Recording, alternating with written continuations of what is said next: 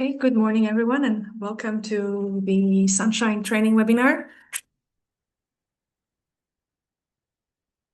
We're going to wait just a couple more minutes for people to join, and then we're going to start.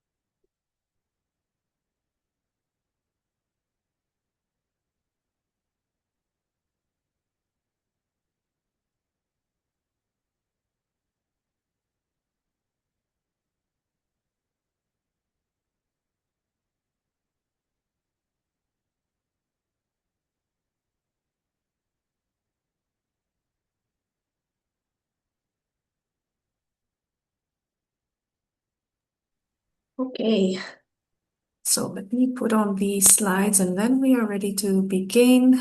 Good morning to all.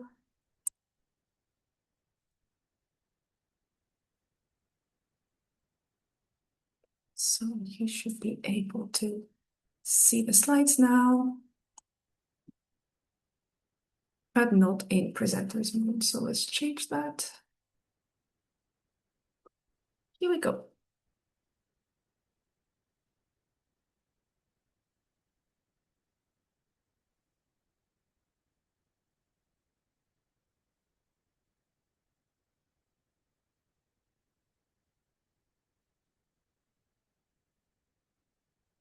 Okay, I was just confirming that the recording is on and I think we are now ready to begin. So good morning once again and welcome once again to the Sunshine Training webinar. This is the second training webinar that takes place in the context of the project. And today's topic is using EU space services to tackle wildfires and floods. So here we have the agenda of the day, and we're going to start with a welcome and a very quick introduction to the Sunshine Project before I hand you over to Sabrine and Stephen, who will go over the EFAS, the European Flood Awareness System, and the RM services, the Rapid Mapping Services, respectively, to talk about using space services for floods. Then, at the end of that session, we will have a quick quiz and a Q&A to ask for you to ask all your questions to the Sunshine experts. And then we'll move on to a lunch break. As you know from the registrations, this webinar is a full day webinar.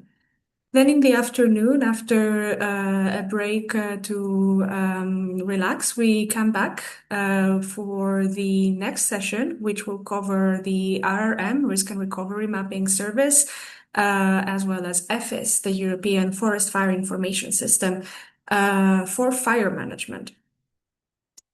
And that will be presented by Christine and Ahmed, respectively.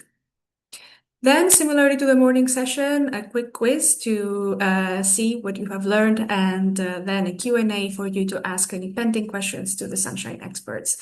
And that would bring us to the end of the webinar. Now, before we move on to the introduction, we'd just like to go over some quick rules to consider during the webinar. First of all, this webinar is being recorded, and the recording will be made available on the Sunshine page on the UCPKN website. That's the Union Civil Protection Knowledge Network website. You will be able to find the recording there, and you will be able to review it and revisit it as you want. For the duration of the webinar, we ask you to stay muted when not speaking so that we can avoid disruptions and background noise. And when you have a question, we highly encourage you to use the raise hand function or the chat during the Q&As. So we can do the Q&As in an organized manner. Of course, we ask you to be respectful and concise when sharing comments or your questions. And lastly, if you want, you can activate the option for automatically translated captions by clicking on the live transcript option here on Zoom. It's under the More section, so the three dots at the end of the interface. It's either transcript or live transcript, sorry. And there you can choose the language that you want the transcription to appear in. That is, of course, up to you if you choose to use it. So, moving on, I will simply go over the presenters for today, and then they will have the opportunity to present themselves to you as we switch over to the training session. Hi, my name is Anita Eliseu. I am a project officer at the European Emergency Number Association. And as part of the Sunshine Project, I am responsible for the delivery of the Sunshine training activities. And then with us today, we also have Sabrina Mzil, who is a remote sensing engineer and land surveyor from the University of Strasbourg and the CERTIT department, and who today will be covering the Copernicus EMS EFAS component. Also from the University of Strasbourg and the CERTIT department, we have Stephen Clandillon, who is the director of the Copernicus EMS Rapid Mapping Service.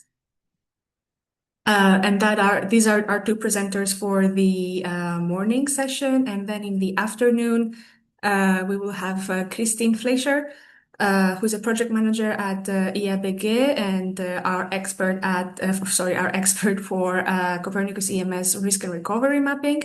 And then Ahmed Abu Zaid, who is a civil and environmental engineer also from EABG and who will cover the Copernicus EMS EFFIS for forest fires. You will have the opportunity to learn a bit more about them just in a few minutes. So I will move on with the quick introduction of the project for those who may not be familiar with what Sunshine is and what the objective of the project is. In the attendees list, I see a lot of familiar names, but also a lot of new ones. So welcome. So the Sunshine project was developed in the context of disasters faced by Europe in the last years. Climate change and natural hazards, as well as other safety threats, have been increasing in both frequency and intensity, and that has made the need for stronger the civil protection and international cooperation bigger than ever before. And alongside that, also the need to be well prepared to handle disasters as they come. So in this context, in the background of the project, there was a request made by the European Parliament and the member states of the European Union. How can we better understand the EU space services?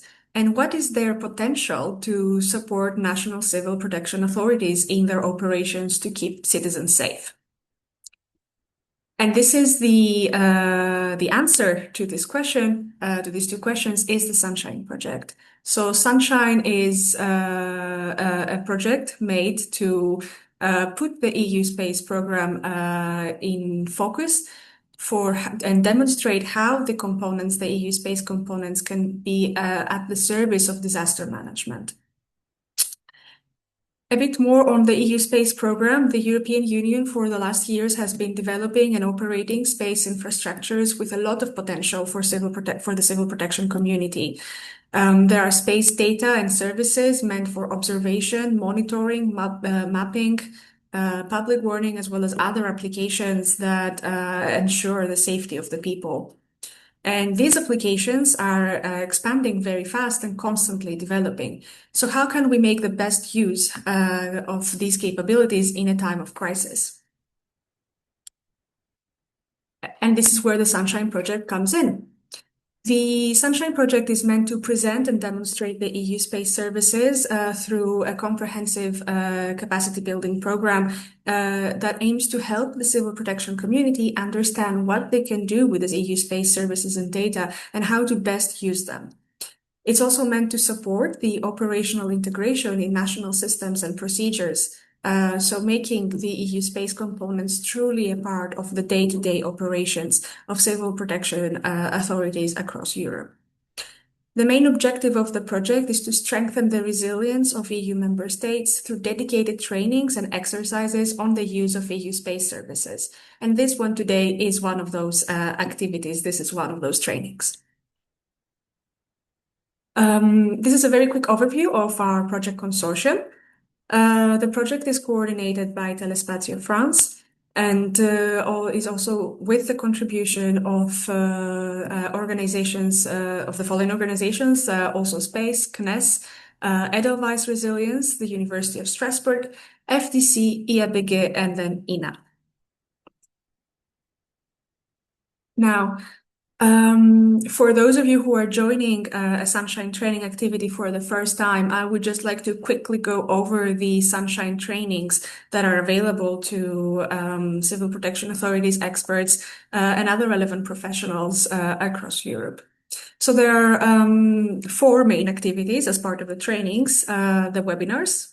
We have one today, the seminars and the bilateral meetings, and then we also have the exercises. In total, there are 4 seminars throughout the project, 5 webinars, 2 communication webinars, which have been concluded, and 3 training webinars. This is the 2nd training webinar. And for the bilateral meetings, we have 1 bilateral meeting per member state. And then lastly, 2 exercises. We'll go over the calendar in a little bit, but 3 of the 4 seminars have already been concluded very successfully, and as well as 1 of the exercises. Now, who is the Sunshine training audience? Who are the trainings for? We have split the training audience in 3 categories based on the relevance of the content and based on relevance of the content. Firstly, we have the operational and strategic actors who consist of civil protection authorities, emergency services and first responders, crisis and disaster management team leads, as well as technical emergency leads and the ministries that are responsible for civil protection, ministries or agencies. Then we have the high-level technical knowledge actors, and those can be technical experts, training coordinators, as well as technological or research institutes and scientific bodies that specialize in the field of disaster and crisis management. And then lastly, the political and coordination actors who can be policymakers on a national and local level, as well as EU institutions, international and European organizations, and NGOs. Now, I will quickly go over the trainings one by one. I'll promise I'll be very quick so we can head on to the training sessions. So a few words on the Sunshine seminars.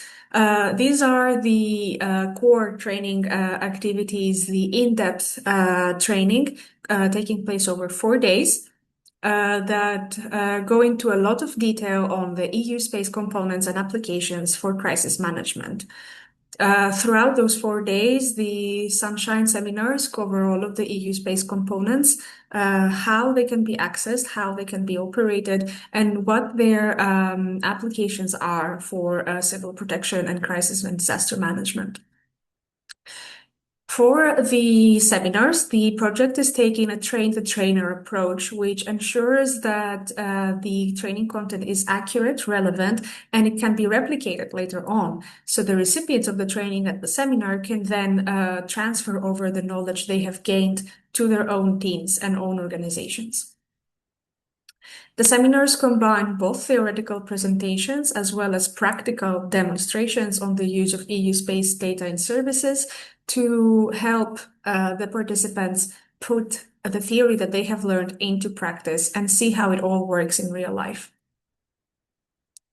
As I mentioned earlier, 3 out of the 4 seminars have already taken place. They have been completed successfully. Our past locations have been Tallinn in Estonia, Strasbourg in France, and Timișoara in Romania. And then the final training seminar is actually taking place later this month, between the 23rd and 26th of June in Zagreb, Croatia. If you are interested and able to participate, we would be very happy to welcome you there in Croatia, and you can do so by registering here at the QR code. It will take you to an expression of interest form that you will have to fill. Sorry, excuse me. Just something to know that registration and participation is free of charge, but travel and accommodation costs are still covered by the participants. They are not covered by the project. And just so that you are aware, the selection of the profiles to participate to the seminar is based on the expression of interest form. The capacity of the seminars is limited, and so we go over the profiles.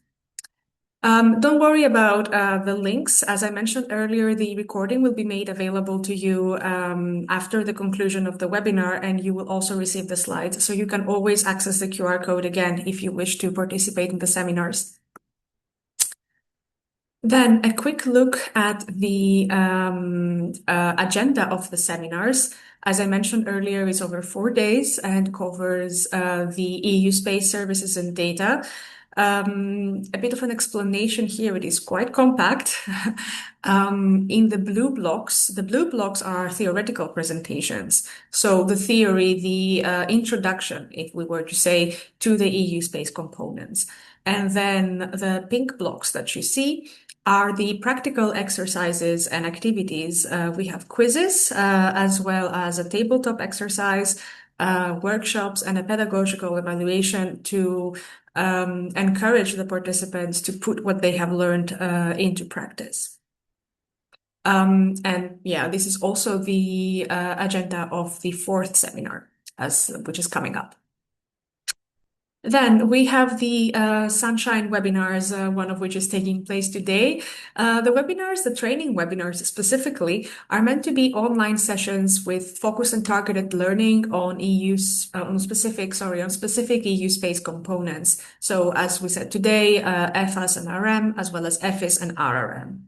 The presentations are made by experts of the Sunshine Consortium, the same experts who are at the seminars, and the sessions will include details on the purpose, the functions, the use, and the real-world applications of the EU space assets that you will see today. So this is the second training webinar that takes place. The first one was back in January, and it covered Galileo EWSS and other Galileo applications, as well as the Copernicus EMS European Drought Observatory and sorry, I blanked, as well as the global human settlement layer components. The third and final training webinar will take place on the 10th of September. The final agenda is still to be confirmed, but we will likely be presenting GovSatcom and IRIS² for the next components who will be in focus. Then lastly, a few words on the Sunshine exercises. These are longer form trainings where participants can put theory into practice again with immersive simulations using the knowledge that they have gained at the seminars, as well as using the components that were presented. So the simulation exercises use all of the EU space assets and tools in a realistic crisis situation.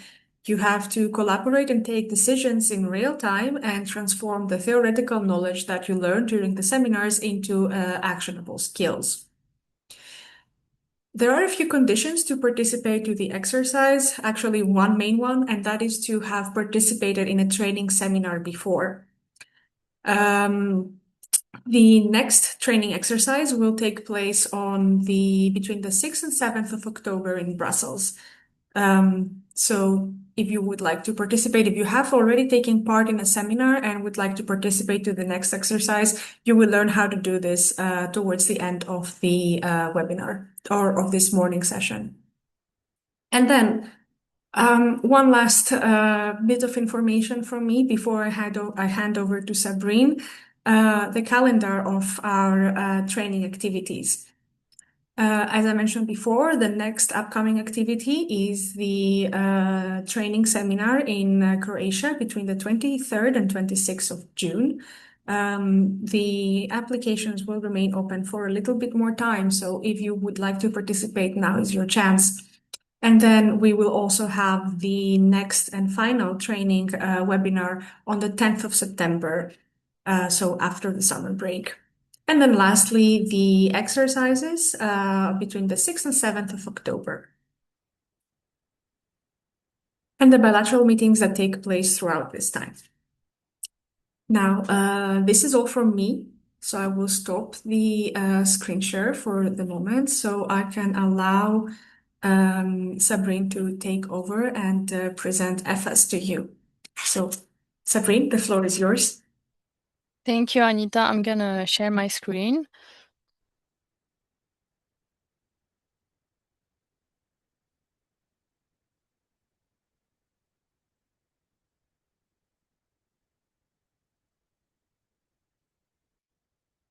Is it okay now? Yes, we can say it perfectly fine. Okay. So hello, everybody. Good morning. My name is Sabrine Amzil. I'm a land surveyor and remote sensing engineer at eCubeCertit, which is a service platform within the University of Strasbourg in France dedicated to remote sensing. I am part of the Copernicus Rapid Mapping Service team that produces emergency maps in the event of natural, industrial, or humanitarian disasters in the world. I also work on water-related projects involved in the monitoring of heights and surfaces of water resources. In parallel, I am responsible of trainings in Certit, where we propose different programs in remote sensing. And these pictures give a little glimpse into my life. So if I'm not traveling for conferences or land surveys, I'll definitely be enjoying some tennis. And today I'll be presenting one of the Copernicus Emergency Management Services called EFAS. So it stands for European Flood Awareness System. This is a general guide for first-time users. So we will not get into technical details, but we will also get the chance to discover live the EFAS web viewer or interface.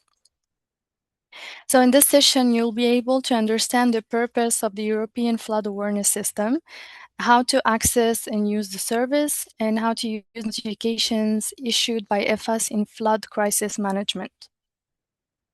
So let's start by defining EFAS. So EFAS is a hydrological forecast and monitoring system across Europe, so independent of administrative and political boundaries. It is jointly developed by the European Commission and the European Centre for Medium-Range Weather Forecasts. EFAS is actually the first operational European system monitoring and forecasting floods. So the aim here is to support preparatory measures before major flood events strike, particularly in the large transnational river basins and throughout Europe in general. And the forecasting system is based mainly on historic and real-time in situ data like water levels of stations, river discharge, and also meteorological data. All of these data are used as input in the modeling algorithms. And so EFAS was integrated into the Copernicus Emergency Management Service in 2012. So who can access this service? Well, of course, under the Copernicus program, most of these products and services are free and open to everyone. However, there are a few exceptions. So in the case of flood management, only the national authorities in EU member states are solely responsible for issuing official flood warnings. So to respect this responsibility, real-time forecasts and products are only available to authorized EFAS partners. Otherwise, they are freely available and published to all after 30 days. So, and then there are three types of partnerships: either full partners, third-party partners, or research project partners. We will be defining them later. And in order to become an EFAS partner and to find out which which type of partnerships is applicable, you can contact the CEMS Hydrological Forecast Center to be guided through the process. And before any EFAS data can be accessed, a condition of access agreement need to be signed between the organization requiring the data and the EFAS Dissemination Center.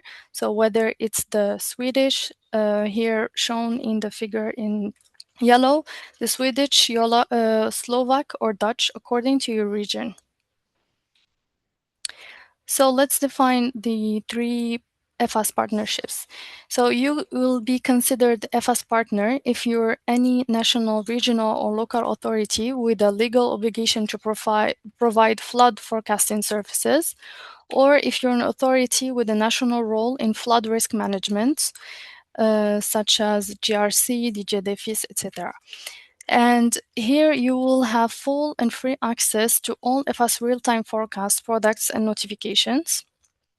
And then if you're a third-party partner, here you can be any authority that contribute to flood risk management within the country, often in close collaboration with the relevant flood forecasting authorities. Here, for example, the civil protection, environmental ministries. And this kind of partner is normally nominated or revoked by the EFAS partner, depending on the geographic area. So this type of partnership will get you full and free access to all EFAS real-time forecasts, products, and notifications in your region. And then the third type of partnership is an EFAS research projects partner. These are for all the organizations working on specific research projects and want to test EFAS products. They have to send a request to the EFAS partner of their region, and once approved, a research agreement outlining the use of EFAS product should be signed. So here you will have only limited and restricted access to EFAS and no redistribution to individuals or institutions outside the signed agreements. So now let's talk more about what EFAS deliver as products. So EFAS has a wide product portfolio covering the forecast of large-scale reverse floods as well as flash floods. And then the system will compute hazard as well as impact predictions.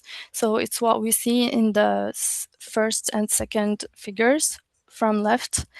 And then EFAS, at the same time, EFAS monitors hydrological stations across Europe and maps location where the threshold levels have been exceeded to then send notifications to EFAS partners. It's what we see here in the third figure, so the EFAS notifications. And then also EFAS has a product called sub-seasonal or seasonal hydrological outlook. This kind of product will summarize the hydrological situation over the next 5 to 6 calendar weeks for sub-seasonal and 7 months for seasonal. These outlooks can be used to support various water-related applications such as reservoir management, navigation, irrigation, and drought risk management. Another product that EFAS proposes is the model performance and forecast skills.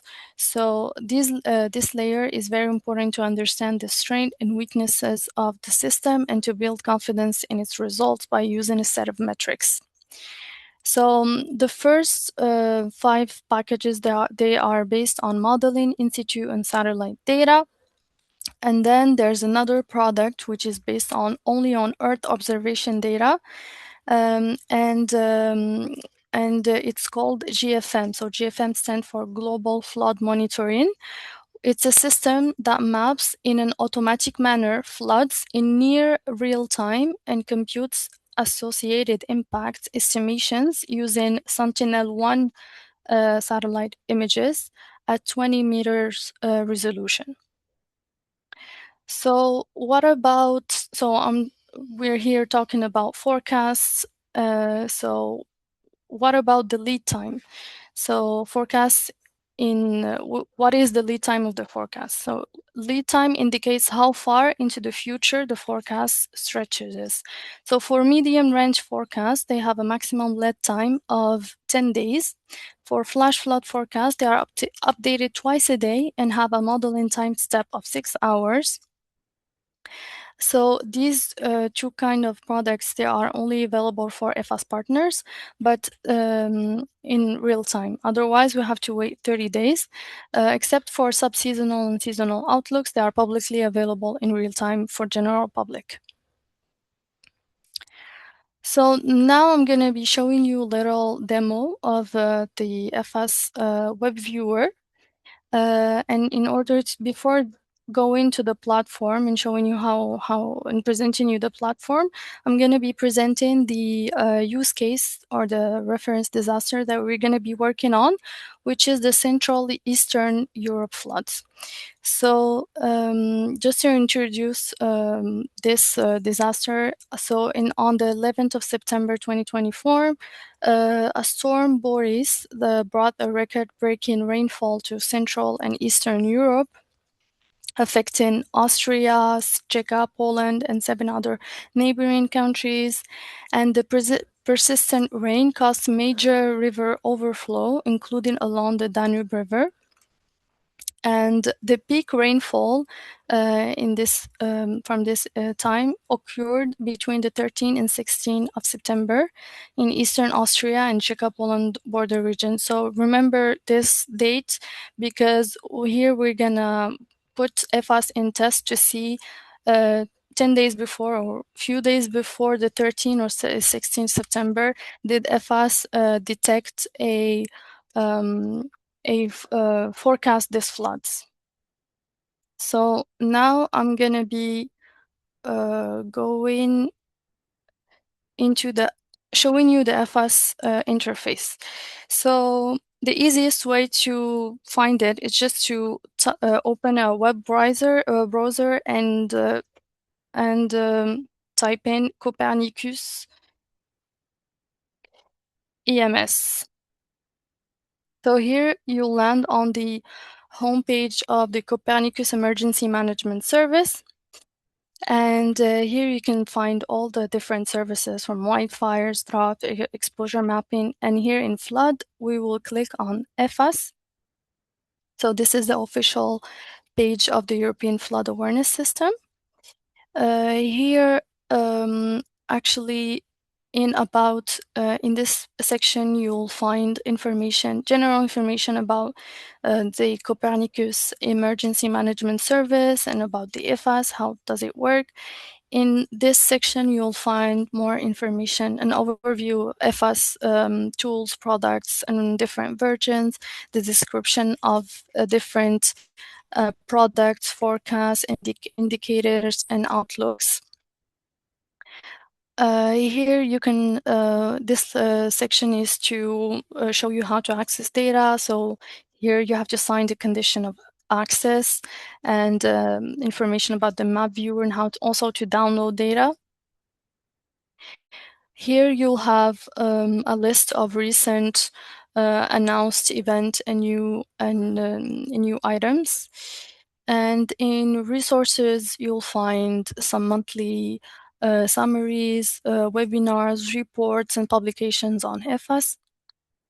In trainings, you'll find a dedicated page to webinars and user guide. And in notifications, here, if you are not an EFAS partner, you will not get access to this page because here you'll find all the archived notifications of the past floods.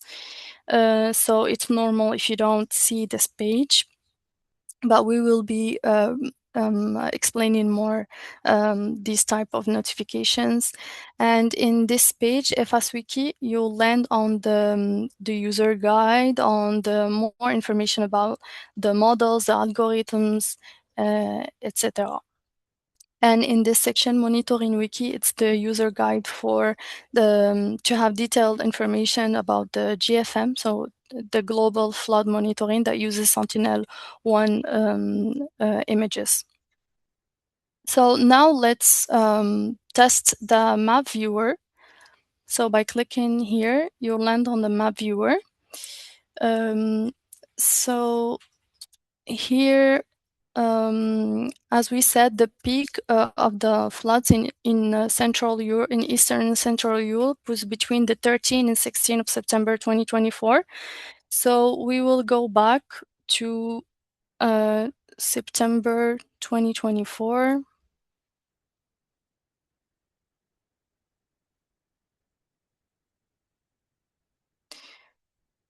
So this is the third. So for the area, we'll be zooming in between Budapest and Vienna, so over the Danube River. So here we have Vienna and Budapest.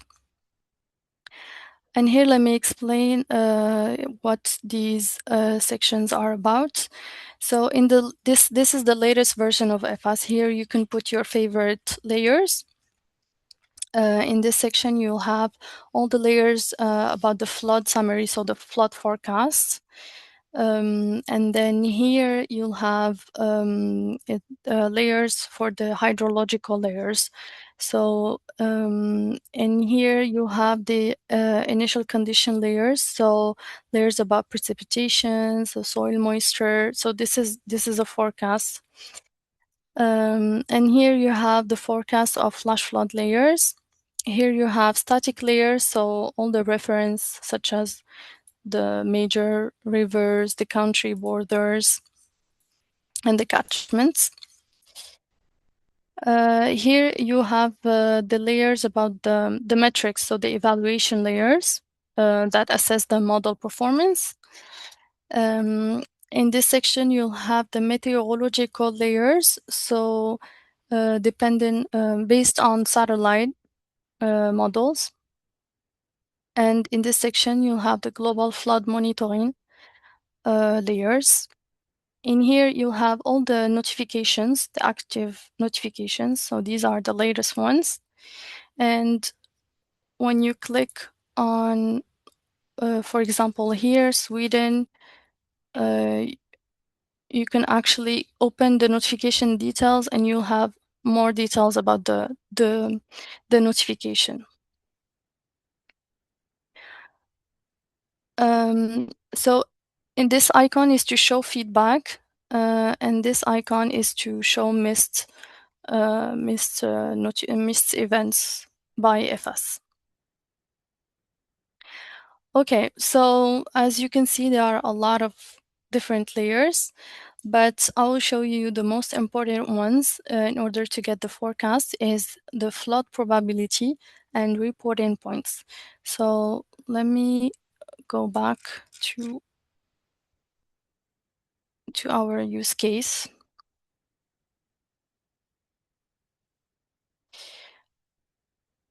So as I said, let's go back to September 2024. And here let's show the flood probability. Did EFAS forecast this flood or not? So let's just change the date until we have something. So here on the 8th of September 2024, the flood probability started showing. And if we go in time, we'll see that it's only increasing and it's not even the peak of rainfall. Here, so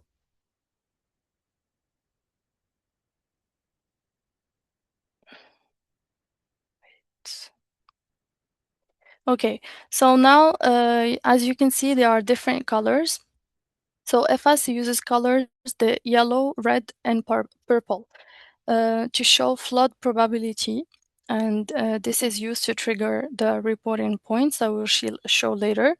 So the colors indicate flows exceeding a 2-year return period for the yellow color. In red, we have the 5-year return period, and in purple, we have a 20-year return period. So if you click here, you'll find the legend.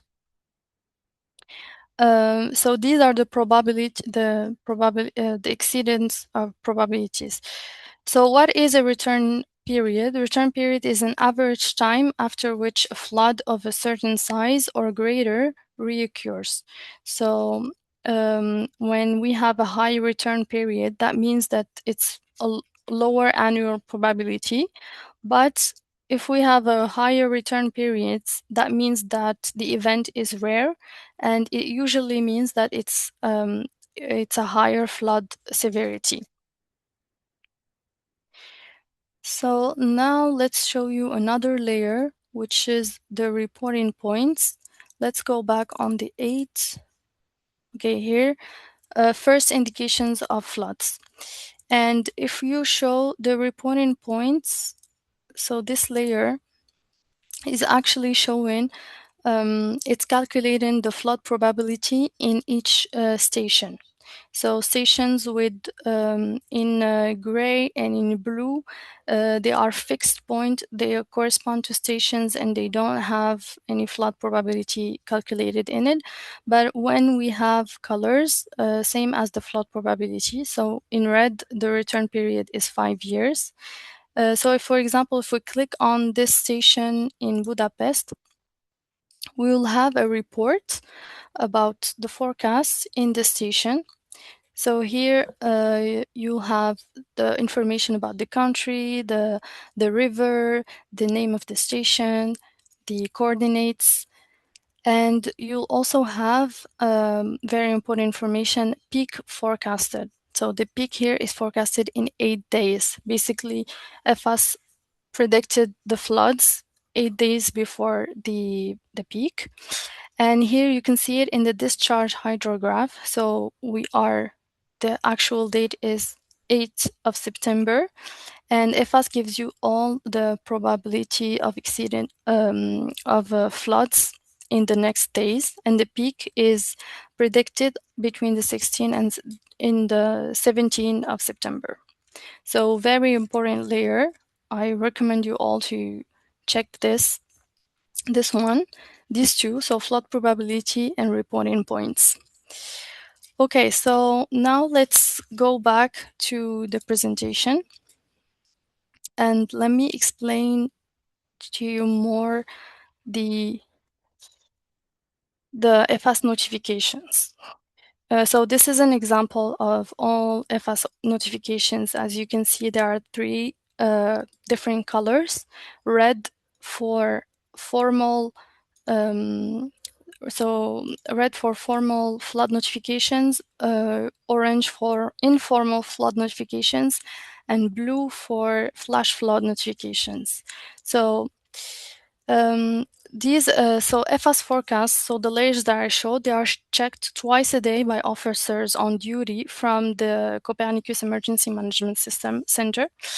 And an EFAS, so the red triangle, the EFAS formal flood notifications is officially issued when there's at least 50% chance of a significant flooding in a river basin. So the potential flood is expected to occur between 2 and 7 days in advance, and the affected river basin must be covered by an EFAS partner and have a drainage area of at least 1,000 square kilometers. So this notification helps authorities to prepare for possible floodings before it happens. And as you can see, the affected country and the river basin, as well as the predicted start and earliest peak of the event, are indicated in the notification email. And then the second type is the EFAS informal notification, which is issued when forecasts indicate a possible flood in a river covered by an EFAS partner, but the situation does not meet all the criteria for a formal flood notifications. This is the difference. So this may be because the forecast is too close in time, the river basin is too small, or the probability of flooding is lower than required for a formal notification. So this notification also helps keep authorities informed about Mm-hmm. potential flood risks that deserve attention. And then the third type is EFAS flash flood notification. So this is issued when there is a significant risk of flash flood within the next 48 hours in an area covered by an EFAS partner. So the notification is triggered when forecasts indicate a greater than 30% chance of unusually high surface runoff, which can lead to rapid flooding. This early warning helps authorities to prepare for fast developing flood events. Okay, now we are done with the fast notifications. Actually, we'll talk about the link between EFAS and the Copernicus Emergency Management Rapid Mapping Service that my colleague Stephen will be presenting later. So EFAS can also warn the Rapid Mapping Service to enable a faster mapping of a flood through pre-tasking.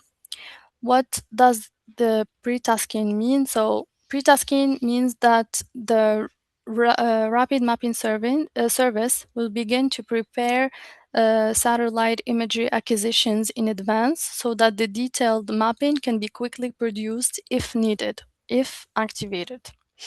So this is an example of the email sent to Rapid Mapping Activation thanks to EFAS, showing a high probability of floods for the Danube River. And EFAS also sent a shapefile of the area that potentially will be affected. So the advantage of pre-tasking or EFAS-based pre-tasking is that we gain often 48 hours in delivering Copernicus Rapid Mapping products. Because the satellite images are already acquired and ready to be used. So what do you do after you receive an EFAS notification?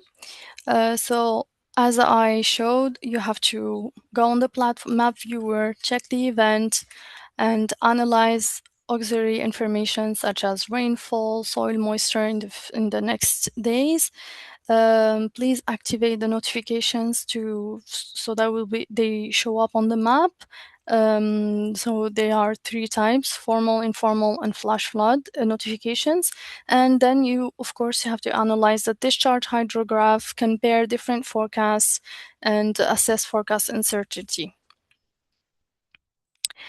And these are the suggested layers to analyze when receiving a formal and informal notifications, such as the model performance, the initial conditions, the expected consequences in the menu flood summary. And the most important layers here to check are the rapid flood mapping layer and rapid impact assessment layer. And when you receive flash flood notifications, you can check the landslide susceptibility, soil moisture, and affected area and accumulated precipitation. So here, if you want to learn more and in-depth and have in-depth information about this service, you can check the EFAS user community, the EFAS products, and the EFAS wiki user guide, which has valuable information and resources, and it's usually updated very often.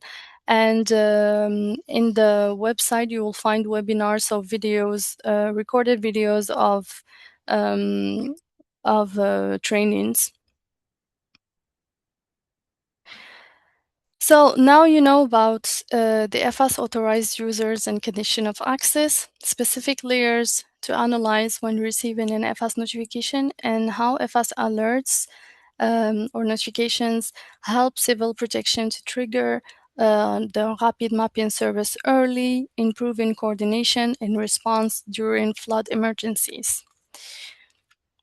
And another question here is, what about the other parts of the world? So if you are interested if you work on an area outside of Europe, actually there's another service called Global Flood Awareness System, GLOFAS, So it's a global hydrological forecast and monitoring system, very independent of administrative and political boundaries.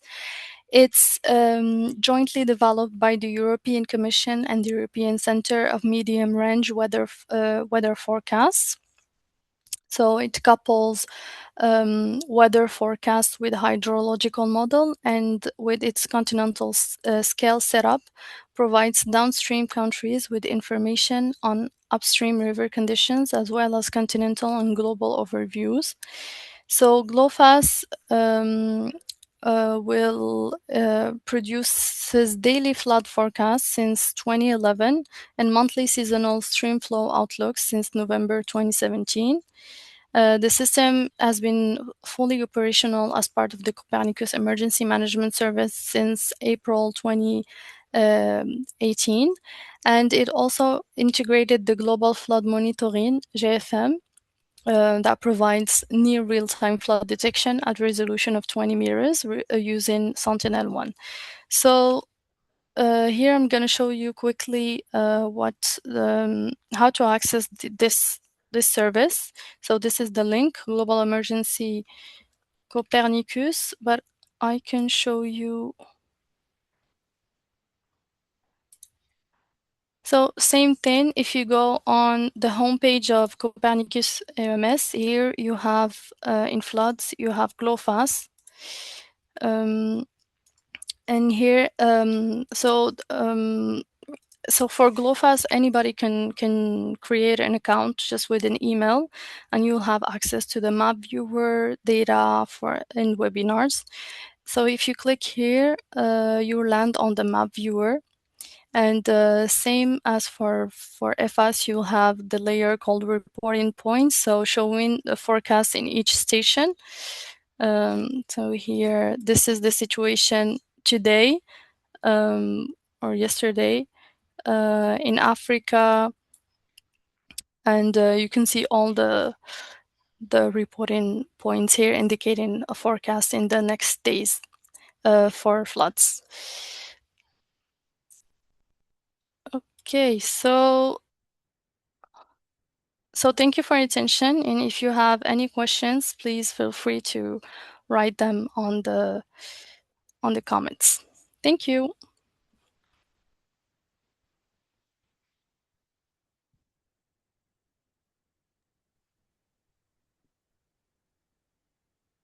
Thank you very much, Sabrine. As I mentioned earlier, we will have a Q&A session at the end of both sessions, but I guess we can take a few quick questions right now. And I see a question from the chat.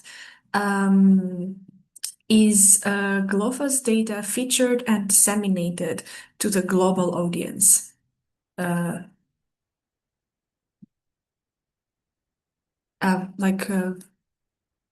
Via TV, I hear here. Via TV. Via TV, I know. Maybe Bessir, you could ask the question directly. I will allow you to unmute yourself if you would like. Greetings. I just would hello. Typically, television news outlets would always quote Copernicus footage, data, imagery when they use it. So I guess it seems that GLOFAS is providing such a good service. Is it also featured? I mean, it's free service, but I would imagine typically it would require the TV stations to quote GLOFAS. Thank you. I don't know about if it's associated with TV, honestly. But it's public it's free and public for everybody.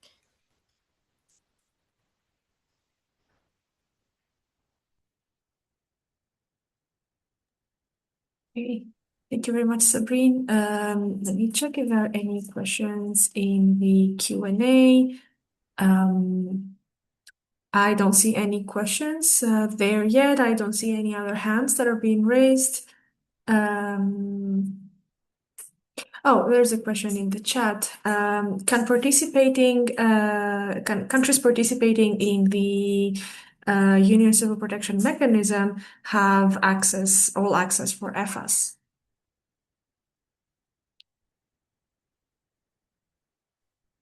So as I said, there are 3 types of partnerships. So I think you should contact the EFAS, and you have to check whether you will be a full partner, third-party partner, or research partner. But yeah, you have to contact the EFAS.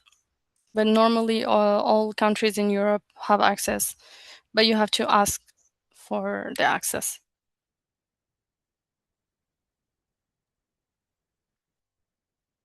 All right, thank you very much, Sabrine.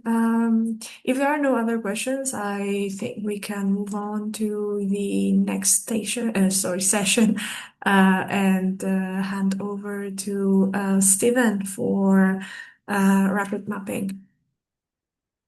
And of course, you will be able to ask more questions later on after the end of that presentation. So, Steven, the floor is yours.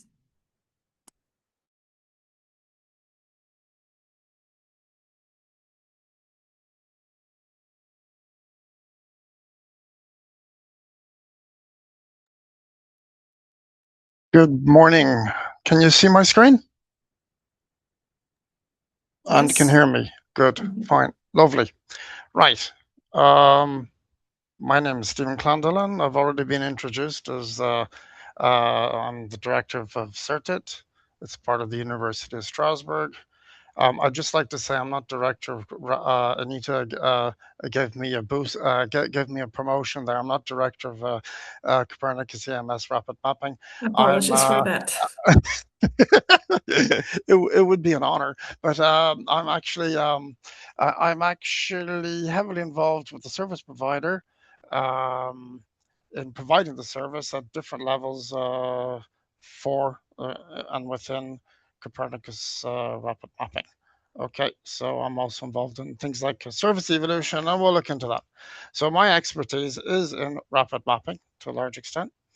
And I'll be presenting it. I'm heavily involved in service evolution, and therefore that's why I have up in the top left of the captions, there is an indication of what we've been pushing forward since mid-September last year, flood modeling.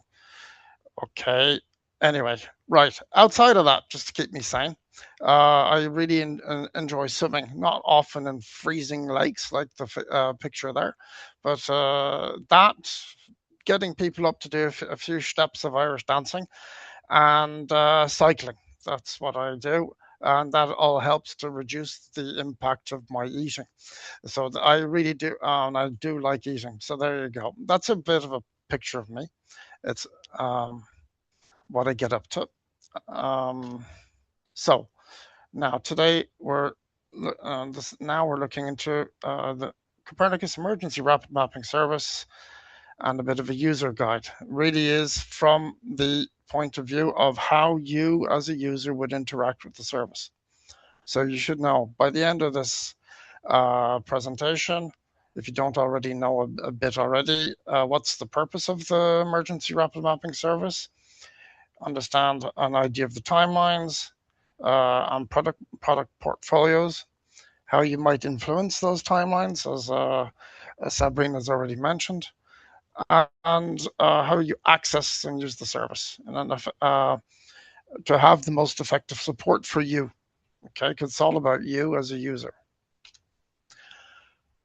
So, what does the Rapid Mapping Service do? Its aim is to support emergency management activities during and in the immediate aftermath of a disaster. To do this, we have a whole system set up behind us and satellite image procuration, and also sometimes we get aerial imagery. It's all in rapid mode, and we also use geospatial modeling, but a lot of geospatial data behind in databases already set up, because we can't be looking around. As you will see, the timelines are very short. So there's a lot of work behind the scenes to ensure that we have something ready to go. Okay. So what we do is we try and provide you the most pertinent products that assess an event extent and the impact of event, and within hours of your request. Sometimes we can get down to roughly 2 hours after reception of an image, which is quite speedy to send out a full package of a map plus a vector package. We're working on that. Okay, who can request the service? Again, there's different categories. Generally, you all the time have to go through an authorized user, which is a national focal point. Go into that later. You can be an associated user that's linked into an authorized user. And then the general public, they cannot request anything, but they, as it's free, most activations are free and open. It means that the general public can see what's happening and download the products, both maps and vector packages, and also browse the very interesting and good portal that we'll be looking into. So who are the authorized users? Well, there are each EU member state has a national focal point and therefore an authorized user. There are also 11 civil protection mechanism countries associated to this. And of course, the EU itself, the ECU or focal point, they have their own users or services that can trigger through the ERCC trigger the service. So we get we get requests coming in from different EU services, which is quite interesting. Now, a timeline. This is a rough general timeline. Okay. The service is available 24/7, I'd just like to say. So we're basically ready. Once a disaster happens, or you think a disaster is very likely to happen, we're ready to go. So if you can ask for pre-tasking. You can ask for us to trigger the service ahead of the event. There's also, of course, EFAS that sends in, that can send in early warning systems, alerts, notifications, and these will be treated by us, and we will process it, as I'll mention later, so that we can get ahead. Okay, so that's an important part. So an authorized user after an event or coming up to an event will trigger the system. In a few hours, the RCC will evaluate the request, and the request will be given a go, no go, with, of course, the authorized user being notified. Sometimes there's iterations to clarify certain aspects. There is then our triggering, the triggering of the service. This is often very fast. The issue is, and for us to get ahead of things, is that we often have a delay of 24 hours between trigger and a new and us being able to receive a new image over an event. So the faster you do it, the better, so we can reduce this the delay's impact on our service to you. And then we have between 2 and 10 hours to deliver you the product once we get that imagery. We, of course, sometimes refuse imagery if it's not good, but we use it as much as possible to get you as fast as possible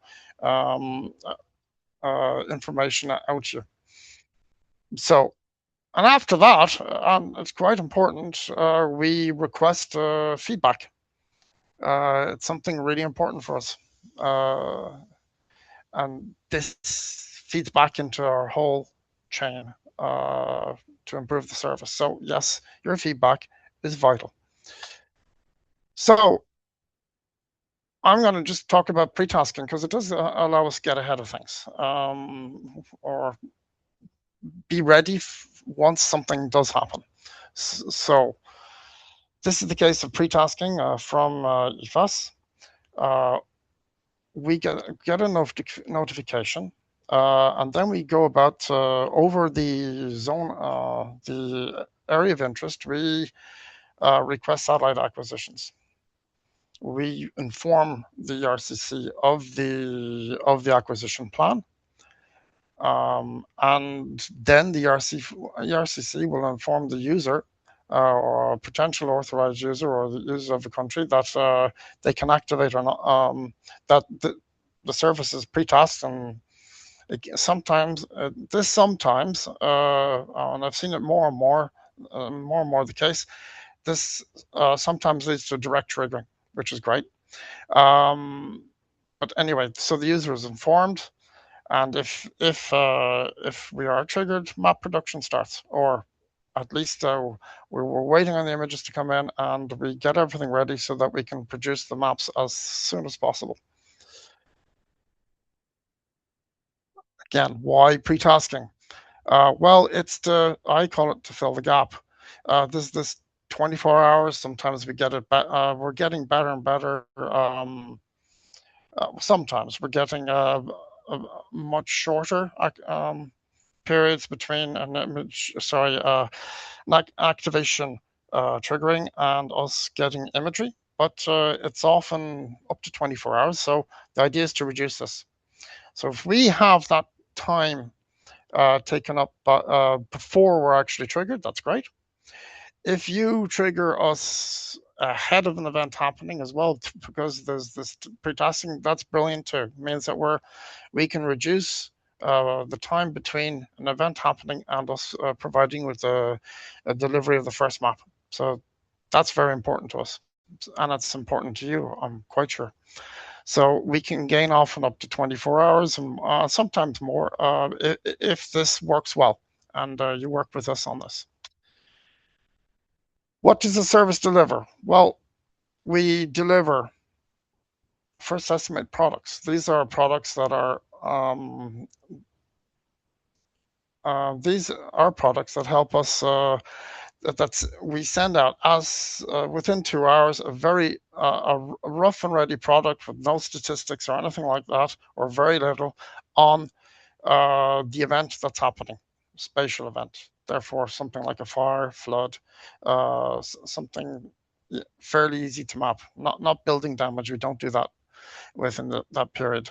Then there's a more classic delineation product, which is up to we have up to 7 hours from image reception to deliver to you.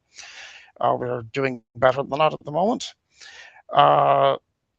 So delineation is anything that has an extent. Therefore, anything like lava flow, flooded area, landslides, burnt areas, whatever that have extents. Then we move on to damage assessment, and it's mostly infrastructure and particularly building damage assessment.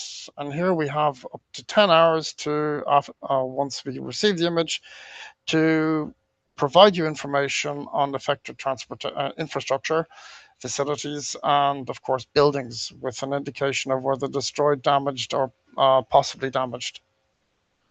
So that's the portfolio. The actual, we need to close the window.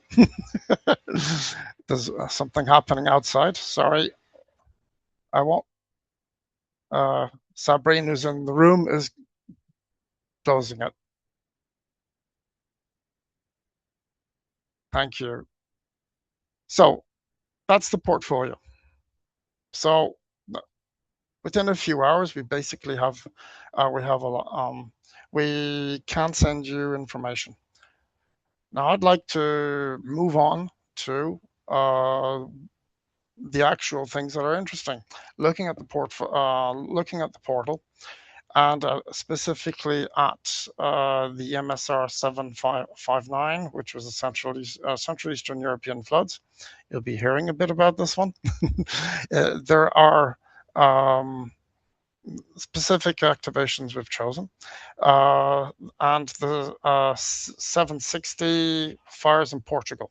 And then we'll look into other aspects, because these are a bit late, a bit in the past, and things have happened since then in terms of what kind of portfolio we offer. So next up, I'm going to. Can everybody see my screen? Lovely. I get the. So here's the home page of the Copernicus Emergency Management Service on-demand mapping portal. This is where you, as a user, can download, or anybody actually can download products. Because once they're there, it means they're not sensitive. The activation is not sensitive. It's up there, and you can download. And we're going to have a look at what this provides. Okay, so you can see I don't use this page often. I often go through activations, but okay, this is the overall view where you can see different the different activations that are ongoing or actually closed.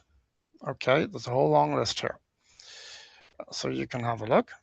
You can choose what to look at, whether you want preparedness, emergency response, or recovery to look at. So I'm going to go into emergency response because that's what we're talking about, which is basically rapid mapping.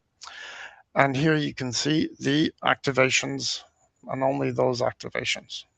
If you wish, you can also go on to choose a country and zoom in on this country and in terms of the listing, and then you can go on to them. Okay, or using keywords. It's quite complete. There is another section in this portal which is very complete. It gives much more information than I'm giving you now on what's it it's all about.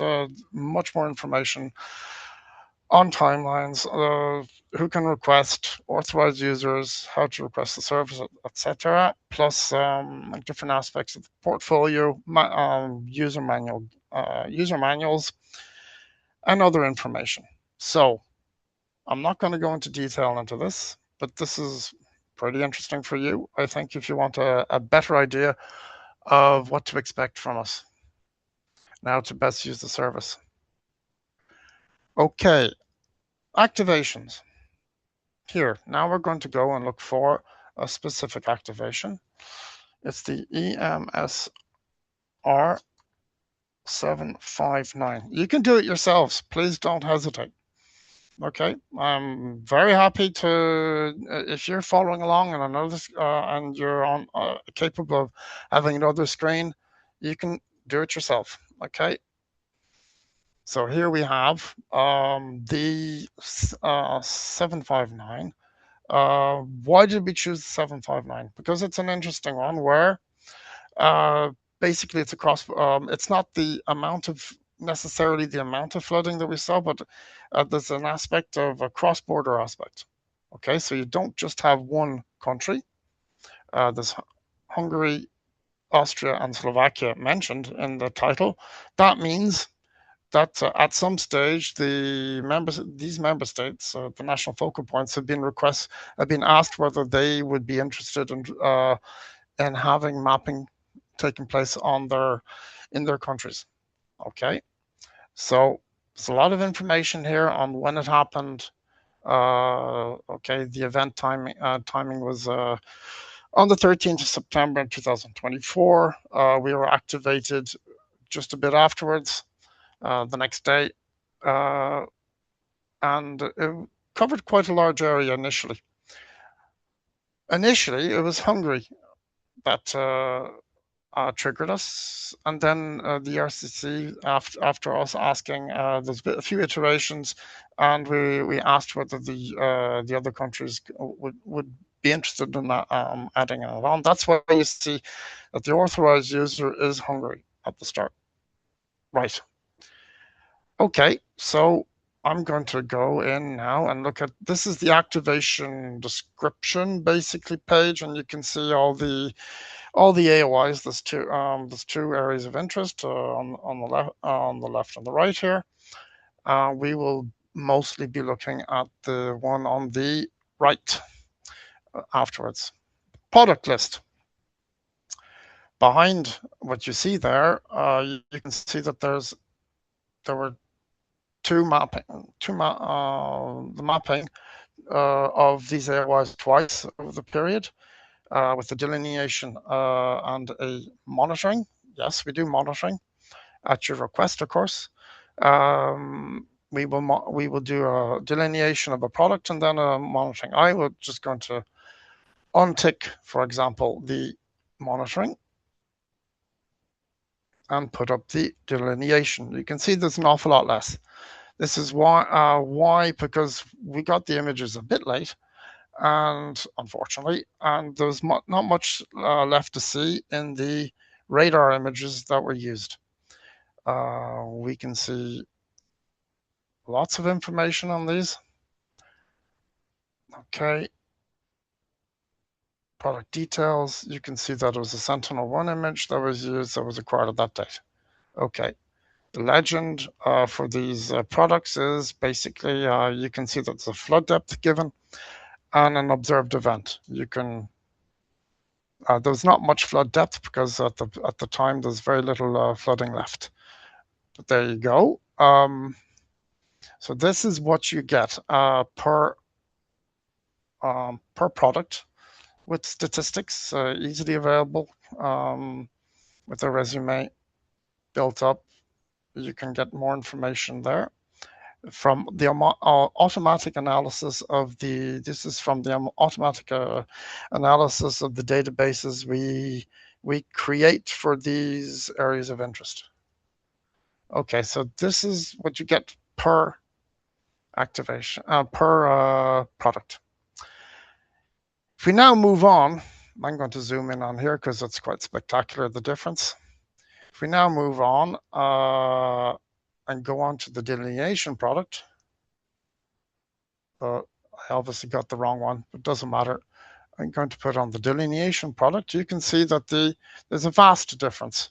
This is the AOI one that's on the right. You can see there's a vast difference between the delineation and the delineation monitoring.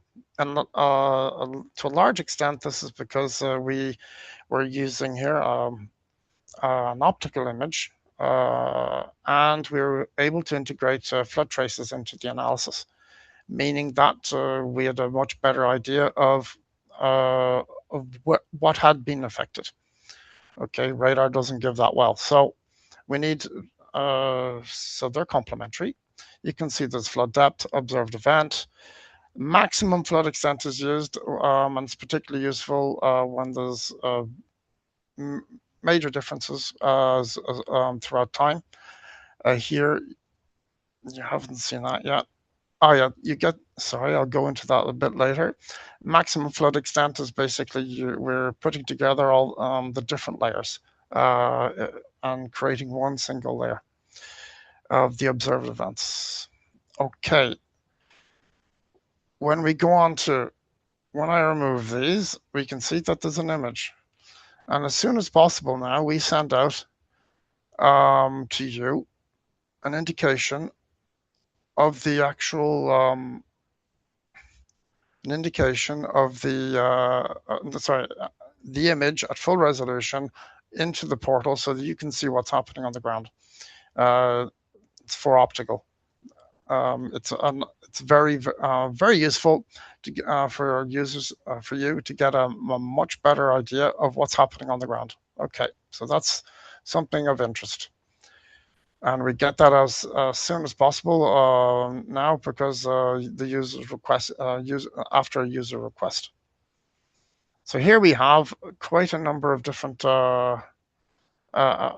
quite a number of different layers that you can download. Where can you download them? You can download them from this system, either all, really like all activation packages, or you can download by concentrating on different areas of interest. And if you're not interested in all of them or everything linked to one, you could just go download a map or the full package, not just the map. Okay, so this is once they're there, you can download them, and it's an interesting. I find that it's very good. It's easy and it's quite fast, generally speaking. Okay.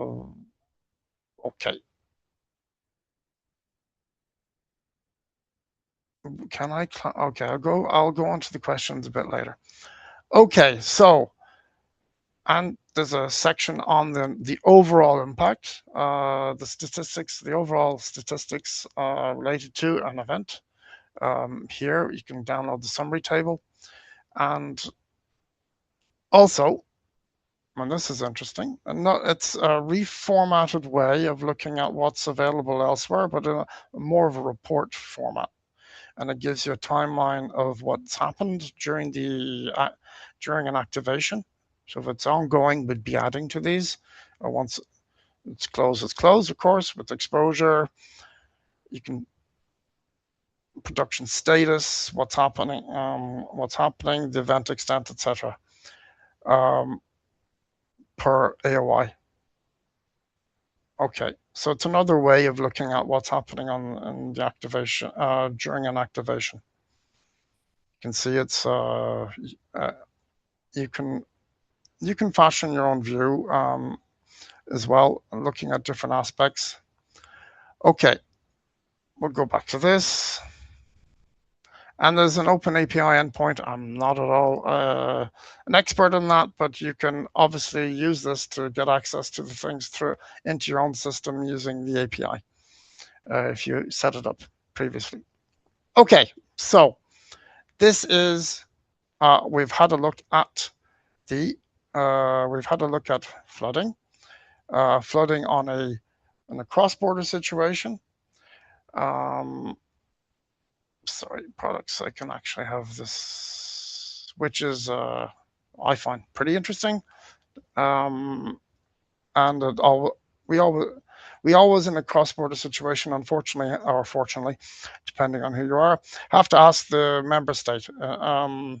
Floods don't just stop at borders. So anyway, it's a small bit of work we have to do initially to be sure that we can try to fully cover an event that goes cross borders. Right. Next, I would like to go back to activations.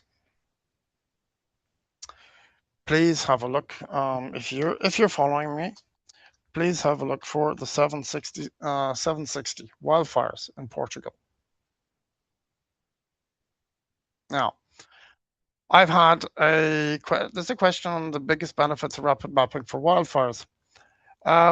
It's true. If it's a small event and you have drones and whatever, maybe our service is not the most pertinent. If it's a massive event, even the people who are a bit skeptical about rapid mapping with satellites use this service. Why? Because it gives an overview. Often once a day. We're working on trying to get to twice a day for certain. That can work sometimes to cover these fires. So we map fires. We map the events. It's not easy, to be quite sure. And sometimes you have, of course, the fire plume, the smoke plumes. You have haze. Lots of things like that. So we try and use as much as possible image processing methods to extract all of this, and then when really necessary, we go into manual extraction. Why? Because things get really complicated when between everything that happens around a fire. Okay, so here, let's have a look at this. Roughly at the same time, we had this massive activation. Roughly at the same time as the floods in Central Europe, we had a massive fire activation in Portugal. That means that the service can do handle multiple activations at the same time. So don't hesitate. We're set up for that. So here on the 15th of September, there was event time. We were activated the next day, and we followed this for a while, for a few days at least.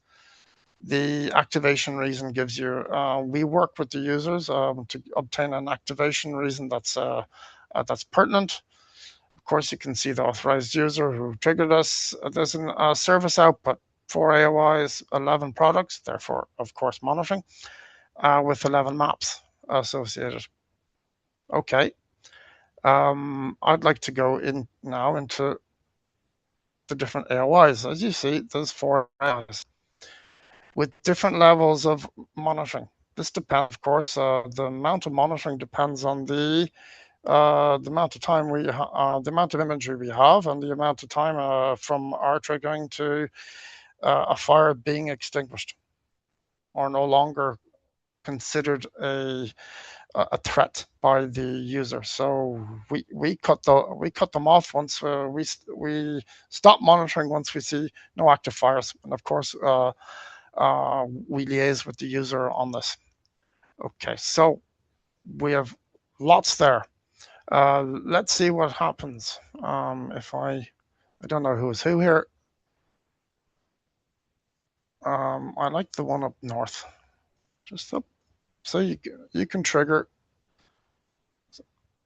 up, so you can see this pretty big area of interest.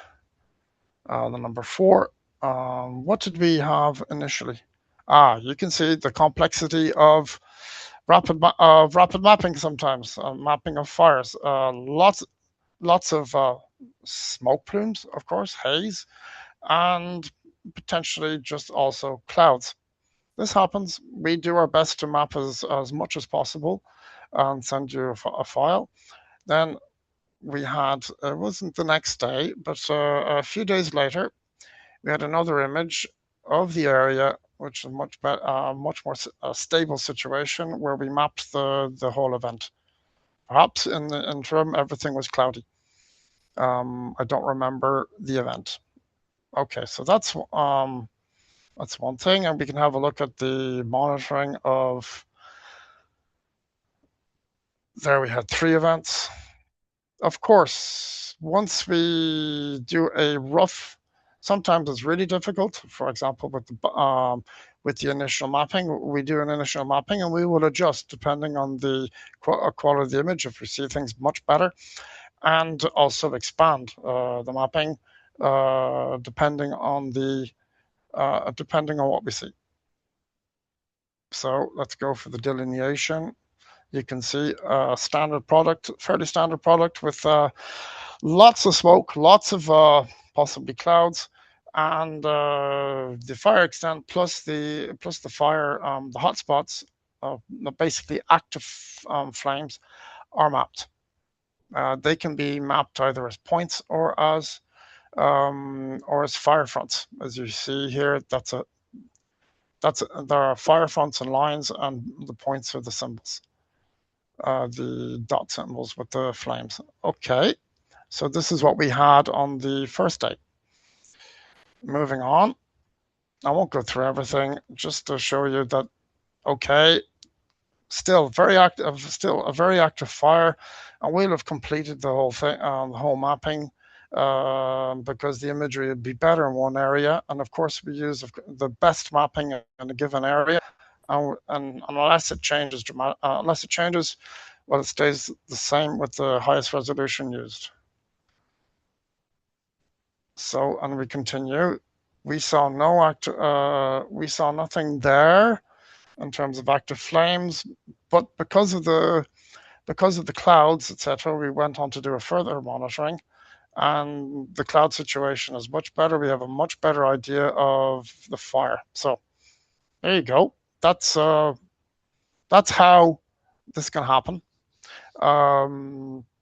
The mapping was on the 17th, 18th, 19th, and then the 23rd for this one. Most likely there was clouds in the interim. So this was a big event.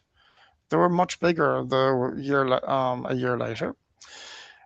Okay, it's the same idea here. You have an idea of all the different products available to you per AOI. You can download either everything, or you can download individual AOI, individual monitorings, or just a part of it, just the map, for example. I really like the portal and the vectors, but anyway, the maps do come in handy. Activation state, you can see the max event extent of this whole activation. You're talking about 116,000, just over 116,000 hectares. That's a pretty big event. Right. Situation reporting, I've already gone to, I'm not going to go into further. Here you can see roads that possibly potentially affected. In the delineation, we give, and it's potentially affected to a certain extent. Why? Because we don't really analyze whether they are damaged or not. That would be a grading product. There's built up and potential number of population affected, and the AOI is I'm talking about by the burnt areas. Okay. Now I'd like to go back and indicate to you the kind of packages to expect. So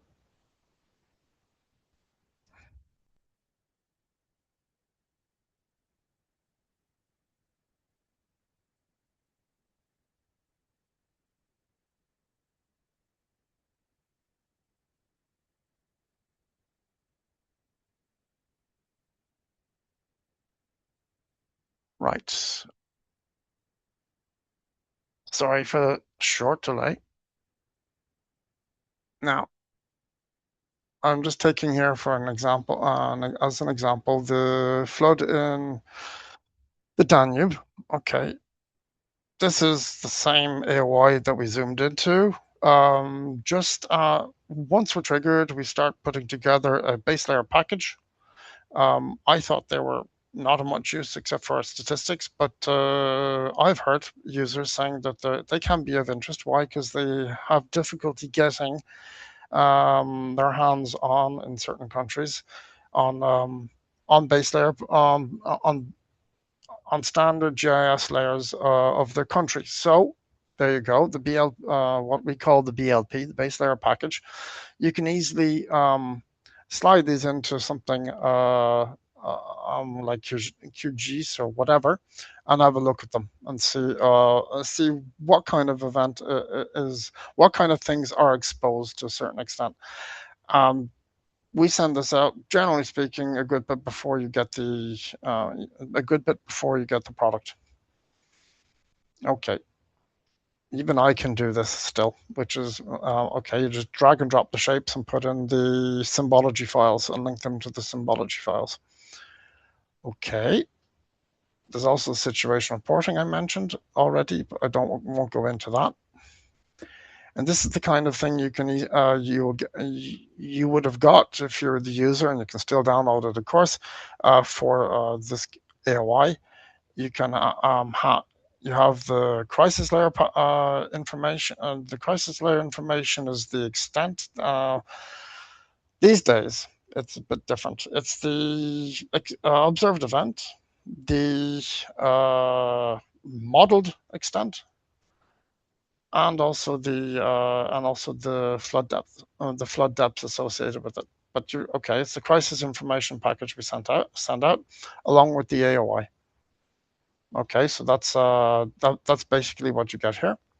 And of course, you get what we call ready to print maps with event statistics in the crisis information package, which is quite complete. So you can use all of that's available with a pretty extensive list of what kind of things were what kind of features were affected, population, etc. So I encourage you to download packages to see what they're in, play around with them before you actually become a user. It's handy to know what you're going to get. And of course, you can always ask questions. Ask us questions. And during an event. So now I'm going to move on to how to request the service. Well, you need to log into the CMS portal as a user. It's a national focal point level. Okay. And the RCC, of course. You'll fill in and submit an online service request form. This will be evaluated. We went through the timeline, but this is a bit more detailed. This will then be evaluated. There might be iterations with you, and also potentially with us. We've actually helped set up. Don't wait too long, because if it's partial, we can also come back with a suggestion of service provider and then you can okay or not what we propose. So anyway, send it in. It'll be evaluated. If it's requested, we go on to an activation start. If it's rejected, well, you can ask for why, iterate again. Sometimes it remains rejected. Okay. So I would ask you to please go on to the emergency map. I'll just show you. Go back into this.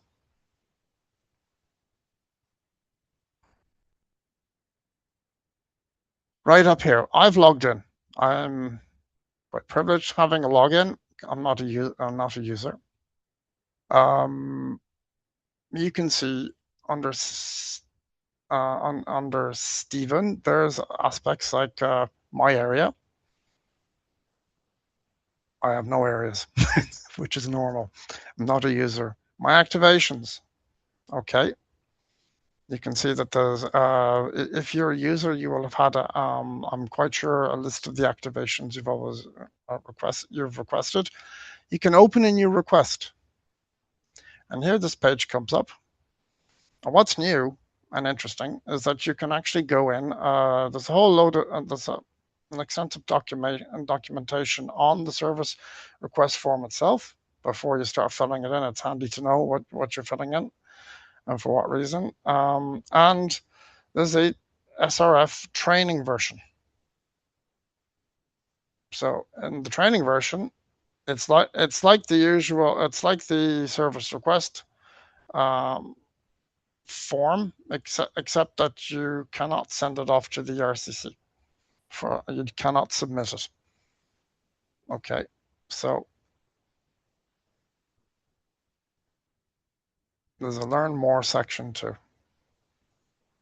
On next, you go in and you will describe things like the event type, affected country, event date and time, the kind of information I've showed you that comes up in the description of the event once it's triggered.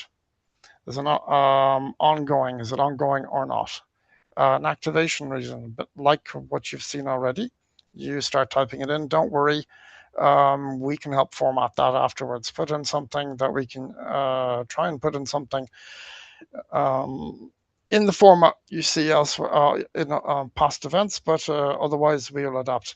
Whether it's sensitive or not, a vast majority of the activations we have are not sensitive, and we will, even if you do request it to be sensitive, and you will be requested whether you want to continue it with it being sensitive. But anyway, so yes, the vast majority are not sensitive. Okay, that doesn't mean we've recently had sensitive activations. Okay, that. Sorry, I'm not going to fill this in. Why? Because I'll let you to play around with an event that you can create. I'm going to show this to you on slides.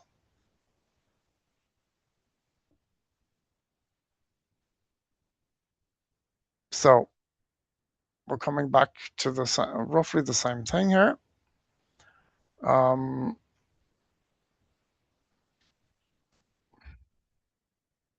So the activation is, reason is required, of course, as I said. We move on to this page. You select the kind of products you would like. First estimate, delineation, grading.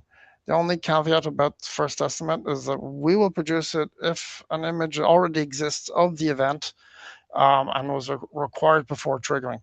And we'll do it quickly as quickly as possible and send it to you once we're triggered.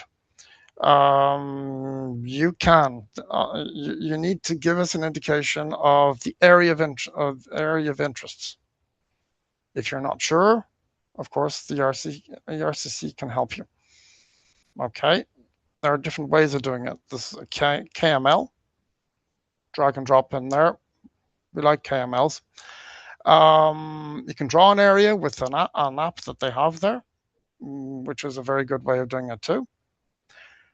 And I'll move on to that afterwards. And of course, we request also whether you have data to share, and this is important to us. If you plan to acquire a drone, or you already have drone plane aerial images of the event. If you have, and this is really important to us, a digital terrain model available that you can get to us, that's most likely better than others we have. We're very interested in receiving it because it helps in all our image processing, plus and of course flood modeling plus flood depth calculations. Quite important, and also field data. We're interested in that. AOIs. Okay. Please send one AOI per one polygon per AOI, as pertinent to the event that's happening as possible. If you're not sure, of course, we can help, because I've been requested many times. We've come back with suggestions. So if you have to be vague, and then we'll work with you on improving it. You can also, to help yourself in deciding what kind of AOI, what kind of areas to digitize. For example, in this app, you can use global flood monitoring, which has already been mentioned by Sabrine. Both the observed event and GFM image footprints are available here for your use, so that you can focus in on what on the best area to create as an AOI. Of course, we will acquire imagery in and around that, and we can adapt as well afterwards or beforehand if we see also things that help us decide on a better course for AOIs. Product selection, I've already mentioned it. Of course, you can add AOIs as you go along, and I don't say the more the merrier, but don't hesitate. We'll regroup them if necessary, etc. Okay, and of course suggest them to you beforehand. Data to share, yes, please. It's not for no reason. I've put in the national DEM. It's important for us if we have that. And the sooner the better, because it can take time to download and put into our systems. Okay. So we then get on to a sort of a review of your submission with the ideas of what kind of event it is, where, what are the products that have been requested, event dates, whatever, data to share, etc. And then after that,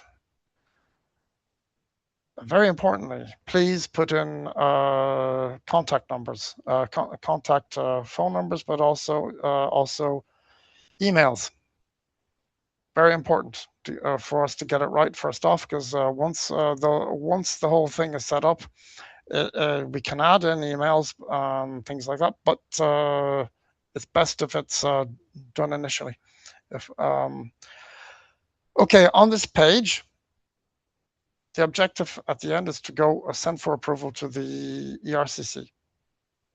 There is a new aspect that's really important, is that if you are a national focal point and you're dealing with a regional user, what we call an end user, well, you can actually save what you've put in and to share it with that entity, so that they can come in and revise it. Perhaps they have more information on what's happening, and they can revise it, and then they can share back to you before it's sent for approval. Okay, so what's the save and share is all about? It's a handover to different users so that you can improve the request. Okay. Now, what are the best practices for activating CMS rapid mapping service? Okay. We've said it already, but repetition is not. I'm into repetition, so it gets into our heads. Trigger as early as possible, please. That's great because then we get up to speed before the event happens, or we just get up to we can catch the train as such before it starts accelerating and get really involved. Complete the SRF clearly. Don't hesitate to ask the RCC, and or even the RCC can ask us or whatever to improve it. Share field info. Provide the DTM, not just for floods, but yeah, particularly for floods. Test yourself, log in, have a look at what's happening, have a look at the different forms. And if you have the login there, you can also go into the test environment for sending in an SRF. Fortunately or unfortunately, we have a standardized language. Please try and have somebody available on your side that speaks English.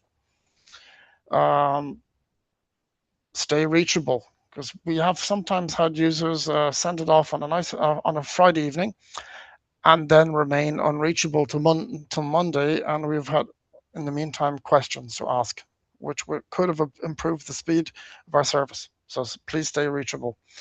Understand EO limitations. That comes with using the service, of course, but also asking us questions, looking into the portal, because there are we have information on limitations of Earth observation. There are limitations, of course, like in every system. And please send feedback. On the AOI front, please send it bigger rather than smaller, or bigger rather than postage stamps, which I have a tendency to say. Please group areas together. No overlap, please, as well, although we can settle that too. But if possible, no overlap. And adjacency. Remove the adjacency. Just group them all together if they're very close. In rural areas, favor populated places over uninhabited areas. Coastal areas, we exclude them. It's not part of our mandate to look on the coastal environment. The sea, ocean, and we also remove lakes, major lakes. In border areas, define the AOI considering the most detailed administrative boundaries, etc. But also border areas means that if you're requesting, don't be surprised if we come back to asking other countries to see whether, if it's along a border, whether we can map it on the other side in the other event. Minimum areas, 10 square kilometers, yes, but we can adapt to that. Don't worry too much about that. Guidelines, yes, use EFAS, GLOFAS before triggering to help you understand what's already happening before an event, and or EFFIS and GBUS. These will be shown soon enough this afternoon, I believe. So you'll understand more about what I'm talking about there. To digitize an AOI, don't hesitate in using Google Earth. Don't hesitate in using any GIS software. Just please send it to us, either as a shape. KML doesn't. We do like KML, so.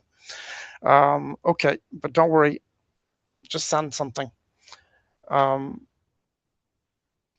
Crisis information. This is a bit more technical. You will have access to imagery if you sign an agreement with the ESA, but also you can see on the, particularly with the optical data, we get the data, crisis data, we get it out onto the viewer, and you can see it quickly. GIS vector packages, they're fairly standard. Esri topo.json styling rules with SLD formats. This should evolve soon enough to be more cloud compatible. And map formats. Okay, I won't go into the details. It's you get maps in PDF formats and you have a good look at them. They're Geo PDFs.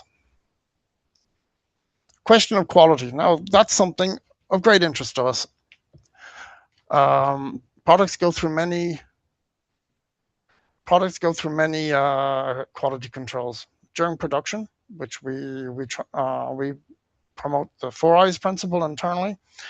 And offline, and we have a look at what we're producing and see whether it was right or not. We have an offline quality control service.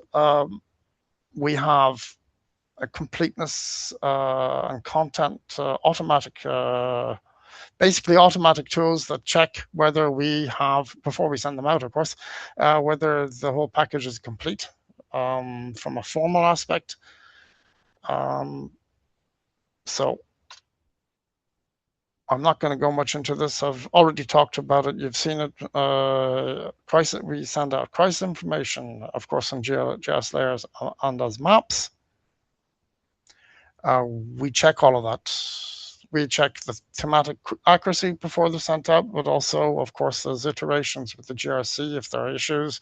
There are iterations, of course, internally if there are issues on thematic accuracy. We try and do our best in very, very short periods, and everything else is just more formal, and those are checked more and more automatically.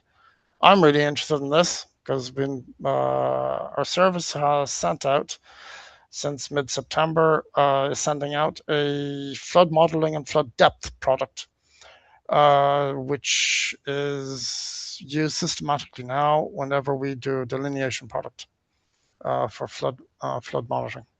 For flood mapping and monitoring. We're trying to push this as much into using this within urban areas, which is the whole basis of this whole thing, is to try and get in, because Earth observation is not always the best at looking at particularly radar imagery, is not great at looking at detecting floods within urban areas. So we're trying to flood them using models. So very importantly for us is that we get your feedback. It's online. Once an activation is closed, you will receive an email with the link to a user feedback form. It's online. It should only take about 5 minutes to fill in, 5 to 10 minutes. That's okay. So we're requesting general information, how communication went, the usability of the products, handling of the service and of the products, and further comments and recommendations. So this is the first thing, general information. I won't go through everything. It should be much easier to fill in than the last versions. You can see I just filled one in just as a mock-up. You can see that there are a number of questions, but it's fairly easy to go through, and we really need them. And don't hesitate in giving further comments and recommendations on your satisfaction with the service. Propositions, constructive criticism is always of interest. So there's the about section on the portal. I already mentioned it. There's a huge amount of information in there. Please go there. Please go there and use this introduction as a way of, I hope this has piqued your interest of going into the portal and having a good look on the about section about the whole service and what you can expect. So, key takeaways. You should know about who are the CMS rapid mapping authorized users and conditions of access. You can see also that end users can have an influence on things through their national focal points. You have seen how to activate the service, and you see that it's possible through the service request form. Lots of different aspects of that, and how to download from the from the portal, and once it's non-sensitive, it's free and open to everybody. Thank you for your attention. Perhaps we'll go into individual questions before going on to the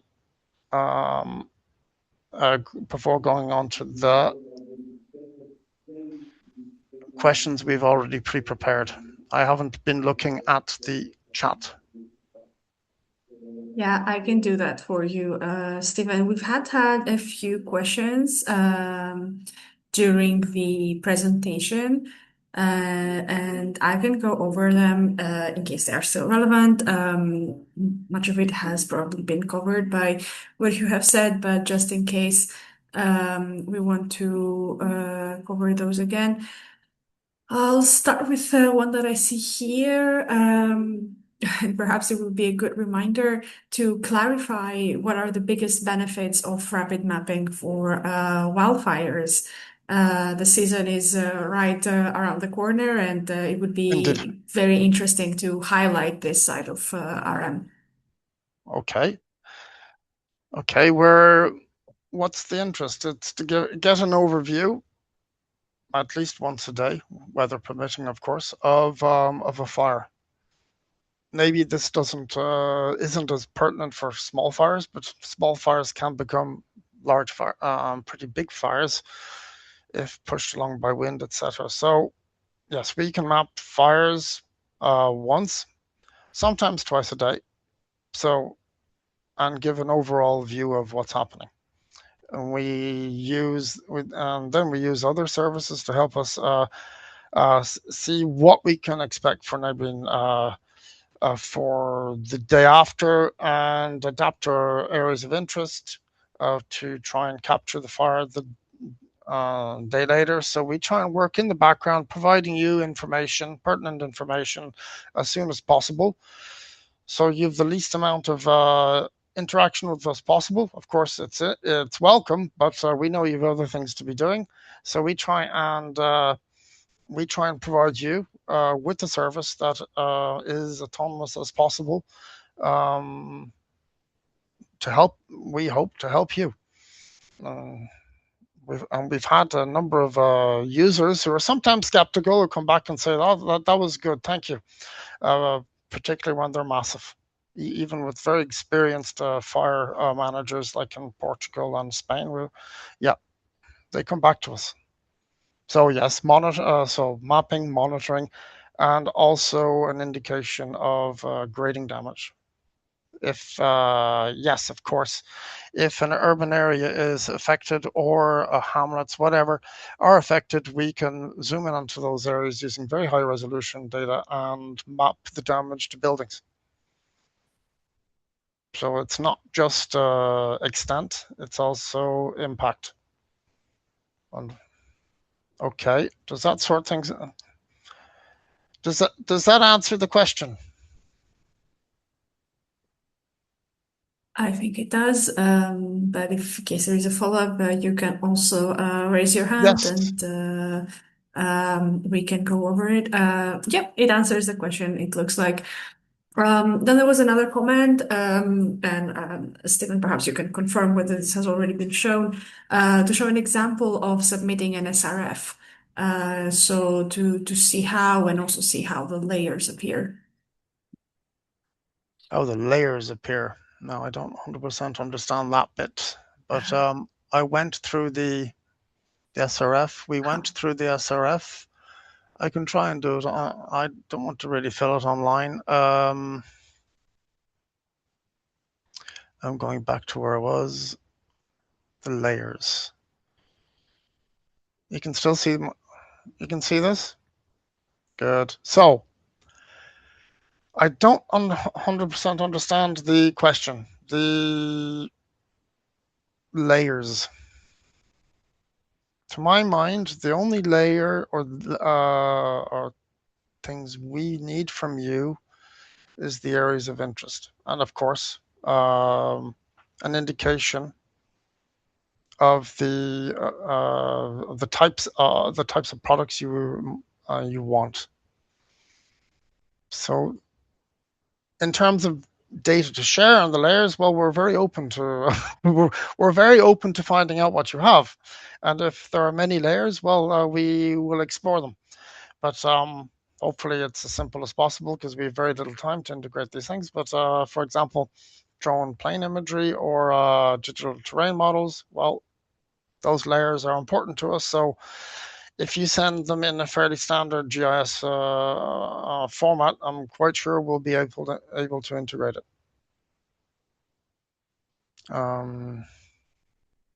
So please, is there any way of you being more precise about the term layers? Okay. Last summer we'll try. Okay, the KML files, there has to be only one object in them, please. So it's one object in the KML file, and there is a bit of a limit, but I think they've been extended quite high on the number of summits points in the polygon. So to my mind, it has to be the KML that's as simple as possible, just the object itself. With that will generally work. So, and if you're having issues, don't hesitate sending it to directly to the RCC, who might send it on to us, saying that you're having issues. I recently helped. We regularly help users get through this. Okay, so please don't hesitate. We'll have a look and see about the format. So as simple a KML as possible, please.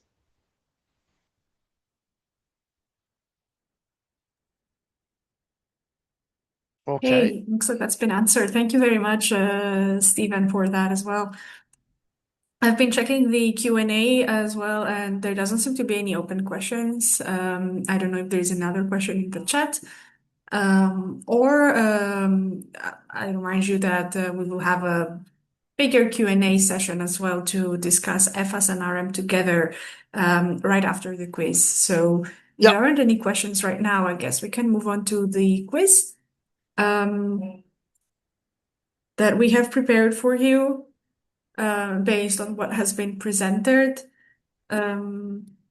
Just as it's been set up, a few bits of information on the quiz, that it is anonymous, so we won't know your name, and it's meant only to see whether you've understood what's been presented, and whether you've been able as well to understand the applications, the functions of the two space components that we've seen so far.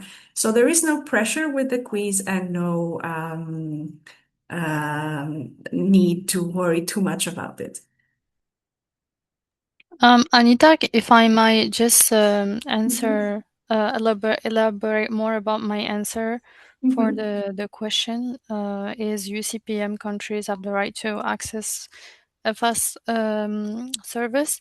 So I think since it's UCPM, so it's an authority that contribute to flood risk management, you can actually request to be a third-party partner.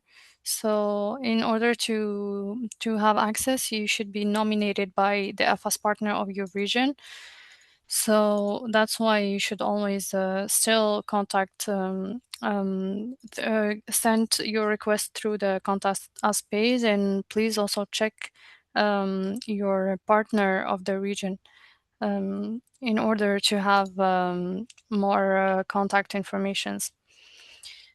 Okay, so if we want, I can share my screen, Anita, for the quiz. Yes, please.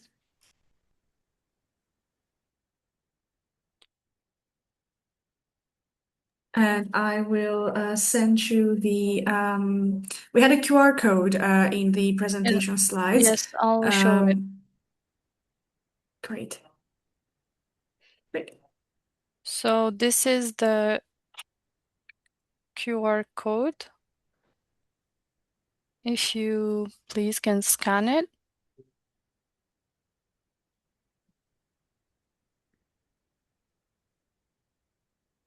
You can also use this link here.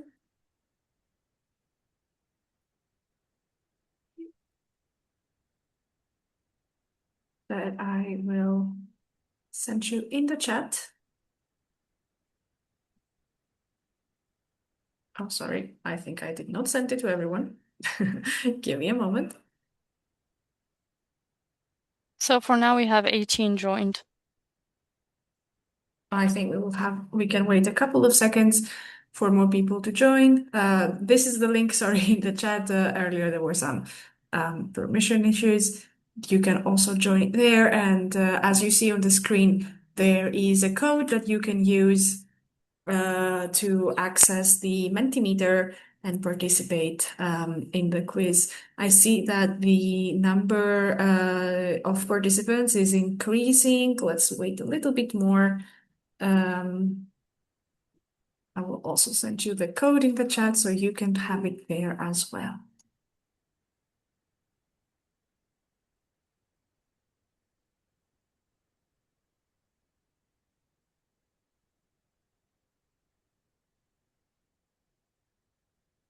As I mentioned, participation is anonymous.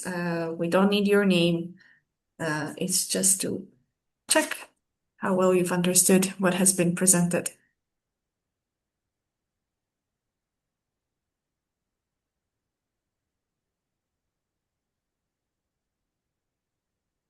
So I see we are at 29. Okay, let's do it. We can do 30 maybe, just to round the number up.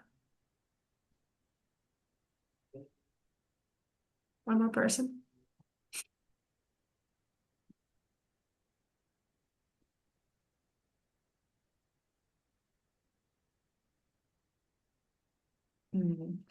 I see is there anyone who has any issues with accessing Mentimeter? Are you experiencing any troubles? I see a comment in the chat that it's still loading and hasn't opened up.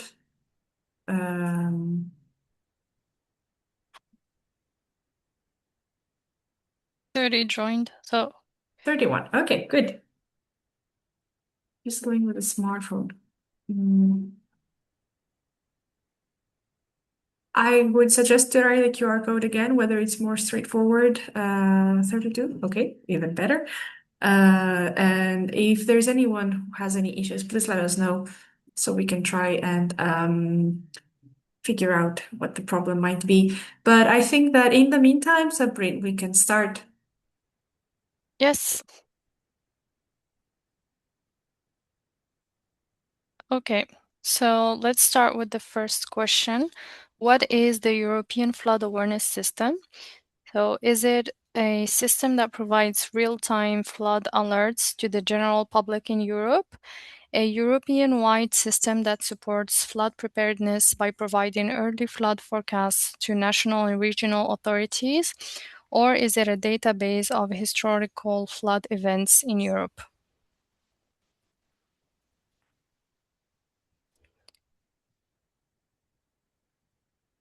So there's only one correct answer.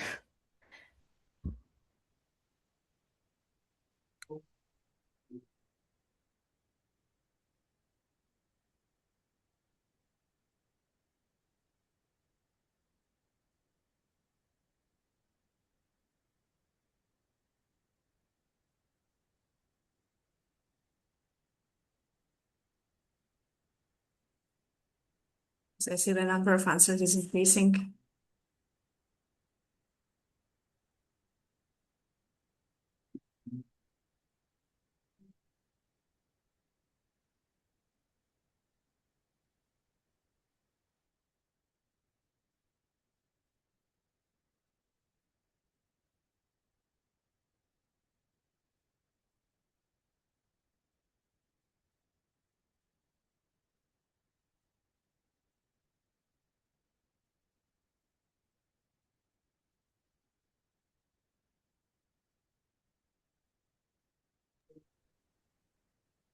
So we have 23. Yeah, maybe we can. Yeah, we can show the response. So 22 person voted for the second answer, which is the correct one. So EFAS is not a public alert system or just a historical database. It monitors weather and hydrological data across Europe to generate early flood forecasts, helping authorities at national and regional levels to prepare for potential floods in advance.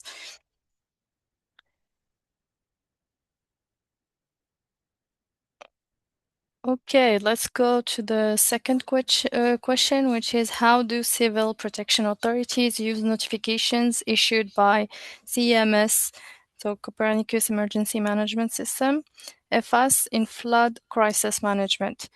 Is it they treat them as official public warnings to be disseminated directly? They ignore them as they are not tailored to specific local contexts? Or they use them as complementary information to national forecasts when planning preventive measures? There's only one correct answer.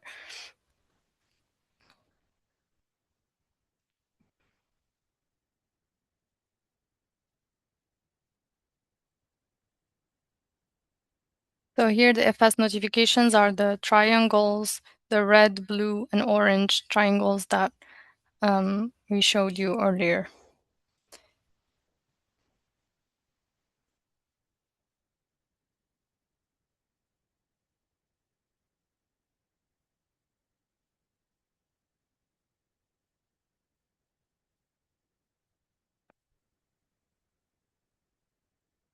So we have 22 answers. Can we show the answers?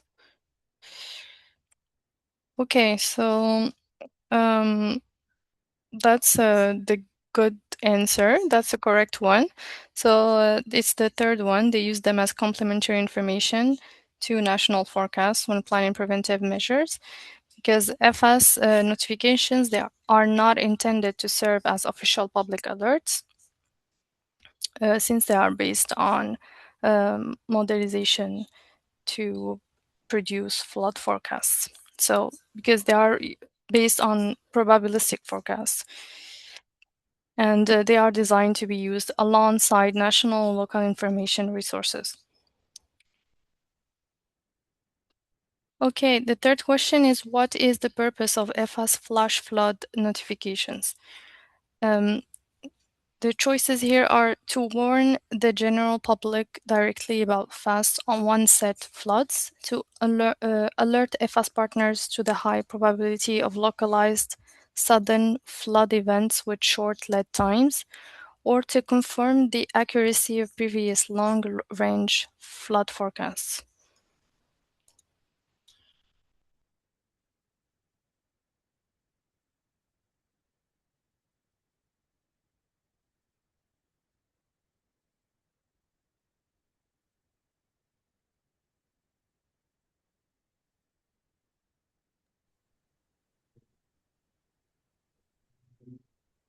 See, the number of responses is increasing.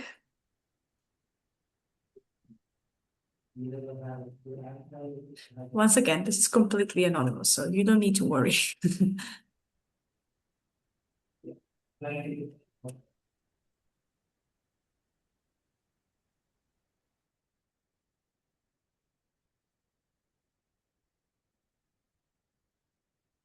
Okay, I can probably show the correct answer.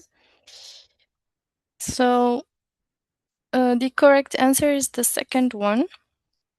So flash flood notifications are actually issued when there is a high probability of a flash flood, which is a sudden and localized event. So these are not, again, public warnings, but are sent to EFAS partners to enhance early preparedness.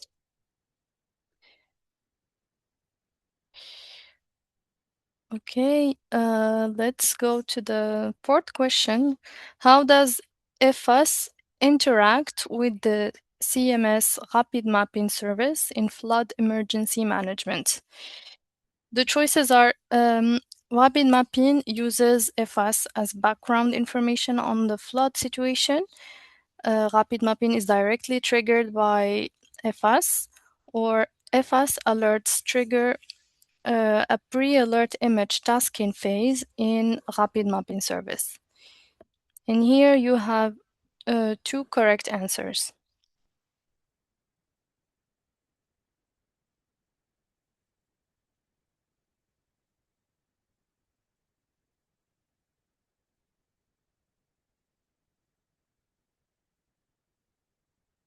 So this question is about the link between EFAS and the rapid mapping service.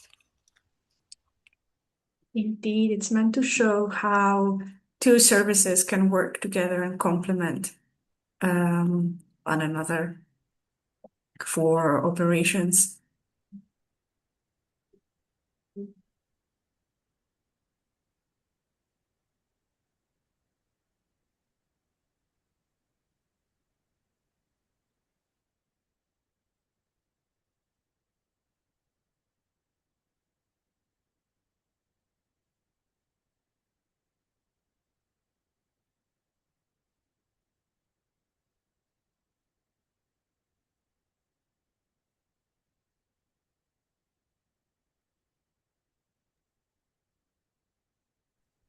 So we can show the correct answers. So these are the votes.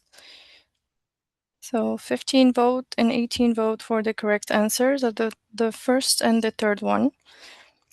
So EFAS monitors flood risk and issues alerts, and these alerts don't automatically trigger fully the rapid mapping service, but it starts the pre-alert phase that we call pre-tasking, which means that the rapid mapping service begins preparing satellite imagery acquisitions in advance so that the detailed mapping can be quickly produced if activated.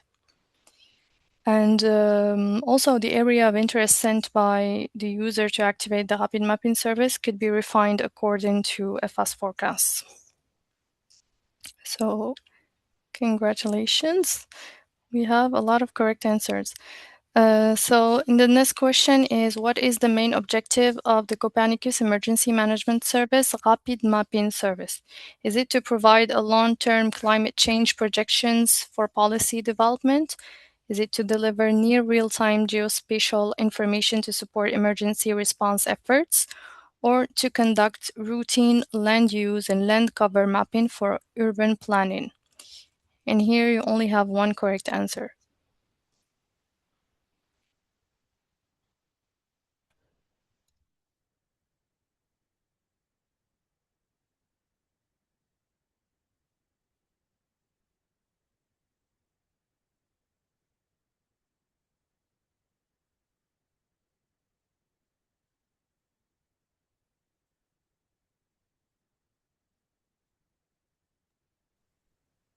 Can get a few more answers, maybe? Yes, please. After this question, we will only have 4 questions left. So, and then we can all go to eat. Yes, that's right. Think of the lunch.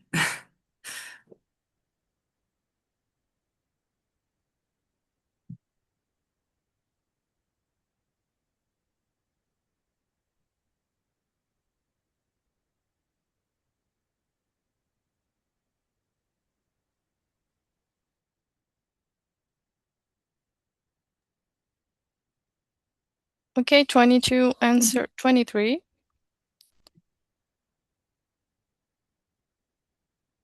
Okay, if there are new participants, you can still answer the quiz and join in.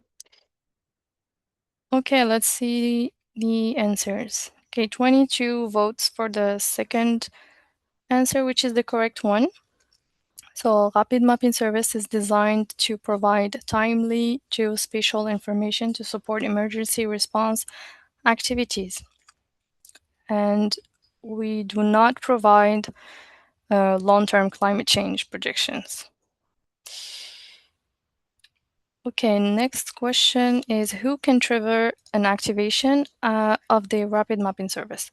Is it the European Commission, European Commission's authorized users, any citizen through a public request, national civil protection authorities, international humanitarian organization through DG ECHO? And here we have 3 correct answers, so you can have multiple votes.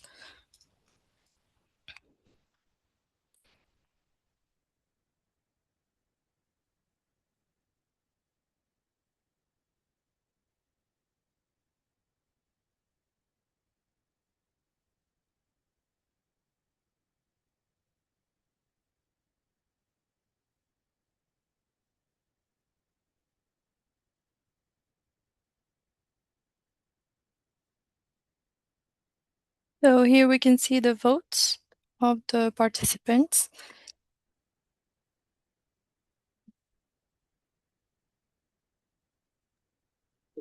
And we had 3 correct answers, is that right? Yes.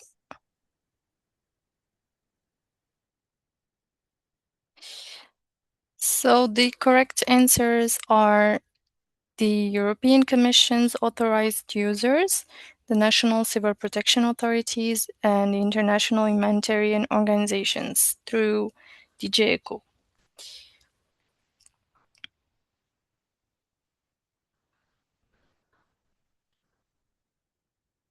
So basically, general public requests are not accepted. And only authorized institutions can activate the service. Okay, next question is which of the following are types of rapid mapping products? So in the beginning of Steven's presentation, he presented all the different products that you can download or you can have access or do when you activate the service. Is it the reference maps, delineation maps, grading maps, flood forecast maps? And here we have 3 correct answers.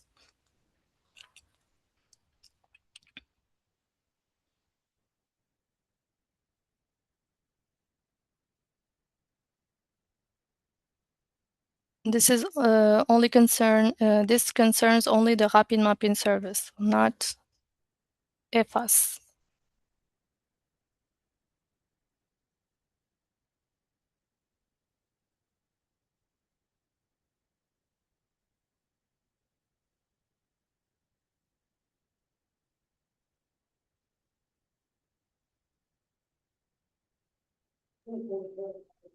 Let's see if we can get a couple more answers, maybe.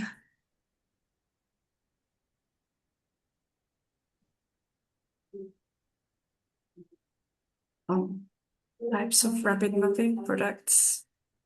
Yep, one more, maybe one more. So we can do 23. Great.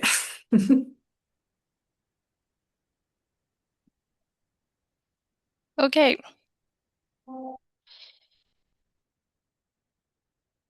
So the correct answers are reference maps that provide a pre-event baseline. Delineation maps are also produced by the Rapid Mapping Service, and they show the extent of the disaster. And grading maps assess the severity or impact of the affected areas. So unfortunately, flood forecast maps, they are not produced by Rapid Mapping, but they are produced by EFAS. Okay, now we still have 2 more questions. How can users access products generated by the Rapid Mapping Service? Is it only through paid subscription services, only via restricted government portals, or they are publicly available and can be downloaded from the Copernicus Emergency Mapping web portal? Here you only have 1 correct answer.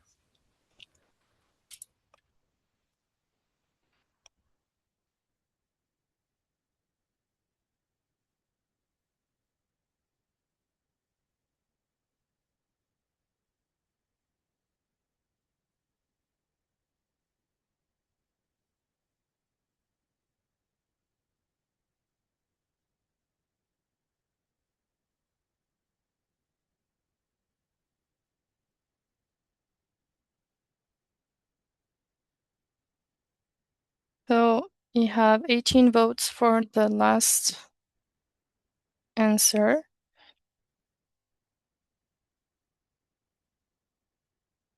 And 5 for the second one.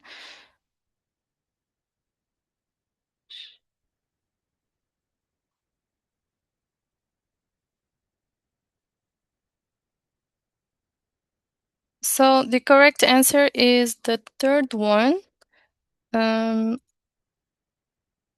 So although the rapid mapping service is triggered by authorized institutions, the resulting maps are made publicly accessible for transparency and to support wider disaster response efforts. And users can freely download product from the Copernicus portal.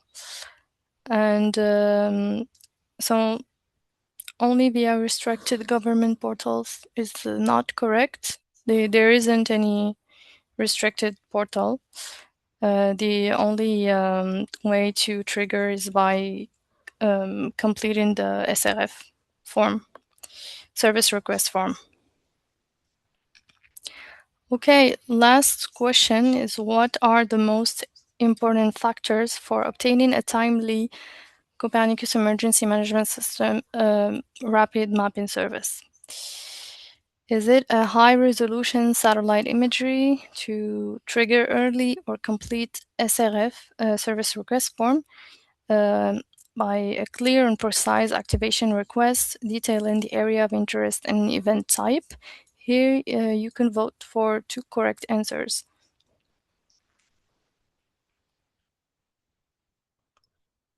And this will be our last question in this quiz.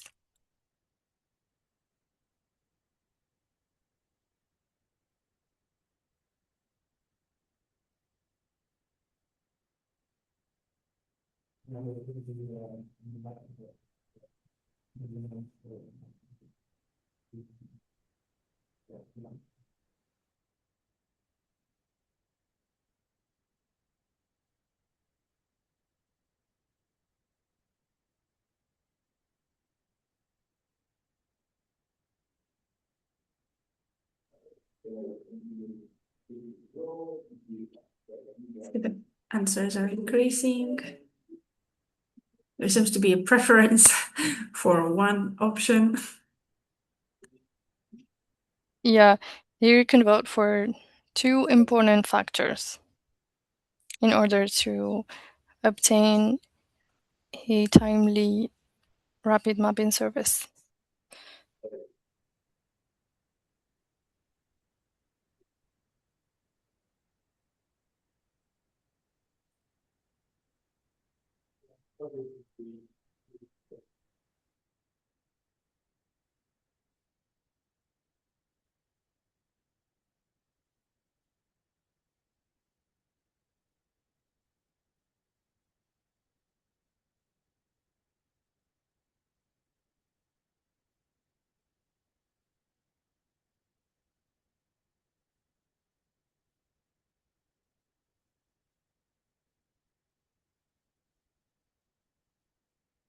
Okay, can I show the answers?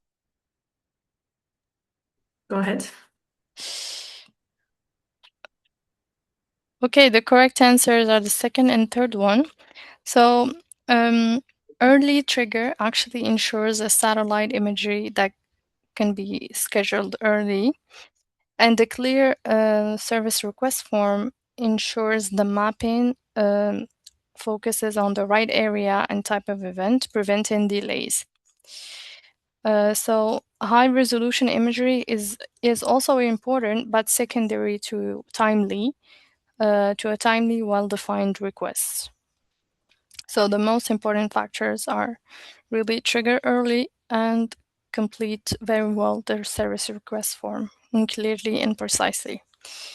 And that's it for me, Anita. Thank you very much. Thank you as well to the participants for participating in the quiz. Generally, we had very high numbers in the correct answers, so that is great to hear. As we are now reaching towards the end of the morning session, I'm just going to take over with the slides again, and we can go through some of the, let's say, final details of this morning session and some next steps as well. Give me just a moment to make sure that everything is set up properly, and we will go. Okay, so oh yeah, of course, we also have the Q&A session. That was after the quiz as well. So after seeing the questions in the quiz and after the presentations by Sabrina and Stephen, would you have any questions about EFAS and RM or how the two work together? This is your opportunity to ask them. As I mentioned, you can ask them via the Q&A function in the chat directly or by raising your hand, and then you will be able to ask orally your question to Stephen and Sabrina.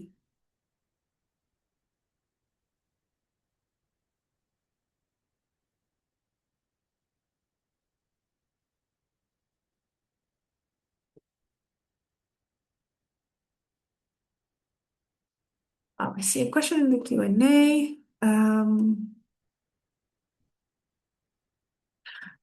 Yeah. Will the recording of the webinar be available for watching after it ends? Yes, it will be. So if you joined at a later time, or if at some point in the webinar so far you had some disruptions or internet problems and it cut out, you will be able to revisit the content through the recording, but also through the slides. So both the recording and the slides of the webinar will be available to you once the webinar concludes. So you will be able to have that at your disposal towards the end.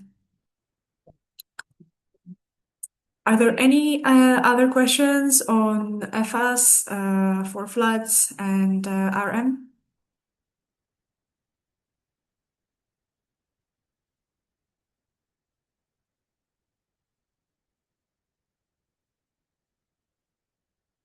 Okay, I don't see any questions. Maybe Sabrine or Steven, any comments on the components? Anything you'd like to clarify after the quizzes, perhaps?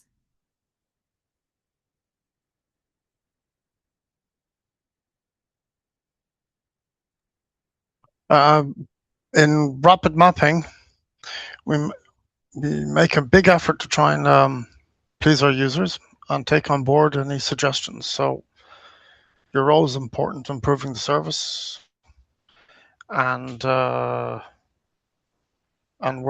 there to try and help improve the service with you. I'm not saying why improve. There's nothing's perfect, but we do our best. We have pretty good feedback.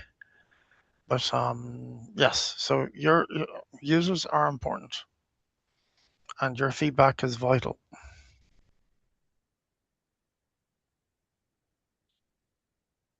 Indeed, feedback is vital for the service, but also, as we will see later on, for the webinar as well. I have a question here in the Q&A about RM. So in CEMS RM activations, several activations can be seen which are for planned public events. In my opinion, this can be a conflict of interest with private GIS and event safety providers. Also, this could be a misuse of public funds for private event company gains. How are the requests assessed if they are of public interest? I would have to say this is above my pay grade. I don't know how these are assessed. We've done it rarely. It's a very small percentage of what we do. I think they're just trying to test spatial space resources and European space resources on how they can, what they can bring. Maybe you can also see it as a way of opening a market because I don't know whether you do it already, but potentially this kind of thing could lead to a real market. For the moment, I've seen very little. Okay, there's once a year with one event, and maybe there's a few other bits and pieces. So yeah, indeed, the idea is we are within the service provider. A vast majority we are companies.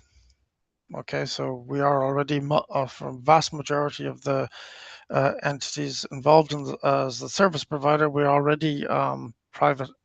Most of them are from private industry. So we've won this contract, and sometimes we do this kind of work. So it's not Europe doing this. It's it's Europe requesting us to do it, but it's for the most part it's private industry providing the response, and we've won a contract to actually do this. So there you go. But if I might add, actually the question is about whether the request is for how to assess that the request is for general interest. And the requests are the only accepted requests are from authorities that do risk management.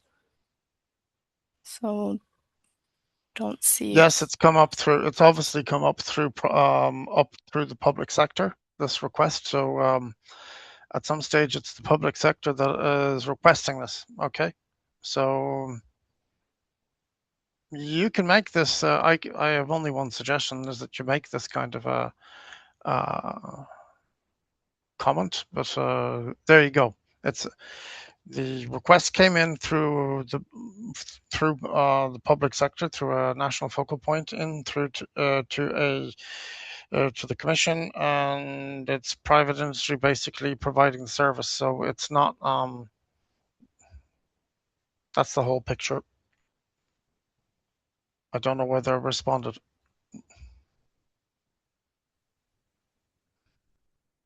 Thank you, Stephen and Sabrine, for the explanation.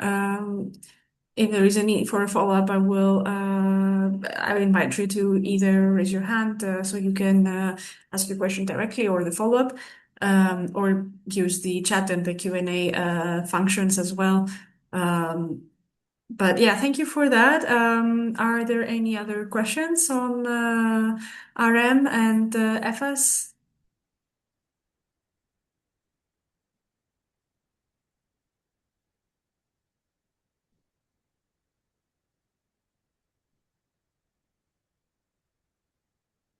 Okay, I don't see any. So for the moment, I'm going to proceed with the last slides of the morning session. And then if anything comes up, I will be sure to bring it up to our presenters.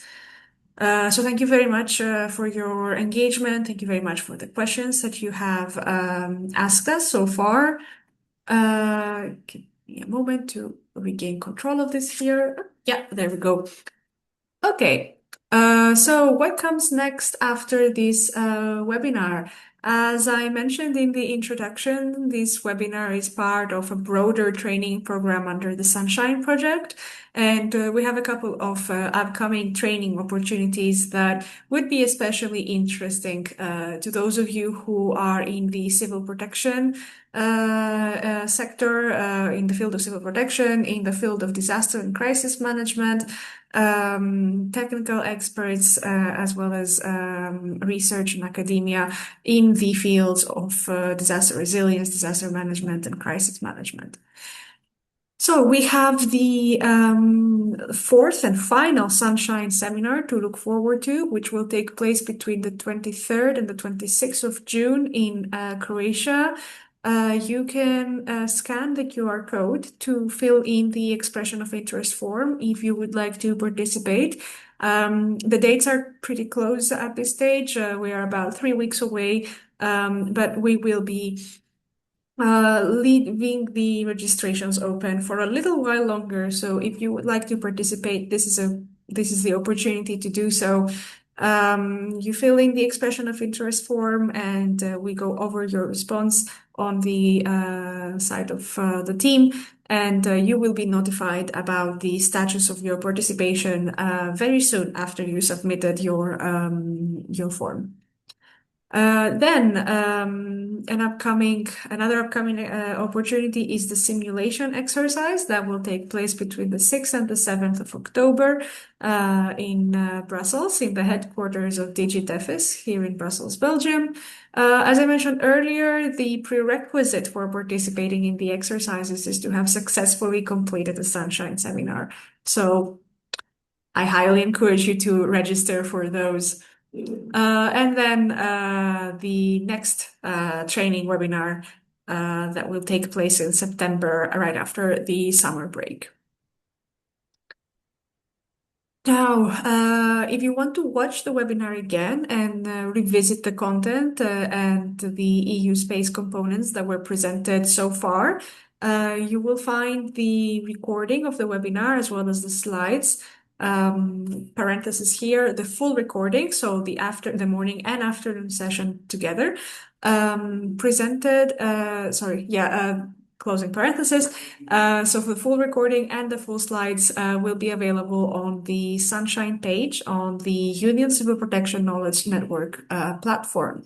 You can scan this QR code right here to access the page dedicated to the Sunshine project. And this is where we will be posting updates about this webinar, follow-up articles, as well as the resources that were presented, the slides and the recording.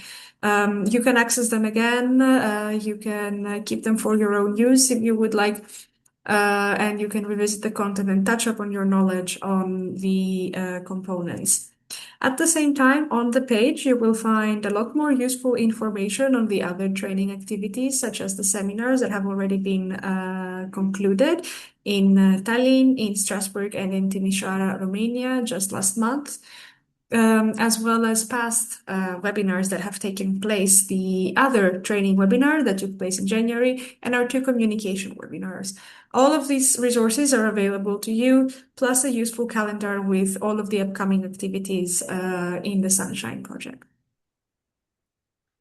You can follow the page and stay updated for everything that concerns the Sunshine project on the UCPKN website. Then, as Stephen mentioned earlier concerning the rapid mapping surveys, feedback is especially valuable. And feedback is also especially valuable for the Sunshine project. Your feedback, your comments help us improve the training and make sure that it remains accurate and relevant for those it is meant for. So on behalf of the consortium, I highly encourage you to take part in the webinar evaluation form, which we have prepared here. You can once again scan the QR code to access it, and it will take you to the form. Your responses will help us assess whether the content that has been presented is relevant, it is accurate, and whether you whether you have learned from it, whether it has improved your knowledge of the EU space program and its components, as well as a great opportunity for you to give us some feedback on how we can further improve the Sunshine training activities. So I thank you in advance for taking part in this. We really value your feedback and your comments. And just so that you know, you can do this now, or if you're staying with us for the afternoon session, you can do the evaluation later on as well. And I hope that you will be staying with us for the afternoon session too. I see a raised hand.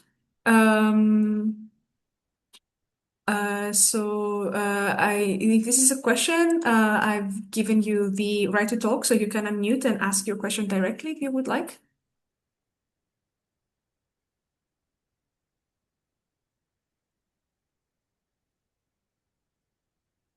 You should be able to unmute now and ask the question. If it is indeed a question.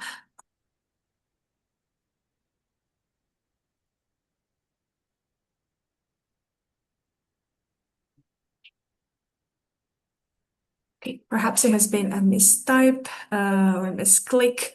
But in any case, you can ask your question directly in the chat as well or in the Q&A, right, whenever you can. Okay, let me take over this again since I've clicked away. Where were we? There we go. So, if you have any further questions about the Sunshine Project, here you have our contacts list.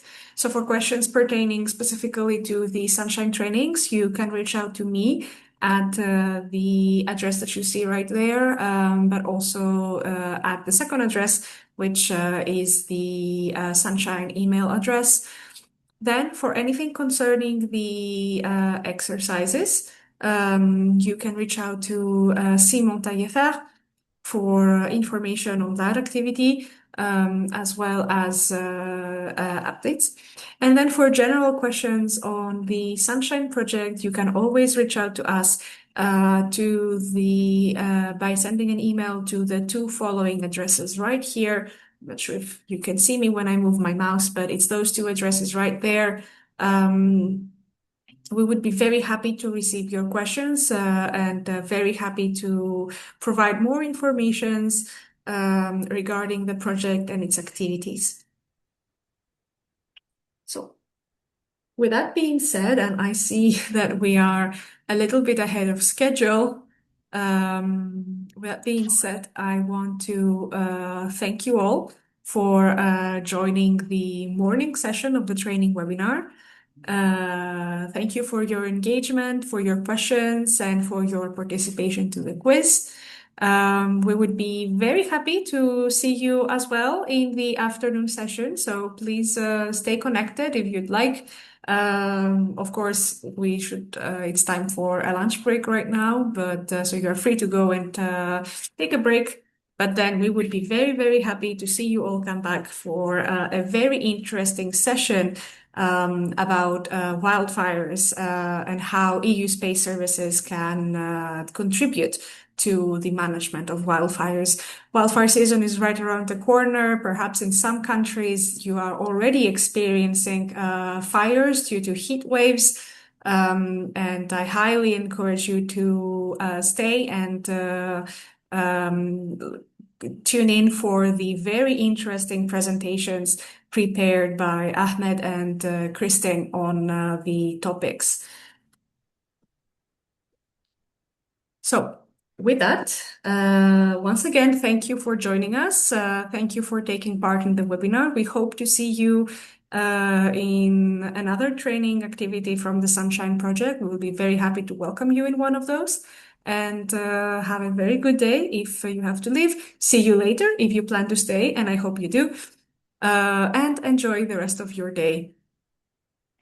We will stay online for the afternoon session, so you can use the same link to rejoin. The connection will remain online. We will just go without cameras and without microphones during the break. Now, before I leave you off, last chance for questions.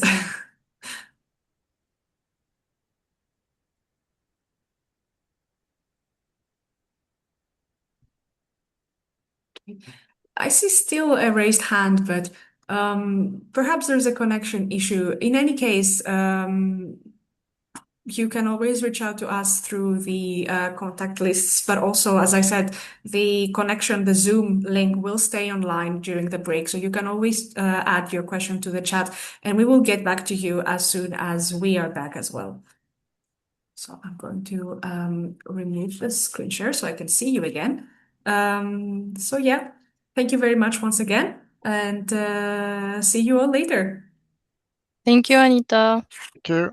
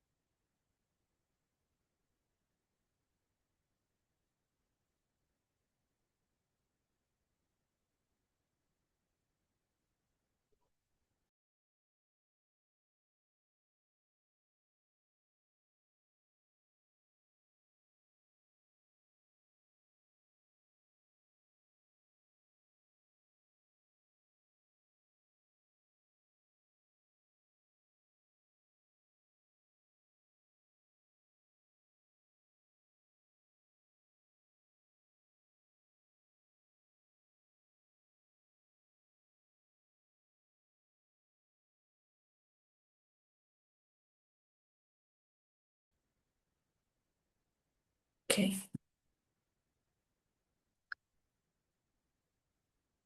All right.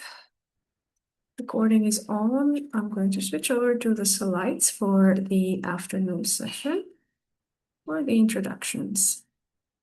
Hello again, and welcome back, or welcome. Okay, give me just a moment now. You can see my screen, right? But editor's mode. Yeah, I think you can. Okay.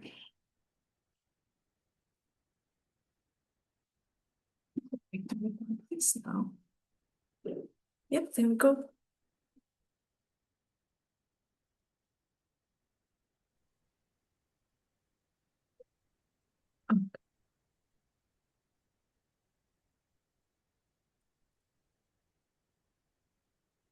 All right. So, hello and good afternoon to everyone. To those who are joining us for the first time today, welcome. And to those who are who had stayed connected from the morning session of the webinar, welcome back. So this is the Sunshine training webinar using EU spaces to tackle wildfires and floods. It is an activity as part of the Sunshine project, leveraging EU space data and services for disaster resilience. Before we go in, I'm just going to go ahead with a brief introduction of what this afternoon session is going to cover, some housekeeping rules for you to consider, and lastly, a quick overview of the project for those of you who have joined us for the first time today and are not familiar with what the Sunshine Project is all about. Okay, just a moment. There you go. All right. So the agenda for this afternoon session, as I mentioned, a quick introduction to the Sunshine Project, and then we will jump right in with the EU space components that are in focus for this session, specifically the RRM service, the Risk and Recovery Mapping Service for supporting fire management, and directly afterwards, EFFIS, the European Forest Fire Information System, where you learn about the service, the platform, and how to access it. Then we'll be finishing up after those two presentations with a quiz to test what you've learned over the course of the next hours, and then a Q&A session where you'll be able to ask your questions about the two components, the EU space services, as well as questions related to Sunshine and the training activities that are part of the project. So a few rules to consider. We've already gone over them in the morning session, but it's always nice to have a bit of a refresher. For your information, this webinar is being recorded, and the recording will be made available on the Sunshine page, which is on the UCPKN website, the Union Civil Protection Knowledge Network website. You'll be able to find both the recording as well as the slides that will be shown today at the page on the dedicated page that will be made for it. So you'll be able to access the material again and revisit the content. So throughout the presentations that will come right after, we kindly ask you to stay muted when not speaking so that we can avoid disruptions and background noise while the experts are presenting. And specifically for the Q&A sessions, we kindly ask you to use either the raise hand function so that you can be called upon and you can ask the questions directly, or you can use the chat so you can type in your question. And then you also have the option of the Q&A function here on Zoom, where you can place your questions there and they will be addressed at the Q&A session. And we also ask you to be respectful and concise when sharing comments.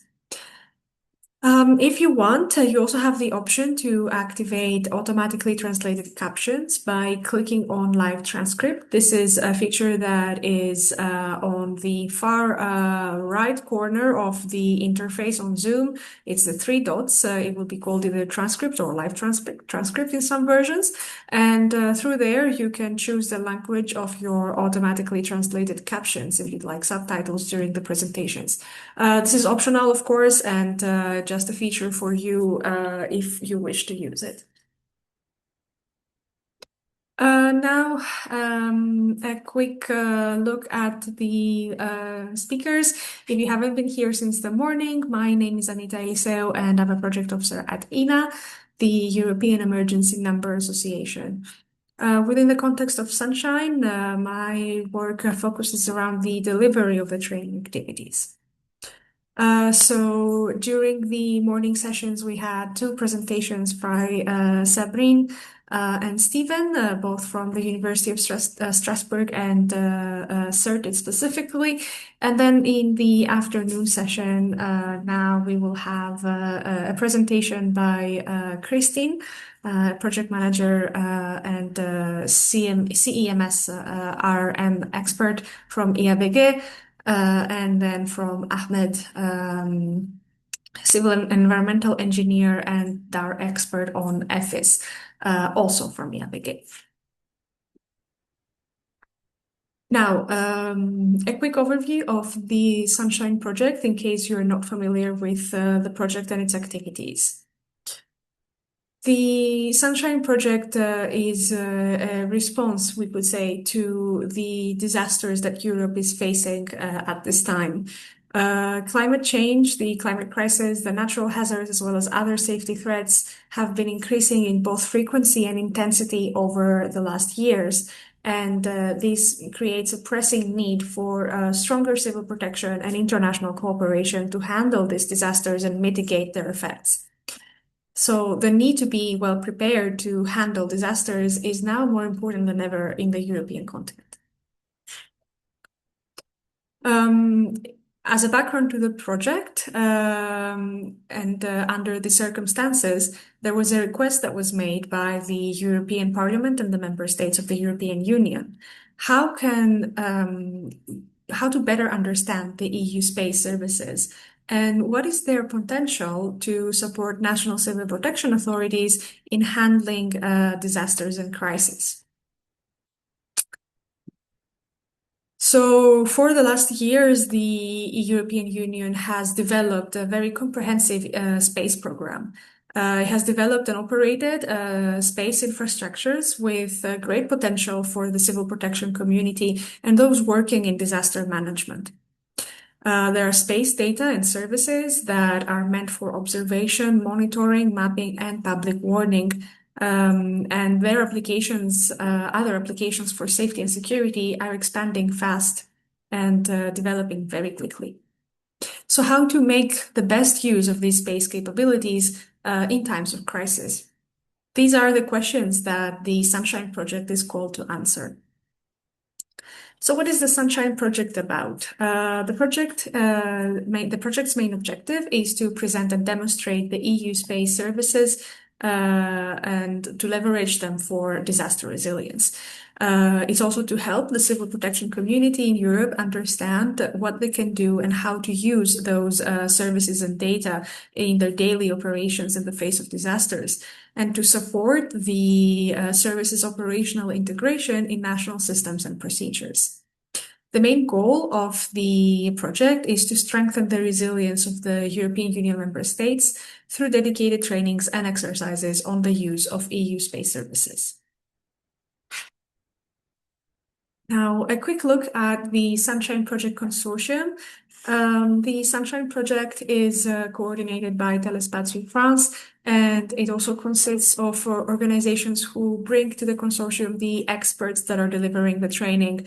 Namely, the organizations are also Space, CNES, Edelweiss Resilience, the University of Strasbourg, FDC, IABG, and ENA. Now, I'm going to give you a quick look at the Sunshine training activities. We have a wide range of activities spanning different locations and also different types. So we have the seminars, one of the primary training activities of Sunshine, 4 seminars in total, and 3 of those have already taken place and are concluded successfully. There's one more that's going to happen very soon, and you'll learn all about that in a couple of minutes. Then we have webinars, 5 webinars in total. 2 of them are communication webinars, and then 3 are training webinars like the one today. The 2 communication webinars have already taken place, and if you'd like to know what those were about, you can actually find the recordings and the slides on the UCPKN page, Sunshine's UCPKN page. Then we have the bilateral meetings, which are meant to be one-on-one discussions with EU member states, tailored to their needs and expectations of the EU space program. And then lastly, we have the exercises, 2 simulation exercises in total that invite participants to put their theoretical knowledge into practice and test what they have learned in the Sunshine trainings. If you're interested to participate in the Sunshine trainings, you might be wondering whether you are in the target audience. And here we're going to go over the audience that the trainings are meant for. There's 3 categories mainly. The first one is operational and strategic actors, and that comprises civil protection authorities, emergency services and fast responders, crisis and disaster management team leaders, as well as technical emergency teams, and also members of representatives of ministries or agencies that are responsible for civil protection on a government level. Then we have the high-level technical knowledge actors, and those can come from many different fields. They can be technical experts, training coordinators, or representatives of technological or research institutes that specialize in crisis management, disaster management, and disaster resilience.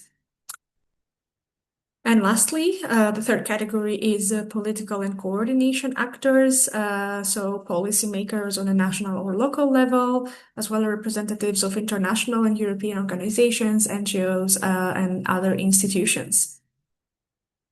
So all of these categories are welcome to the Sunshine trainings. So the seminars are next. I'm just gonna go over the different trainings very quickly so you can have a bit more detail over what the activities look like.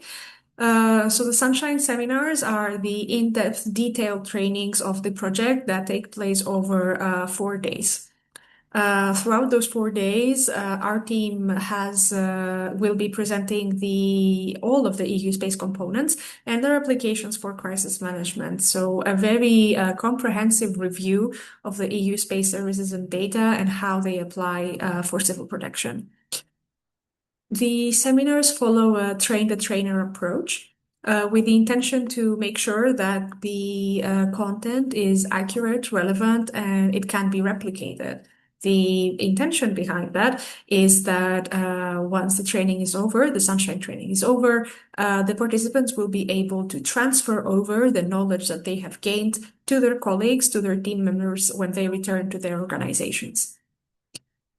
The seminars include both theoretical presentations to go over the information of the space components, but also practical demonstrations on how they can be used and applied on the operational side, so that also you can test your knowledge and skills. As I mentioned earlier, there's 4 seminars in total, and 3 of those have already been concluded. So we have 1 more that's left, and it's actually coming up very, very quickly. It's going to take place between the 23rd and 26th of June in Croatia. Registrations are still open, but they're not going to stay open for a very long time still, since the seminar is coming up. So I highly encourage you, if you're interested to participate, to register by scanning the QR code. It's going to take you to an expression of interest form that you will be asked to fill out. And based on this form, the selection of profiles is conducted. So you will be notified about the status of your participation after you've submitted the form. Some important information to know about the seminars in case you're interested to participate is that registration is free, as well as participation is also free, but travel and accommodation costs are the responsibility of the participants. Those costs are not covered. Also important to remember that the seminars are on-site only and there is no online connection. So yes, the seminars are the heavy lifter, the heavy hitter of the training activities in that they cover all of the EU space program. And here you can see the agenda of the seminars. So spanning over 4 days, it's actually 2 half days and 2 full days when we say it like this. The blue blocks are the theoretical presentations. So the base is the foundation of the knowledge that you will gain during the seminars. And then the pink blocks that you see are the interactive activities, the more practical exercises that take place throughout the seminar. There's plenty of quizzes to touch up on the knowledge that you learn, but then also technical tabletop exercise workshops and a pedagogical evaluation to put the theory to the test. So this is the agenda of the seminars and actually the agenda of the upcoming seminar as well. Then moving on to the Sunshine webinars, 3 training webinars that are meant to be online sessions with focused and targeted training on specific EU space components. The presentations are done by experts of the Sunshine Consortium, exactly as with the seminars. And the sessions are meant to have detailed content on the purpose, the functions, the use, and the real-world applications of EU space assets. This right now is the second training webinar, and there will be one more taking place on the 10th of September. That's a Thursday. The final agenda is still under construction, but we will likely be talking about GovSatcom and IRIS Squared.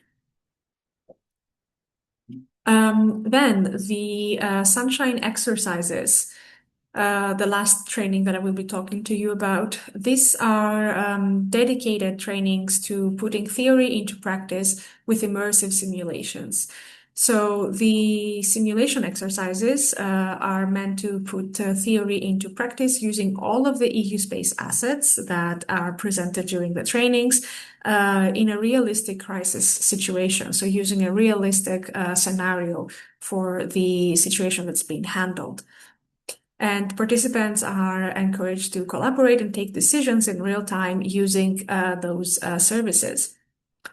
If you're interested to participate in the exercises, there's one important detail to know in advance, that a prerequisite is a successful participation in a training seminar. So you have to complete the seminar first before you can participate in the exercises. Perhaps that's another reason for you to join the seminar in Croatia that's coming right up. The next training exercise is going to take place in Brussels, Belgium, between the 6th and the 7th of October. So mark your calendars if you're interested. Speaking of calendars, here it is. This is an overview of all of the training activities, many of which have already taken place. You can see here again in June, the last week of June, the second to last actually, the 4th seminar in Croatia. And then lastly, the final webinar on the 10th of September, and then the exercises in October. So that was all from my side, and now I'm ready to hand the floor back over to Kristin, who's gonna give you a presentation on RRM. Perfect, thank you. I already shared my screen. Let me know if you can see it. Yes, I can. So the floor is yours. Perfect. Thanks a lot. So my name is Christine. I am one of the project managers for the Copernicus Risk and Recovery Mapping Service, and I'm working for IBG, a German company, and we are one of the service providers who are generating products and services for the risk and recovery mapping. When not working, then well, the thing I most like is traveling and everything that comes with traveling. Let it be speaking to people, talking languages. Let it be enjoying food, enjoying nature, enjoying landscapes in the city, street art. I really like as well. And if I'm not traveling, because I cannot always travel, obviously, then I really like to play saxophone in my bands. But that's for me. Let's start now with risk and recovery mapping. For everyone who was already participating in the morning, where we heard already things about rapid mapping, risk and recovery mapping is the other part of the mapping component of the Copernicus EMS. And what is this session about? It's about explaining what is risk and recovery mapping, and to see as well what are the differences to rapid mapping. What could be a potential portfolio of the RM? Why do I say potential? You will see it's not a fixed portfolio like we have in rapid mapping, but it's an open portfolio that is basically steered by the users. Then we have as well the service request form, which is a little bit different compared to rapid mapping, and how can you access the results and how are the results presented to you. So very quick facts about risk and recovery mapping. It is an operational service, operational since quite some time now, some several years, and it is providing products and services to the users in line with what the user actually needs. We support two different phases with the risk and recovery mapping service. It's first the prevention and the preparedness phase. So the phase before an event happens. Then the event happens. It's the during phase, so to say. This is where rapid mapping comes in.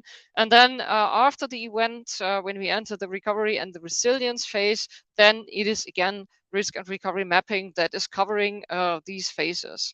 The services and products that are generated are as well based mainly on satellite or aerial image data, but as well on other geospatial data, on statistics, or even ground information.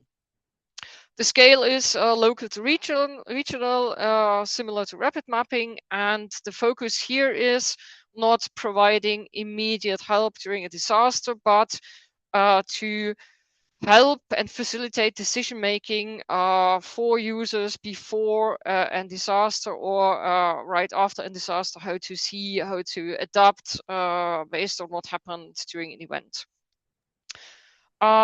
As just said, we have two different phases. So the preparedness phase before the event covers a little bit of a different portfolio compared to the post-event phase. So in the preventive phase, there's no event that happened. So we can only take assumptions about what will happen if a flood strikes, a disaster strikes in general.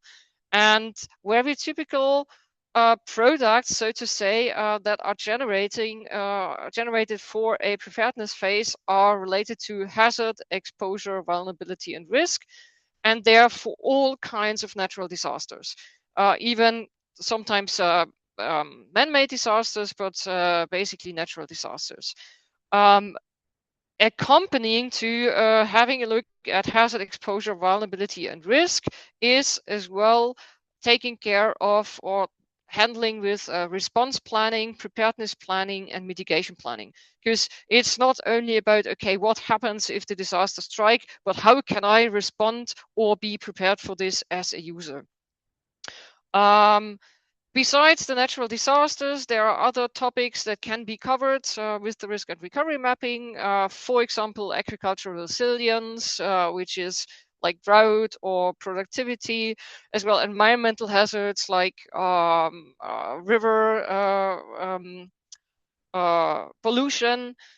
Ground information analysis, very important as well. We cover as well humanitarian crisis, after disasters, before disasters, like displacement or the evolution of displacement. And very basic stuff is the reference mapping, which basically only will be done outside the European Union where there are no data available. It is most likely not, or it is not the full portfolio, because as I said, there is no predefined portfolio, as everything can be handled with the risk and recovery mapping. As I said, the very, very core of a pre-event phase is very often hazard, exposure, vulnerability, and risk. And these are predefined terms that are super important to be known, because if you are going to request a service and you would like to request exposure, you need to know what is exposure and how it differentiates to vulnerability. For that, just a very quick remembering what is what and what to expect. So the hazard is the event itself. A natural disaster can be floods, fire, storm, an earthquake, a landslide. And what we do here is we see how it extends. So we normally bring the potential extent of a disaster and its intensity. Intensity, for example, can be, in case of a flood, the water depth, the estimated water depth in an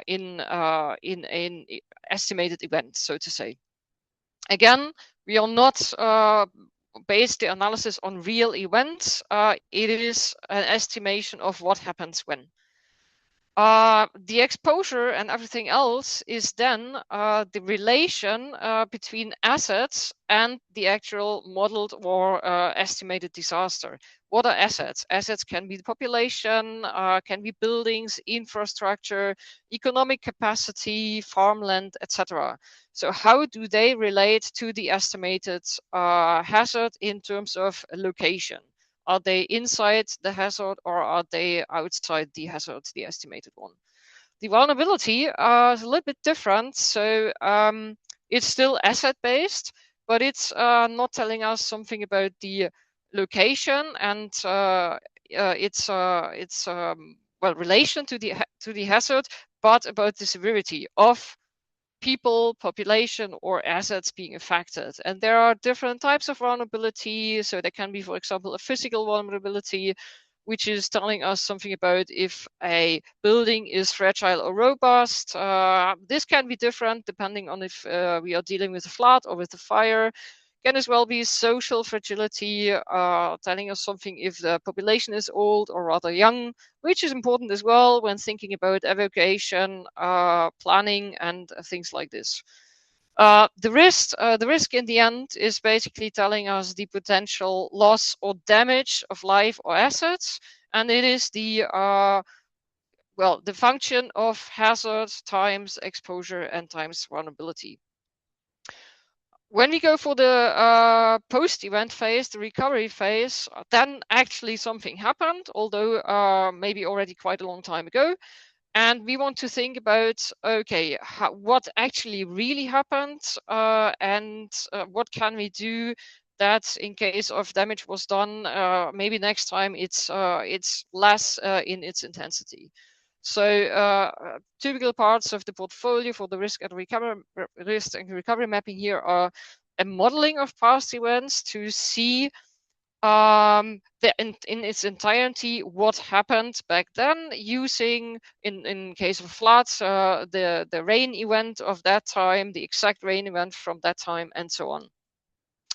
What we can do as well, if the event's not that long ago, we can delineate the event, the extent of the event. We can do a damage assessment and an impact assessment on assets, on landscape, etc. We can do as well a reconstruction monitoring, which is then going, as the name says, into monitoring, which is repeated activity over time. And we can as well go into a post-disaster risk analysis, because after an event, often landscape changed, and then considering a changed landscape to before a risk analysis, or the risk is changing as well. Besides the typical natural disasters, again, humanitarian crisis can be monitored, like the monitoring of this place, of the development of displaced person camps, in order to provide help, for example, or again, reference data could be important as well, because as I said, after an event, landscape can be changed, and then it makes sense as well to see what changed just in the landscape itself. I'm going to show you now 2 examples. As I said, the portfolio is huge of risk and recovery mapping. Almost everything is possible. So it's not possible to show you the portfolio. It's just possible to show you examples. And I encourage you to check what is available on the platform later on, and to see for yourself what was already requested, what was produced in terms of products, and so on. So one example from the preparedness phase, it's an activation quite some time ago. It was about a multi-risk analysis for 2 archaeological sites in Greece, in Delphi and ancient Olympia. Why was this important? Greece is hit by various hazards, so this was a multi-hazard analysis covering floods, fire, landslides, and earthquake and erosion. And why these locations? As most likely a lot of people know, it's highly frequented touristic places with millions of people coming there every year. And so it's a logistic task, so to say, in case of something happens, to keep the people safe, to get them out of the area, and so on. So what was done in this activation? We remember the flowers, so everything was analyzed: hazard, exposure, vulnerability, and risk. Additionally, the evacuation routing or planning was done, the response planning was done, accessibility assessment was done, etc. And as I said, this was to support emergency management and civil protection planning. How do results look like? A hazard, as I said, is always related to the natural disaster itself. Here we see an example of a flood. And so it's a layer, so to say, that is showing you the extent of the modeled flood and the potential water depth related to it. And as I said, exposure vulnerability is asset-based. So then there's the connection between the hazard and the assets that exist in the area of interest. And here it's we see examples of transport, the archaeological site, and the facilities and built-up area, and how they locate in relation to the hazard and how they are exposed to the hazard. Whereas the vulnerability, as I said, the severity of assets being affected, and this is normally related to, well, can be to population and their, well, age distribution, for example, or when we come to buildings, related to the type of buildings. Why is this important? A hotel most likely needs other well, dealing with in case of an emergency, because it houses a lot of people, and we need to get people out or whatever, compared to a shed that is somewhere in a garden. And the risk as well, again, is shown related to the assets. As I said, it's the combination of hazard, exposure, vulnerability. When it comes to evacuation response planning, what are very typical topics that are covered is, well, the routing, how to get people out of an affected area with different route options, considering potential obstacles and so on.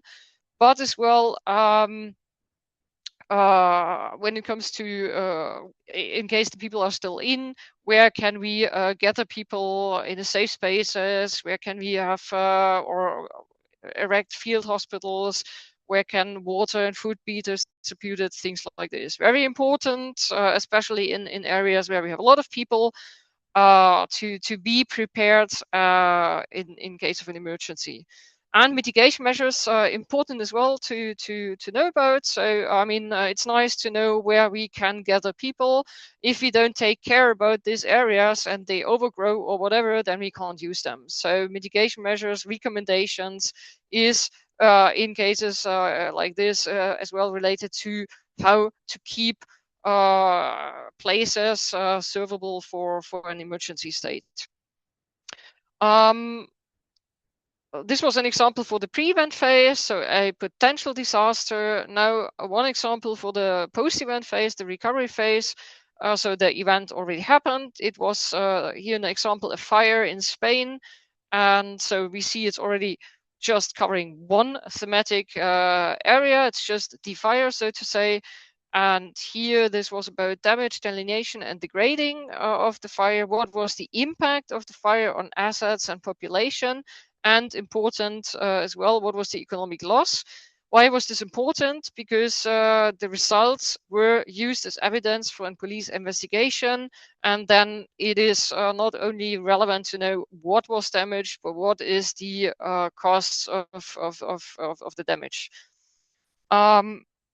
First, when thinking about the event itself, typical products are the delineation and the grading of the area that was affected by a fire. In that case, it was a mountainous area, so this was more about destruction of forest areas and landscape, so to say. And for that reason, the impact as well was primarily on land cover, but there were some infrastructure elements as well, like roads and buildings. And how is this done? Well, first of all, you always have a map and a layer on this, but then with the results you receive as well statistics, diagrams, and so on. And what else was done, as I said, was supposed to be evidence in a police investigation. So costs are very important. So there was an analysis related to the direct costs. So how much does it cost to bring the AOI back into the state as it was before the event, like regrowing forest, etc. And then there are as well indirect costs, which are costs that you cannot kind of like account, but that are still important, which are related to ecosystem services. So if it's like a touristic area, and then maybe people can't use it anymore for leisure activities, etc. So this was evaluated as well. And again, there are layers as results, but as well tables, graphs, etc. So this was a very quick and selected overview of what is possible. As said, it's not possible to show you everything. Now we know what somehow constitutes the service, but how can the service be requested? How can you access the service? For those who have been there in the morning, this is a little bit of repetition compared to rapid mapping. So who can request the service? It's exactly the same. Only authorized users can request the service. There's one authorized user per country in all the EU member states. And then there are as well countries part of the European Civil Protection Mechanism. So if you're an entity inside an EU member state, you need to go to your authorized user and trigger the service via the authorized user. There's as well a focal point at the European Commission and the EU for entities like DGs or similar EO services and entities.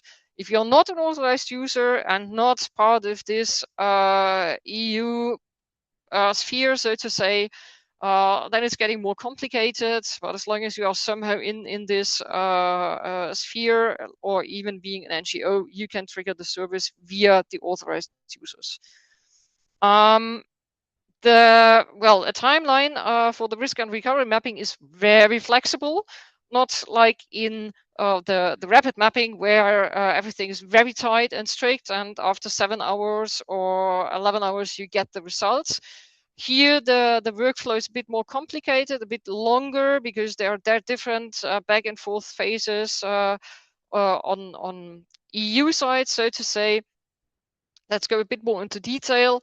So we have the request phase, where you as an end user, you need to contact your authorized user and discuss your needs with the authorized user, and then in best case fill in and submit the service request form, which I will show a little bit afterwards. to make it official that you request the risk and recovery mapping service. If you have in situ data available, data from your side, make them available. It always helps. And once you submitted the service request form, it will be reviewed and approved by, well, hopefully approved by DG ECHO and JRC. And then we enter officially the activation phase, which does not mean that work immediately starts, because in the risk and recovery mapping, there are different service providers. So JRC needs first to contact all the service providers. The service provider needs to say, yes, we are interested to write a proposal for this activation. And then one service provider is selected by JRC. And once the service provider is selected, then the actual product generation starts. And this, depending on the complexity of your request, can take between, well, sometimes 2 weeks, sometimes even less, up to several months, depending if it's like monitoring. So I think the longest activation so far was 1.5 years, where we went into a monitoring with well, new products every month or every 2 months. So this really depends on you, what's your need. Once the products are generated, they are going back to JRC for a quick quality control before they are going to be delivered to you as the end user and, of course, the authorized user. Once you receive the results, it's on you to evaluate the results, to accept the results, and once this is done, the activation is actually closed. So it's a longer process, and a lot of things are happening in between. And there are 2 points along this process where you, as the user, the authorized or the end user, are actively involved. So today, which first of all is the service request form. Again, for those who have been there in the morning, you already saw the service request form. It is almost the same for risk and recovery mapping, but there's a slight change. What is the change? As I already said, there are no predefined products in risk and recovery mapping. So what are the products like, and what is being produced and delivered actually depends on you as the user and what do you need. So when you are setting up the service request form, it is actually on you to tell us your story. So you need to tell us, the Commission and JRC, what is your problem, what is your purpose, what is the overall context of your request, what are your objectives, what do you need, what is your problem and issues. So make it as clear as possible in order to help to form the products and services that can serve your questions that you need to be answered. This is very important, and be please as complete and as clear and as precise as possible. As well, list in situ data that you can provide. Sometimes not all the data are openly available, or it can be, for example, drone data that are not openly available, but that could support this activation. Everything is welcome to be used. Very important. When forming this request, please keep very close exchange with the authorized user and with the JRC, that no information is getting lost on the way of defining this request. So this is what the service request form looks like. You've seen this already in the morning, and it's one single entry point for all the sub-services of the mapping activity. We have a training request form, so if you want, you can even give it a try without actually activating the service. And we see the 3 components: the before event, the during event, and the after event. Now, obviously, we are in the risk and recovery mapping, so you need to select if you go for preparedness or recovery. And so this is, well, you need to decide for one of these. And then you already enter the service request form. You need to fill topics like what's the event type, where is it, in which country, In case of it's a prevent phase, obviously there is no date and time of the event happening. And then what is the reason? Why do you need this? One of the reasons could be, as I showed in the example, that the results are to be used for a police investigation. Important as well, normally with the risk and recovery mapping, everything is open and openly available to everyone. If for whatever reason you cannot make everything available to the public, you can request that the activation is handled sensitive, and then products or sometimes only parts of the products are not going to be published.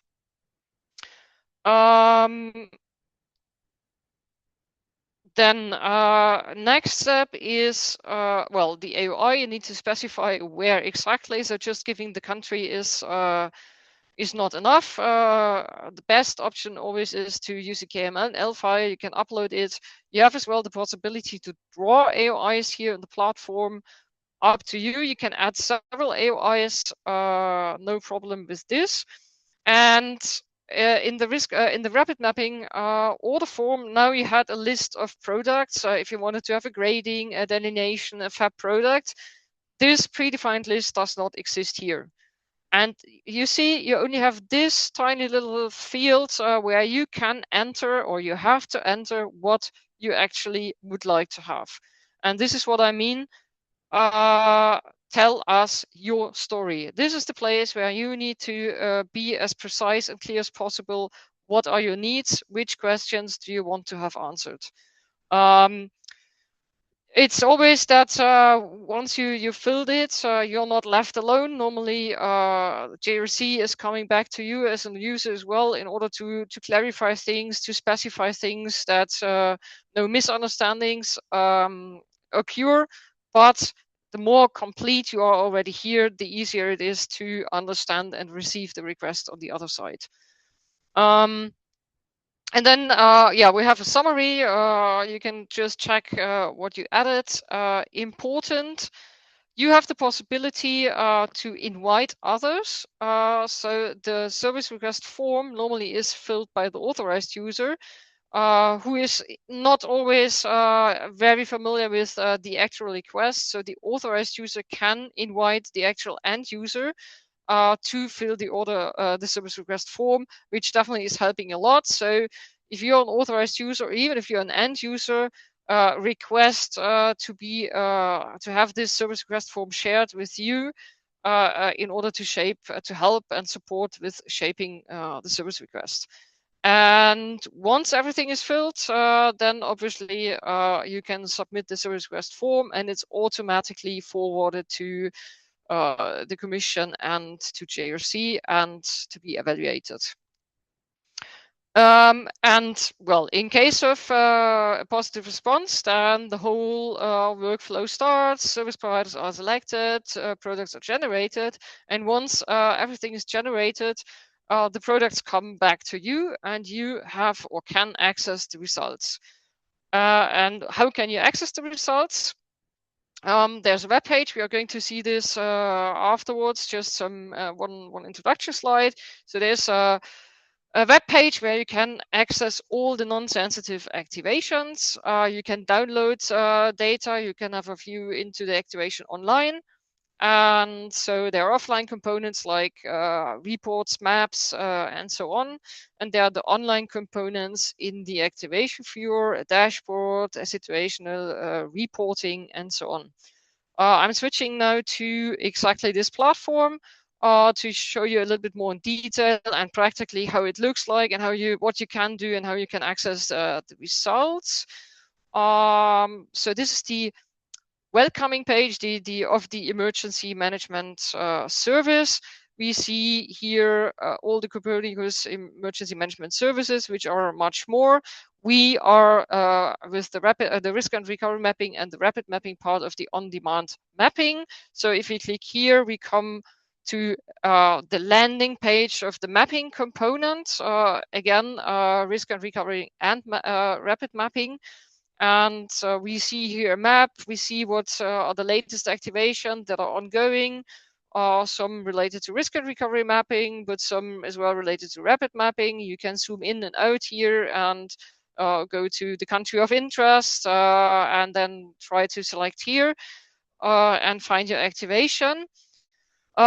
There's another possibility up here on the top of the page. You have a direct access to the activations, which is kind of like a list. So if we click here, we come to this list of activations, and here you can even search a bit. So you can search by country.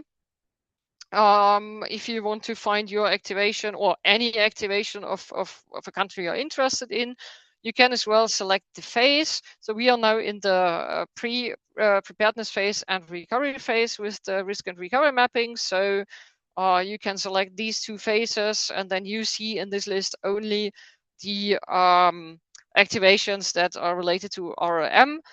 You can as well search for certain topics like event type. You see here what was the main event type of an activation.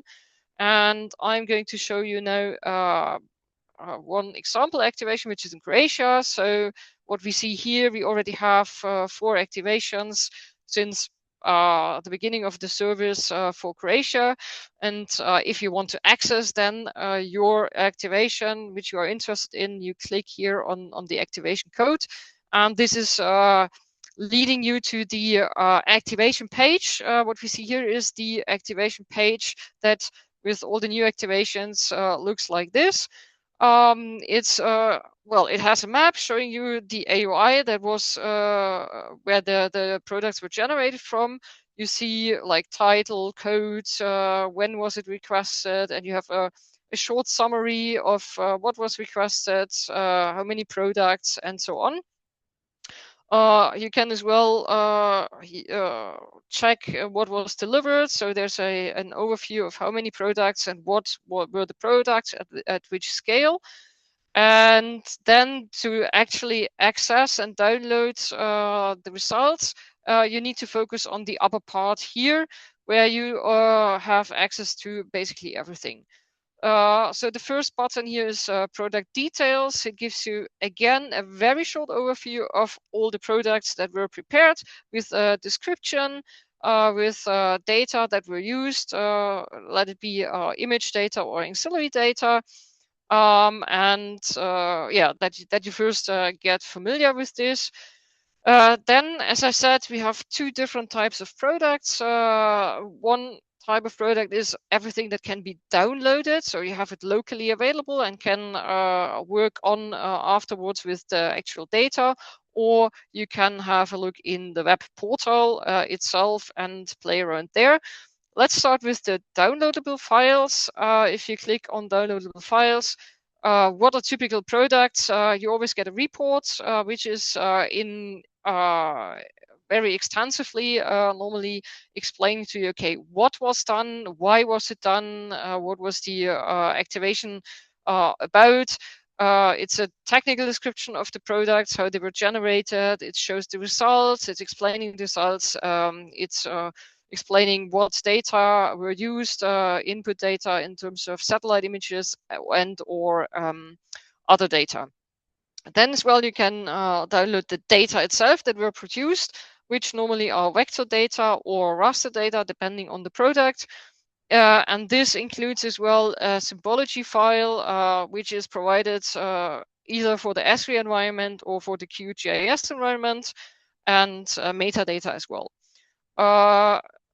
In cases, geospatial data and raster data, I mean, raster data are geospatial data as well, but they are, in order to keep download sizes a little bit not too big, sometimes separated. So geospatial data in this case means this is just the vector data, and the raster data are separate. Besides the data and the reports, you have as well maps. Most of the results are always shown in a map, which is a printable map. And we see here that in this activation, we had 7 products, and for 6 out of 7 products, a map was generated, and you can download here. It's a PDF map. It's a GeoPDF map. So what means GeoPDF? You can even in the PDF, switch on and switch off layers, and you have geographic coordinates as well in the map. The size is A1, so if you want to print it, it's kind of large. You need to have this in mind as well, but A1 is making it obviously much more readable. If you don't want to go that much online, we have as well the possibility to download or to get REST API access code per layer. What is this? This is to include the layers that are online here directly into your GIS or online platform that you have. So for everything that's online, you find this link, and you can use this to drag and drop, so to say, the data into your environment.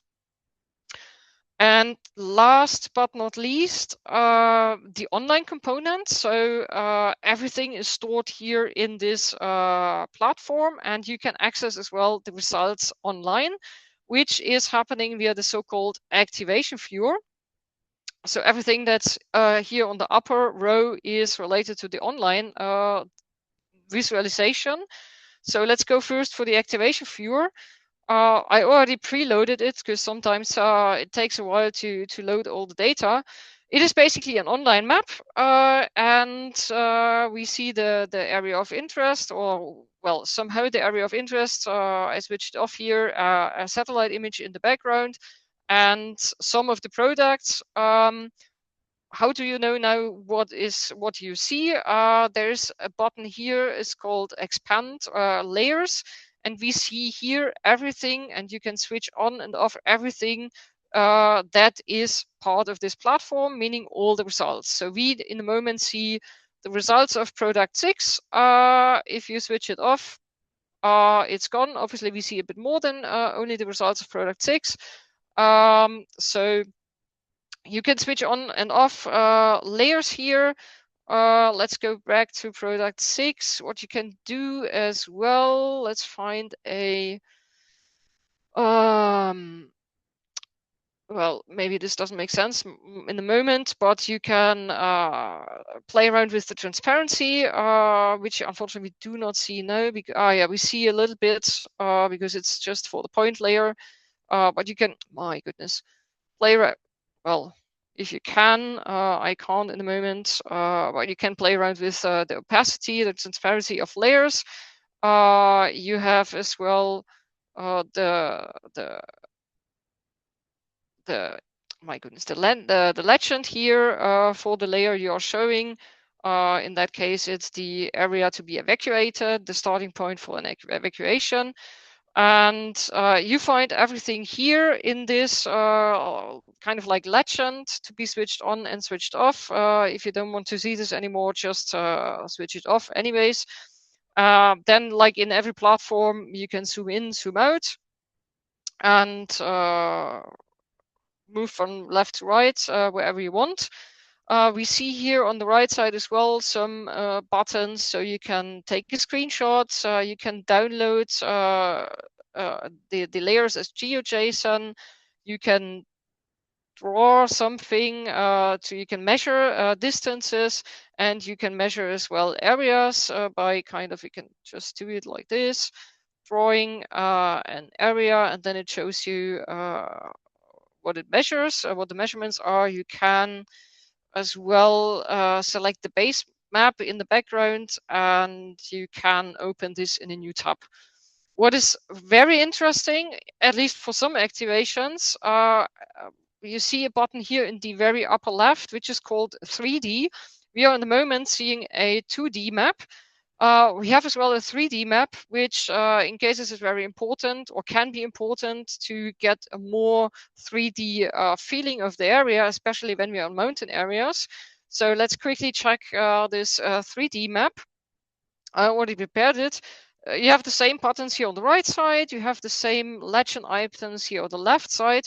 The two important buttons are these one here as well on the left side. So there's one called Activate Panning, so being in the panning mode. Panning means I can shift around from left to right, and I can zoom in and out. And then I can switch to the rotation mode. And let's do this quickly. And then if you go into the rotation, we see it here, then suddenly, let's zoom in a bit, we have this 3D view. And this is can be very helpful to get not only an idea of, okay, maybe this road is highly critical, but I see as well, okay, it is in the mountain areas and so on. So in case like in this example, it's very helpful to switch as well to the 3D mode for better or more clear visualization. So these are two maps. We have the 2D maps and the 3D map, and then we have something called the situational reporting, which is it opens in another tab, and this is a comprising shorter version of the report. So if you are not bothered with reading, I don't know, 60, 70 pages, but you want to get still a more detailed information on what was done, you can do this via the map, the story map here. And it's basically a web page where you just scroll down from bottom to the top, and you see here as well, you can go straight to certain products if you're only interested in certain products. And it normally starts with a short activation overview, what was the area of interest. And this story map contains, well, text, some images, but as well real maps. So we see this now. Now we are where the product one, the forest fire hazard assessment, is very shortly explained in terms of methodology, what was done, and then what are the results. And in this story map, again, you have a map integrated, but instead of seeing all the products that were produced for this activation, this map is made for product one. So you only see what was actually produced for product one. Still, you have the possibility to zoom in and out, to expand the map and so on. You have a small legend.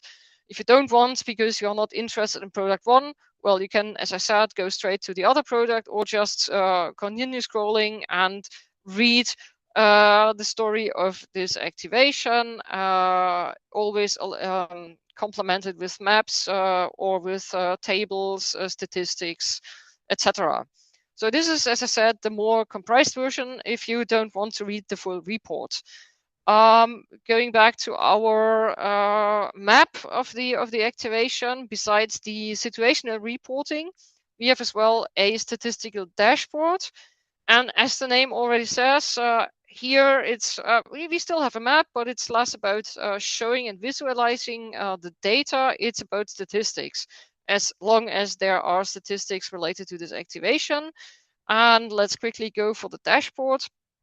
So as I said, we still have a map, and we see in this case here on the upper part of this web page where statistics are available. In this example, they were available for product 2, which was the exposure assessment, and product 3, which was road network accessibility. And when let's stay with the exposure to fire.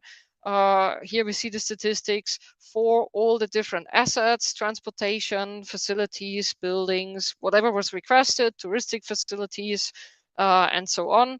And when we zoom in, so the statistics you see here are often related to what you see on the left side. So when you zoom in to a certain area, because you want to only see a village or a certain area inside the AOI, the statistics change for what you zoom in and out here. And these are the online deliverables, so to say. And in general, the deliverables, just a short recap. You can download deliverables like reports, maps, geodata, or via the activation viewer, you can have a look at it online, or you take the API code and implement the online layers here into your system. Now let's get back to the presentation. And with this, I'm actually at the end of the presentation. So I hope now you get a little bit of feeling of what is possible with the risk and recovery mapping service. I again strongly encourage you to check the website, check the search for activations in the country of your interest, the topic of your interest.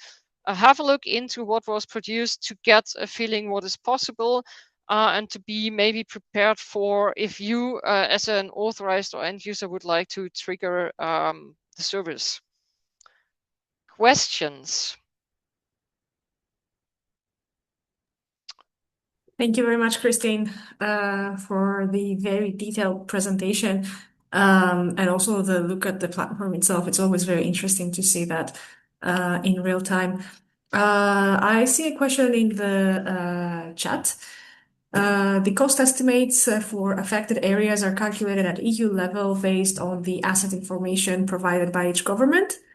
Or is it that the CEMS, RM service calculates an estimation based on LULC? Sorry, I'm not sure what that means or Land what that use and stands cover for. economic Right. data sets. Okay. Differently. For risk and recovery mapping, as I said, there's no specified methodology. And there are different service providers. And when a request is received by JRC and the Commission, they need to shape this request. They need to publish this request to the service providers, and the service providers need to prepare a proposal how they want to tackle this very specific request, which data they want to use or they plan to use and they propose to use, and what methodology they are going to use and to apply. And well, everyone can do this differently, and then this means when the proposal is going back to JRC is evaluating the proposal and with some criteria, and then they select one of the service providers, and then the activation or the products are produced based on the methodology this service provider was well proposing, basically. So for that reason, it always depends on the methodology a service provider is applying.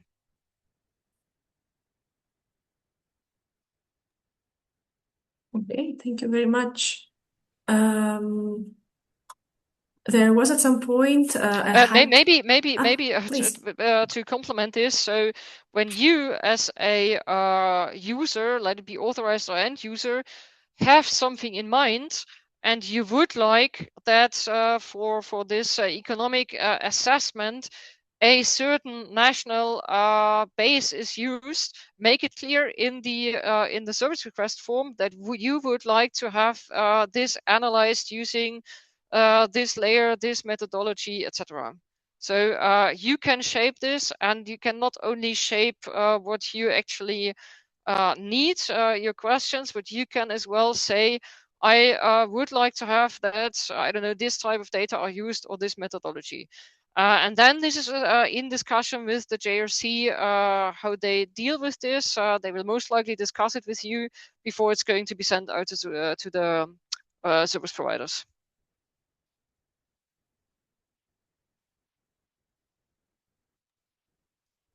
Over to you, Anita. Great, thank you very much for a very detailed answer. There was a hand that was raised at some point, so if you'd like to raise your hands again and ask the question, or you can put it in the chat. On the side of the Q&A, it seems that there are no open questions at the moment. But still, if anyone else would like to ask something about the RM, please, this is the time to do so. We'll also have, the Q&A session later, but this is also a very good chance.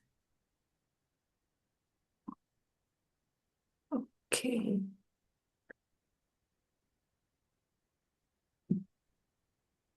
Thank you, Daniel. All right.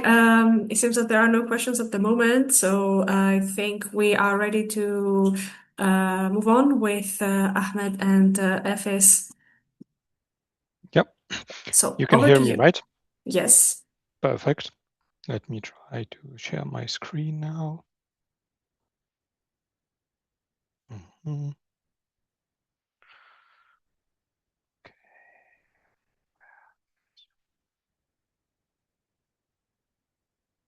Share window.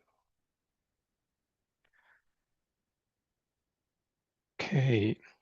Can you see my screen now? Yes. Perfect. All right. So, yeah. Good afternoon. My name is Ahmed Abu Zaid. My background is civil and environmental engineering. I work with IBG, and my expertise or my focus is all that has to do with Earth observation, geospatial analysis.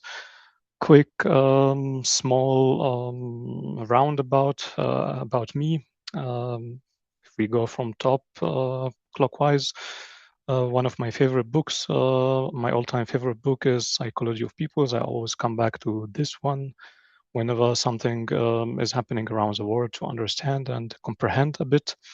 My favorite sport slash hobby game is chess. I also do photography, which is funny enough, almost similar to Earth observation, but just a different type of cameras above the planet. And my favorite series is Dark, which is a German sci-fi time travel complicated series. But I hope it's not as complicated as my presentation today. So let's answer first the obvious question, which is EFFIS. What does EFFIS stand for? This is the European Forest Fire Information System. And this is where you have to go, where you want to start analyzing, exploring preparedness after the event of fires. If I do a good job at this presentation, then at the end, I want you to know what EFFIS is. I want you also to recall different applications from EFFIS and also to explain or identify the ways that EFFIS supports and developing response plans and monitoring progress. So first, let's have a quick run around EFFIS. When did it start? What happened with it? So the European Forest Fire Information System started in 1998. This is the background, the early history behind it. This is when JRC, this is a joint research center of the European Commission, formed a fire research team and the forest fire experts group. And this is where they kicked off the development of what later became EFFIS.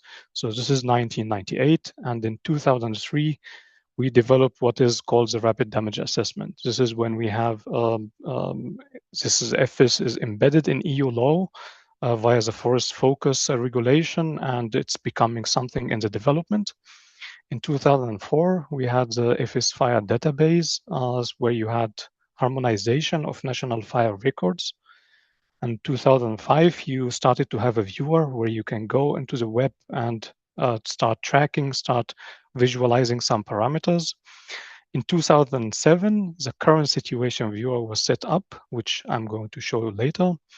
And in 2015, this is a little bit later, EFFIS became part of the Copernicus Emergency Management Service.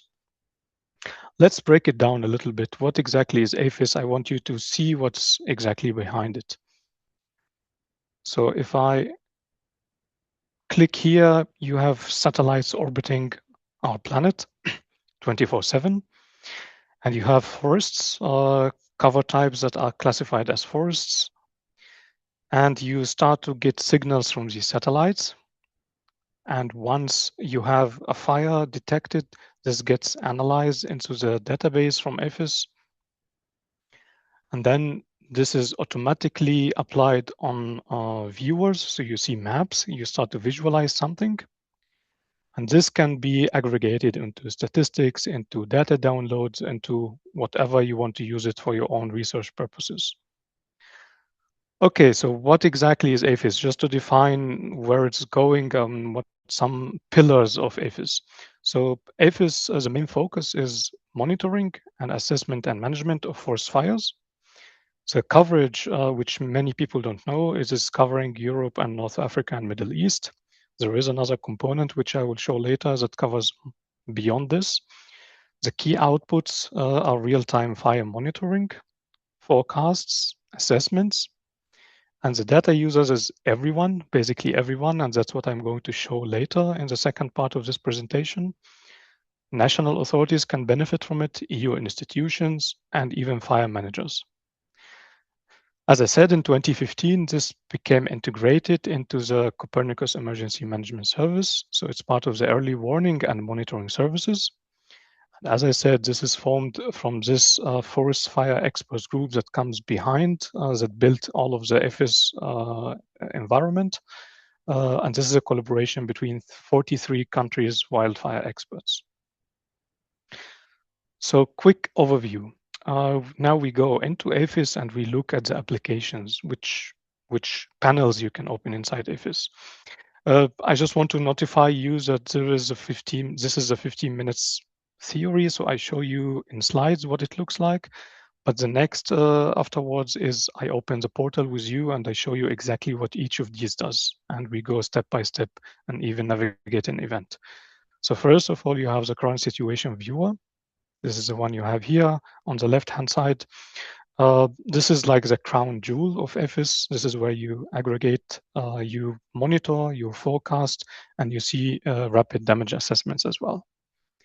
You have also the current statistics. You have the current situation viewer version 2, which I will go quickly over as well. You have the long-term forecast, which forecasts for you anomalies in temperature or precipitation. And you have the wildfire risk viewer, which is more on the municipalities level and region and zones level. What are the risks? Some data download, some layers that you can visualize also through this viewer. And at the end, of course, you have the data request. What if you want to get your own data? You want to do your own analysis. You want to aggregate all of this stuff to your own GIS environment, and you want to do reporting, analysis, whatever is it that you are looking to do. Okay, so what exactly does EFFIS does? How does it know? What does it rely on? So the data sources EFFIS leverages are mainly, or what it started with, the backbone of it was 2 satellites. These are MODIS and VERSE. So these are satellite sensors, different satellites. The MODIS one has a native resolution of 1 kilometer. The VERSE one has a native resolution of 375 meters. And these get revisits on the same spot anywhere on Earth 4 to 6 times per day. So you have very short temporal resolution. You get many revisits per day. And once a revisit has happened across a specific region, you can already visualize the data in half an hour to 3 hours after the overpass of the satellite. Okay, so is it only this? You also have national fire reports. So this is data collected from national forest fire programs from all the countries that contribute to EFFIS.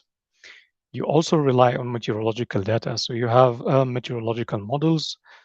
As I'm going to show, the Canadian Fire Weather Index. This is the main one that people look for to look for forecasts. And these forecasts can go up to 10 days in advance. You also can visualize fuel maps, which is like the physical starter or catalyst of the wildfires. And these are specialized fuel maps that classify all types of vegetation types and their degree of burnability or the potential to burn. Now I'm going to show quickly what these panels look like, but I'm going to also go into an event shortly after this. So this is a current situation viewer. You have just like any web map, GIS environment, cartography viewer on the web. You have map options, you have different panels on the left, you have the regular default mapping options here on the right. And for example, what I'm showing here in this screenshot is fire danger forecast. We are going to look at this as well. The idea is that this current situation viewer enables you to view and overlay your map data without an account, without doing a registration. You just go in, there is no login, there is no account creation. You just go in and start visualizing in your AOI. You can also look at the current fire season. This is across Europe and the Mediterranean. And the fire parameters, the hotspots and forecasts, these are forecasted up to 9 days. You have also the fire danger forecast panel, which is for different indices. What you see here and what I'm going to show later is this fire weather index, which is like the golden standard for fire weather forecast in anticipation of wildfires. And you also have some other views which we are going to visualize. So you can look at active fires, you can look at burnt areas and burnt area locators as well. The current situation viewer version 2, this is almost the same, but it's a little bit more polished. They promise the team GRC behind EFFIS, they promise more efficiency and more accessibility with the current situation viewer version 2. Also that it can be used more optimally for different platforms, especially mobile phones as well. It also visualizes the same daily hotspots and fire parameters, today's meteorological fire and danger maps, and the forecasts also go up to 6 days.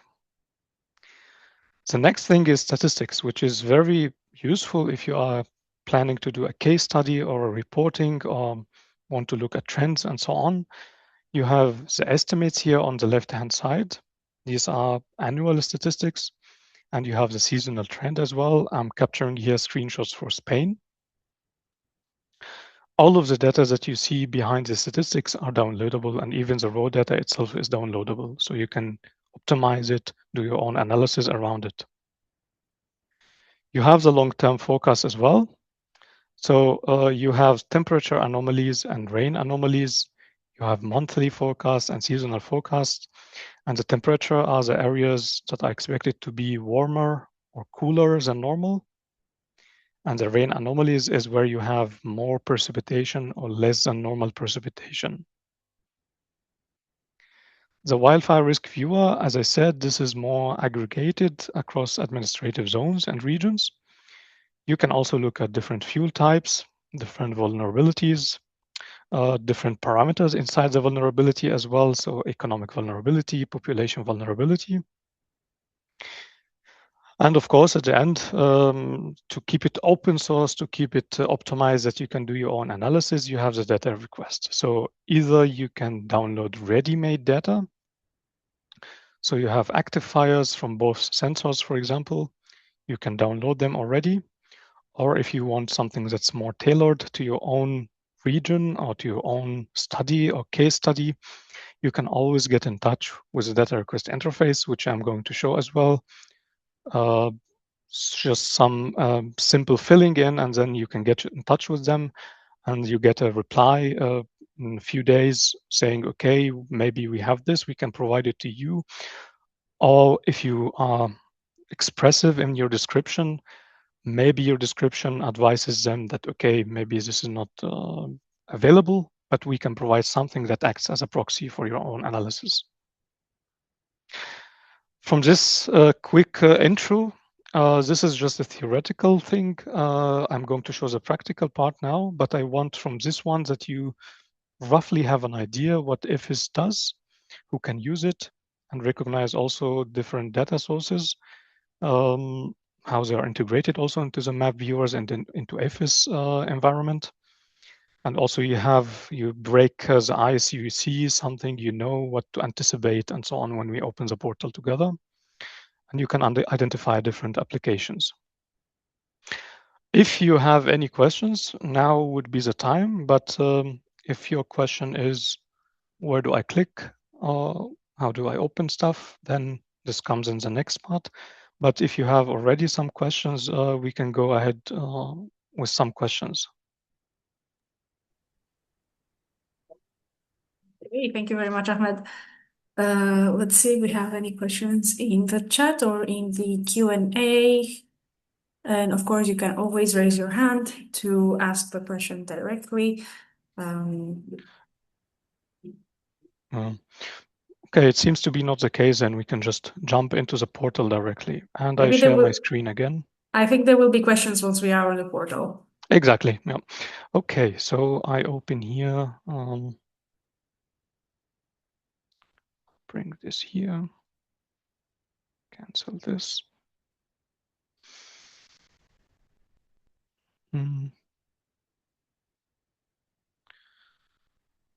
Window. Yeah.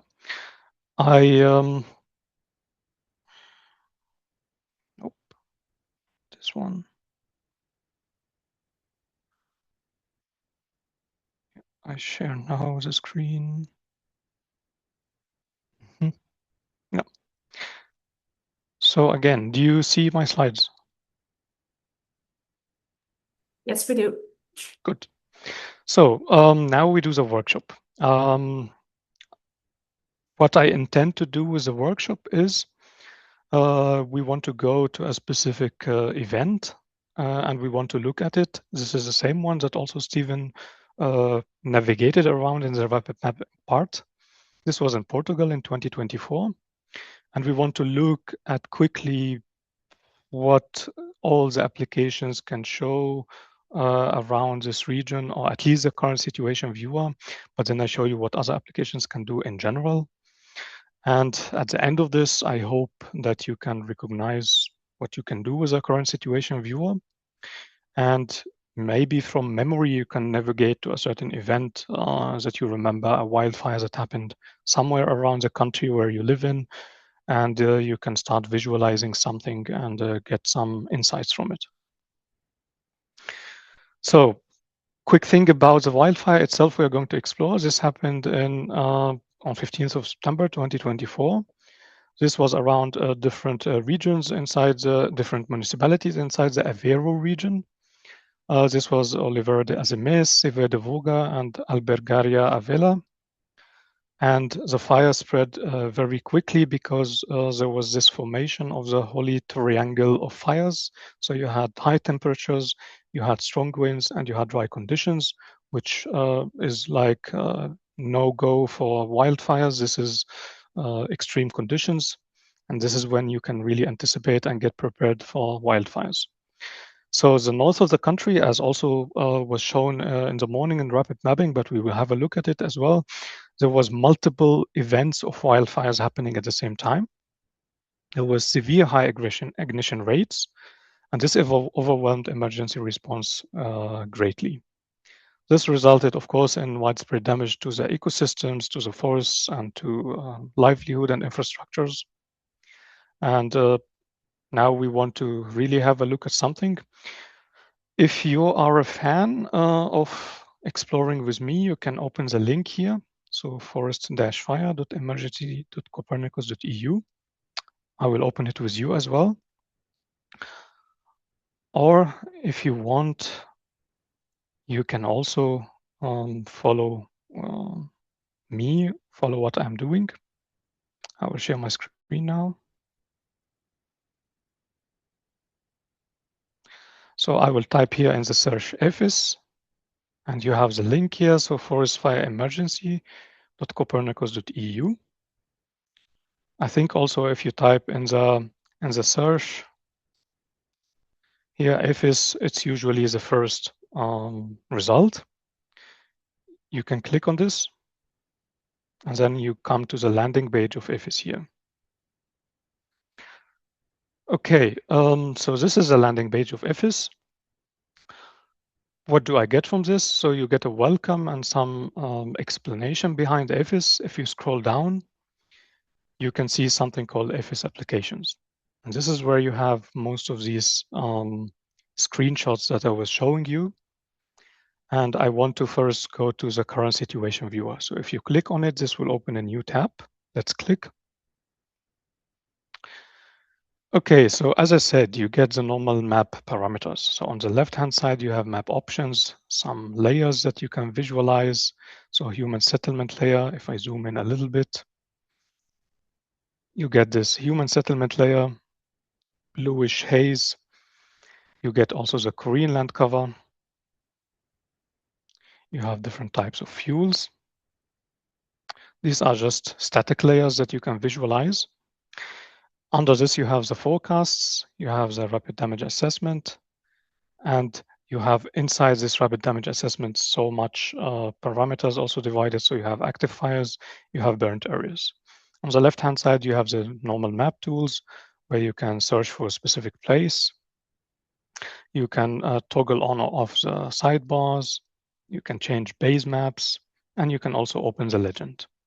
The legend is now empty because we see nothing. So let's try to actually visualize something.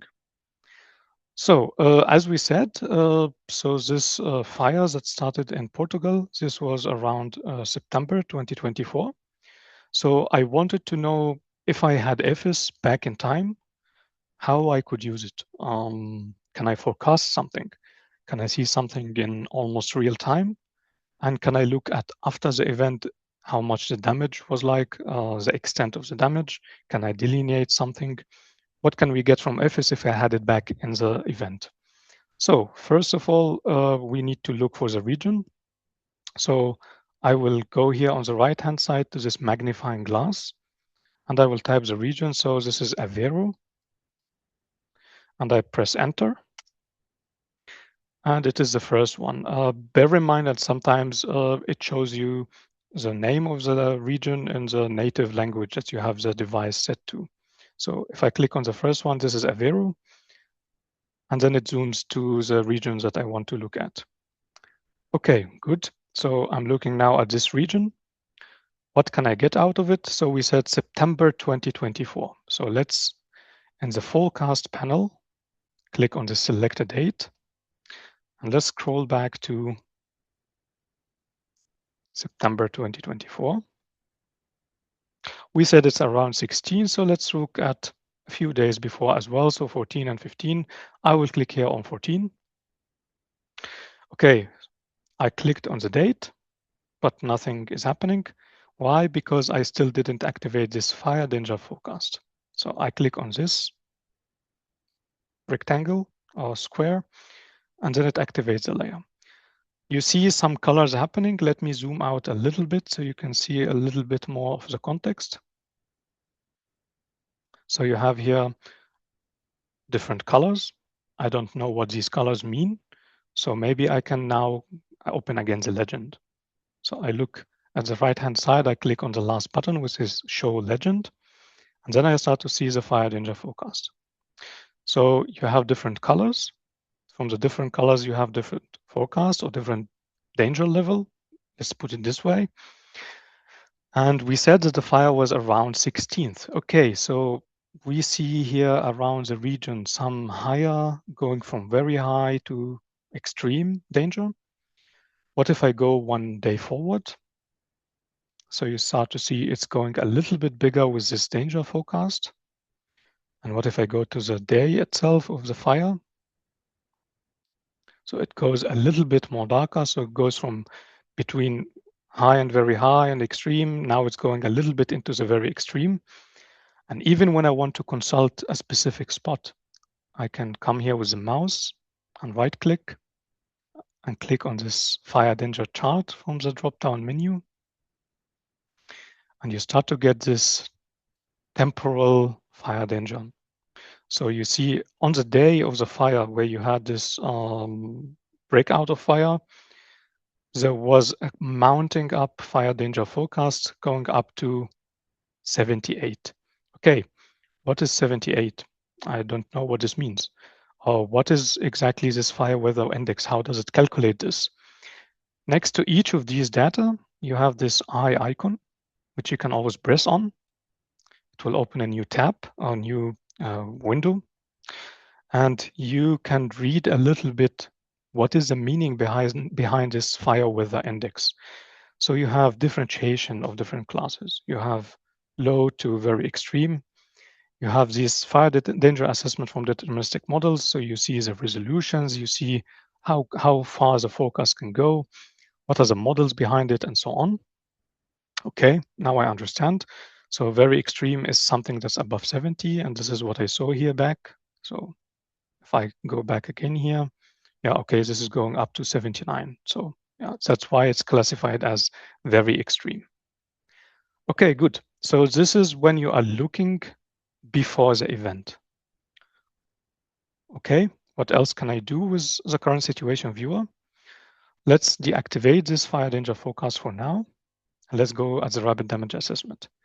Can I do something with EFFIS that's related to the current time? Can I look at what is the current situation while a fire is happening somewhere? Let's try to test this together. So I go to the rapid damage assessment part here on the left. I open this date button and I go back again in time to September 2024. We said that the fire started, the conditions were worsening from 14 to 15 to 16 when the fire started. But I will select the whole month of September and I will explain to you why I will do this. So I will click on the first day of September and the last day of September. Okay, I selected the date, but I still see nothing. Why? Because I didn't activate these buttons. So let me try to activate first Modus and I activate Verse as well. If you are following or if you are looking or seeing what I'm seeing, then let's zoom in a little bit to this Christmas tree-like region where you have a lot of these dots. Okay, we see a lot of dots. We don't know what this means. Again, always open the legend. And you start to look at different shapes. So as you see, Modus always is triangles. And the verse is other shapes. So if I deactivate verse, for example, you have Modus in the last 6 hours from a specific Modus Aqua. This is a specific satellite in the constellation. You have also last 7 days. You have in the last 30 days. And every shape and every color and every different visualization gives you a different indication. Okay, let me activate verse again. Okay, so what is this exactly picking? What is this exactly picking is the satellite crossed over this area and it detects via thermal bands that these regions are significantly more hot than the regions around them. Not yet detecting them as fires, only detecting them as hotspots. Okay? Good. What do I do with this? Since I don't know if it's fire or not, it's just hot. Good. If I want to know if it's really burning or not, there is an algorithm that is automatically detecting if this is an active fire happening or not in real time. How do I activate this? So you have burnt areas, this last panel. And if you look at the last selection, you have Modus and Verse NRT, which stands for near real time. Okay, let's try to click on this.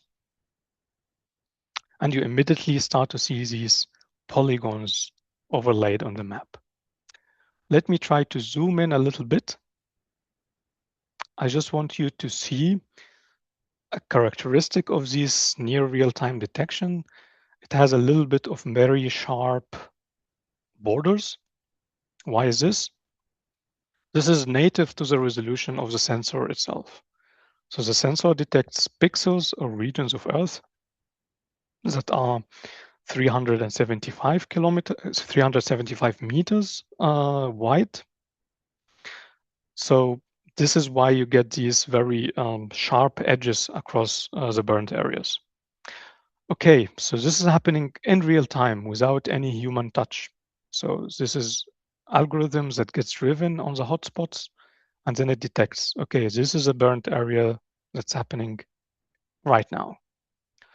Okay, so this is what you can do while the event is unfolding. What happens after the event has already passed? Can I do something?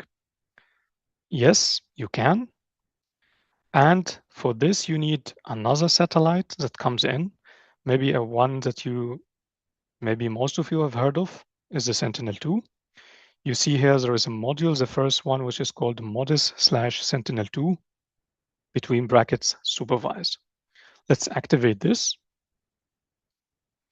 And then now you have this very distinct delineation.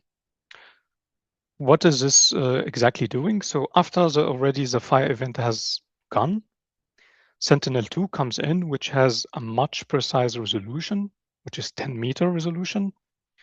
And from the optical images, you can delineate using standard indices and sometimes expert manipulation and interpretation they delineate exactly which areas have been burned.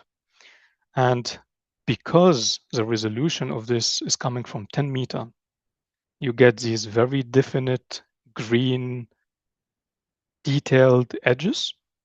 And because the one beneath it, this red one, comes from much coarser resolution, so 375, that's why you get this coarse edges across the burnt area.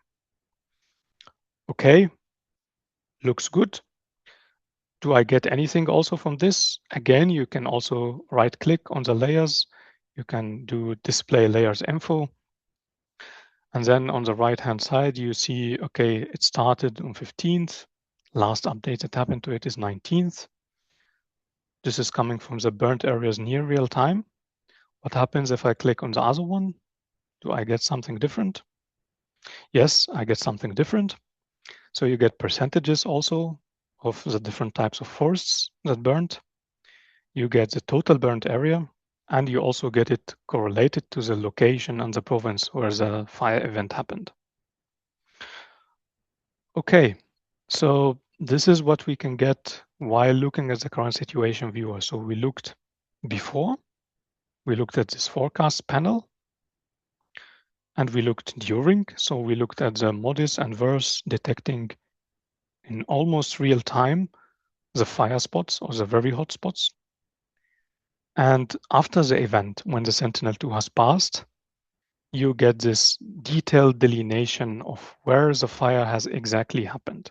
Where did it stop and where did it spread to? Okay, so this is around the current situation. This is the one that people always start with when they want to go into EFAS, they want to look at something to just get the feel of what happened during events. Okay, let's close this tab for the current situation. Let's go back to the landing page again of EFAS. You have the current statistics portal over here. Let's click on this one. It will open a new tab. And then you have two options to go left or right. You have the EFAS estimates. Let's click on this one, open. And then this starts opening for you different parameters. So percentage of the country area for the burnt areas. Okay, let's look at a specific country. Let's, for example, again, select Portugal. Okay, so we see from here annual statistics for Portugal. You get across every year, you get burnt areas in hectares. You get number of fires as well. So for example, 2017 was not a very nice year for the civil defense in Portugal. You scroll down and you start to see again the same statistics. And if on the left-hand side here, you click on seasonal trend, it will open the seasonal trend for Portugal. And this is where you start to get many other statistics that are trends happening inside Portugal. Still a little bit loading. Can try to refresh it as well.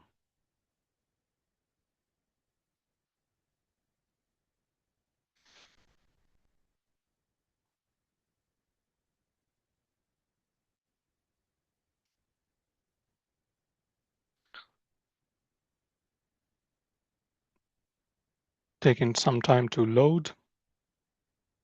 Okay, maybe I leave it a little bit to load. Maybe it takes some time. I go back to the landing page again, and I go to another panel until the statistics one has loaded. Let's look, for example, at the long-term fire weather forecast. So I click on this one, it opens in a new page.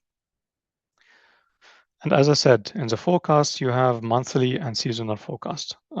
So you have temperature anomalies and you have rain anomalies. And to, again, put it simply, the temperature anomaly is the one where you have areas that are more hot than usual or more cold than usual at this time of the year.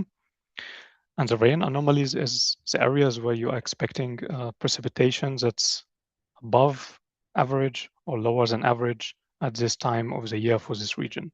Let's open one of them to quickly have a look. I click on it, and then it opens this. I can also click on zoom in. And if you see what I have here, so you see areas that are a little bit more shaded in red. And if I zoom out again, this is the temperature anomalies. So all the areas that are in red, this means that they are hotter than usual at this time of the year. Which time of the year? This time, so 8th to 14th of June. So this is the forecast for the next 2 weeks. Okay, I close this one. And you have, this is the one that shows a monthly forecast. I can click also on the seasonal forecast. And you get May 2026 up until November 2026. And for example, if I open this one, so you see, for example, almost the entire region of Europe and North Africa and some parts of Asia, they are already in November expected or forecasted to expect between 1 degree to 2 degrees of hotter than usual temperatures. Okay, I close this one. Statistics portal is still not very working. Okay, then I go back to the home page and I go to the wildfire risk viewer. Let's open this one, see what we can look at. So you have the wildfire risk. On the left-hand side, you have many panels to open. I can open the wildfire risk, and you can start toggling these layers. So again, if you don't know where this is coming from, then you have these eye icons next to the data. You can look at the aggregated wildfire risk index. So this is in percentages per cell where you have high risk of fire. If I deactivate this, I can also go to the admin. So this is per admin region inside Europe. So these are municipalities or counties inside Europe where they have higher risks. You can also do the same for the low risks. One of the nice layers I like to show is this basic layers, the fuel types. So you have here different differentiation of fuel types. And this is important for civil protection mechanisms because every different fuel type has a different mitigation protocol. When you have large tree trunks, this is removed with different equipment than when you have low grass, for example.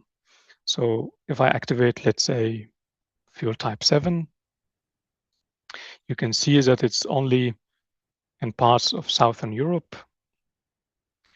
If I open, for example, hardwood leather, you see that it's a little bit more evenly distributed across Europe, not so much in the south here, but it's a little bit on the northern parts here of Italy, across Germany and France.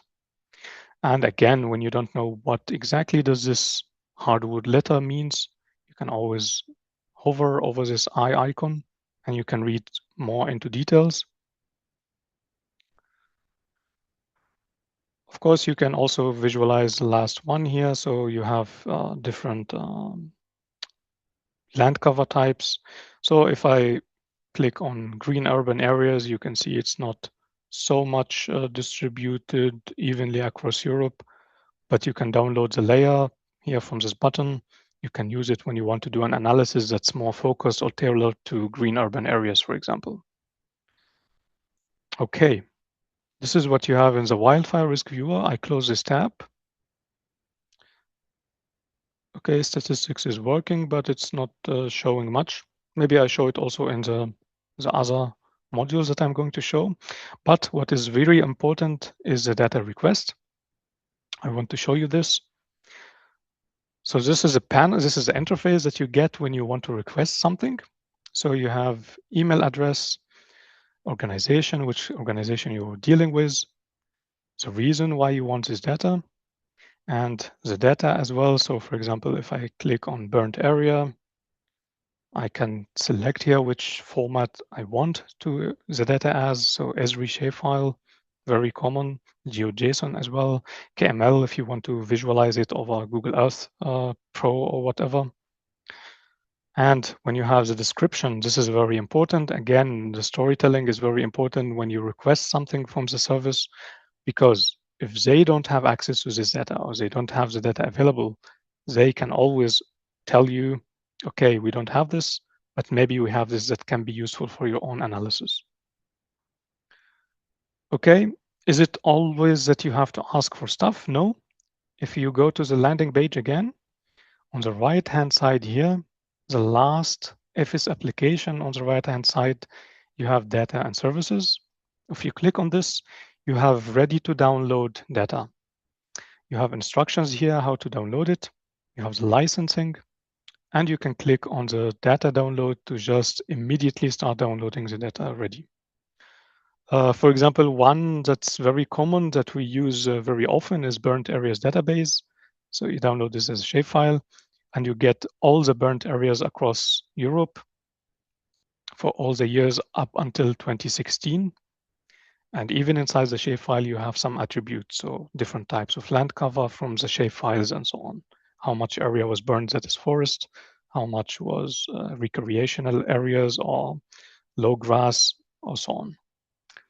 Okay.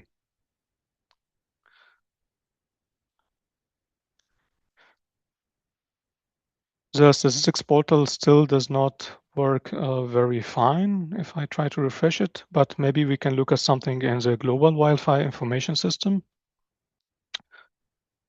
What I wanted to show you here is in the slides. I stop the screen share and I go to the PowerPoint again.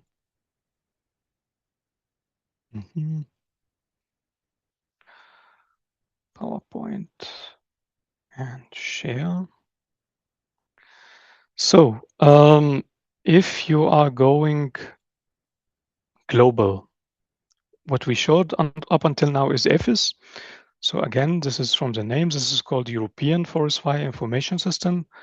If you are someone who is from outside the regions where EFFIS is covering, so Central Asia or the Americas, you can use the Global Wildfire Information System. Maybe this looks already familiar now. This is the applications that are included in Global Wildfire Information System. So the GWIS is also led by the European Commission. The partner agencies are GEO, so Group on Earth Observations, Copernicus, and NASA. And the applications look a little bit similar also to what you have in EFFIS. So you have situation viewer, country profile, which is a little bit of a novelty. It doesn't exist in EFFIS, but it exists in GWIS. But again, it has also the forecast. It has the data and services to download. And what I'm showing here in this slide is almost identical to the current situation viewer we were just looking at in EFFIS, but this is from GWIS. And I'm visualizing the events that happened less than 1 month ago, 2 weeks, 3 weeks ago in Santa Rosa Island in California. So I went in and I visualized it from 14th of May till 21st of May. You can look at the rapid damage assessment. You can get MODIS and VERSE. You get also the near real-time delineation of active fires. And it's almost functioning exactly the same with fewer differences like the fire emissions and so on that are in the GWIS that are not in the EFFIS part. This is what I wanted to show in the statistics portal. You get country overviews. For example, I'm showing here India just as an example. You get average burnt areas. You can download different types of parameters, emissions, different emissions from a specific country, and even sometimes in many of these countries, it's aggregated to specific regions inside the country, so municipalities and administrative zones. Now, I hope that I have given you some insights about how to navigate to a specific area. If you remember from memory a specific fire event, you can go there, start visualizing the forecast, the real-time delineation, and the damage assessment after the event. You can also go to see the damage extents in these events. Also, I hope I give you a little bit of an icebreaker how to download and manage data so that you can get it for your own specific needs. If you want to do an analysis or a case study at a specific region or country level, you can download it or you can request the data. And also how you can get statistics for different reporting and so on in different countries on the EU scale. Now I leave the floor for questions. If you want to ask some questions, I think now is the time. I stop my screen share. And if you have any questions, I'm ready to answer.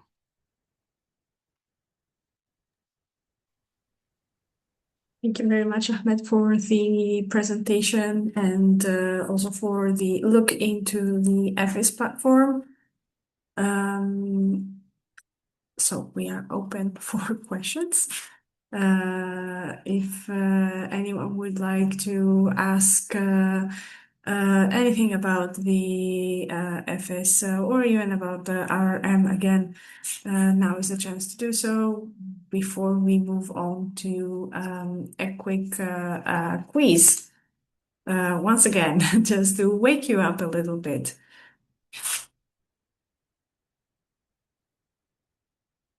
So we have as well the fire season that's approaching.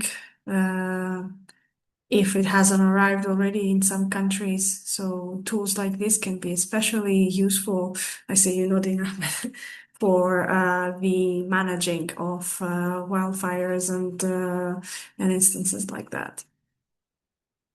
There's something I didn't emphasize. After a rapid mapping activation, we always send out to the users a mail that indicates that they can go on and now think about activating risk and recovery mapping. I don't think I mentioned that enough. Just to comment. So there's a continuity of service from all the way from early warning through to the actual crisis and both sides of the crisis with risk and recovery mapping.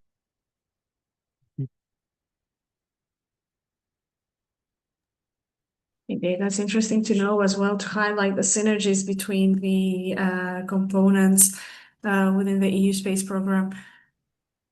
Okay, I don't see any questions in the Q&A. I hope this means that I did a good job and not that people are exhausted. Well, it has been a long day, but I'm certain that's not it. Okay, perhaps we can move on to the quiz so we can get our energy up a little bit. And from then on, let's see what the quiz results tell us. As a reminder, in case you were not there for the morning session, the quiz is entirely anonymous and it's not a strict evaluation tool, let's say. So we won't know we won't know who answered what. It's more so for us to see how well you've understood what has just been presented to you. And of course, if there are any questions or confusion, we have the experts here that can provide a bit more clarification on the answers on the quiz. So I'll let you. Let me very quickly actually share my screen for the QR code. And then we can hand over back to front slide. There we go. So this is the QR code that you can use for to join the quiz. It should still be working. Yes. And then if you need it, I will also add right here in the chat the link for you to join through the link if you prefer that. So you can join from here.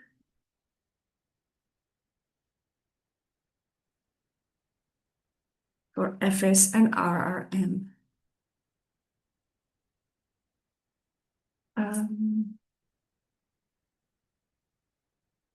I will also share with you the passcode that you can use to access the quiz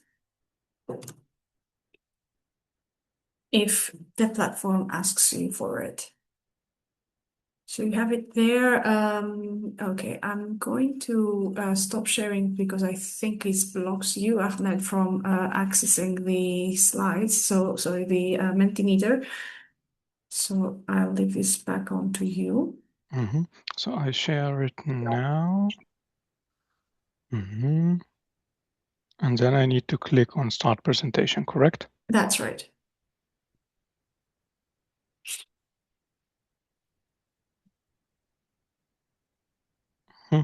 You have also here's a QR code if you want to. I was there again. Great. Let's wait a bit longer for people to join. Yeah. And then we can begin.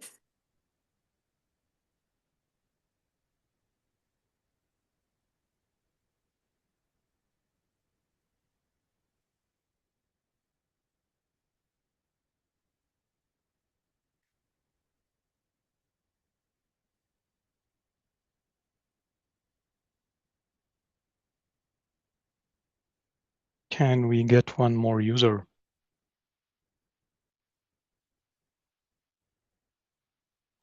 I'm sure we can. Fingers crossed. Let's see.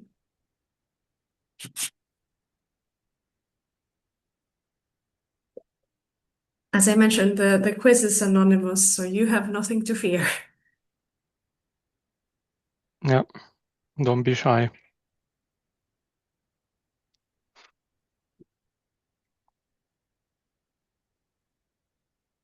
Okay, then I think we can just go ahead. I think so too. Okay, yeah, so the first question directly, which is of the following are main applications of the CEMS European Forest Fire Information Systems, so CEMS EFFIS. Is it fire forecasting, flood mapping, and live fire monitoring, or current situation viewer, current statistics, and fire news, or fire danger forecast, urban planning, and air quality monitoring?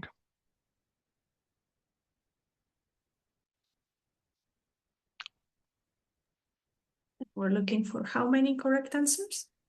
One. Just one correct answer for this question.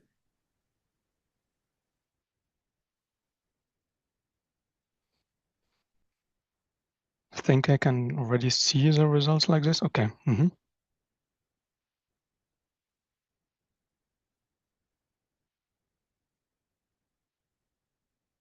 9. Can we get the last answer?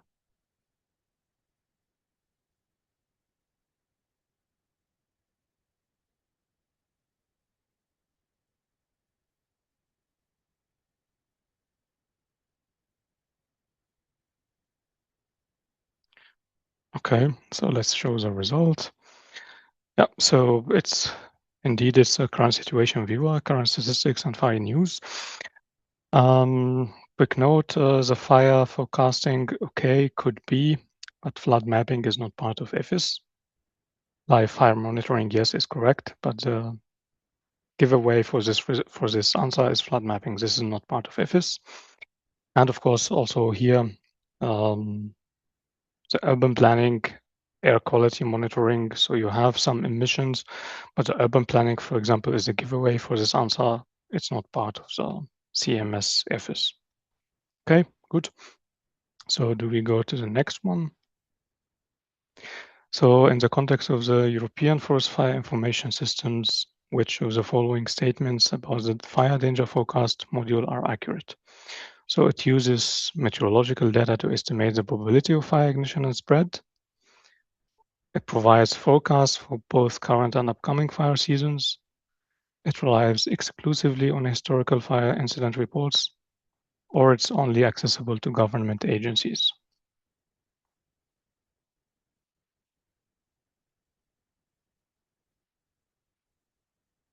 we can visualize already the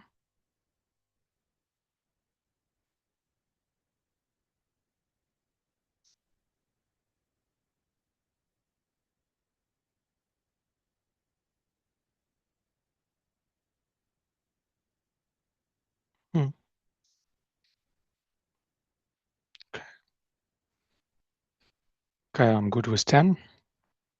So yes, indeed, this is on point. It's meteorological data to estimate the fire ignition spread, and also you look at the current and forecast for the upcoming fire seasons, whether it's short-term or long-term as well. Okay, next one. This goes back to the RRM presentation. So which phase of the disaster risk cycle is covered with the CEMS RRM service? Is it preparedness, or recovery, or emergency response?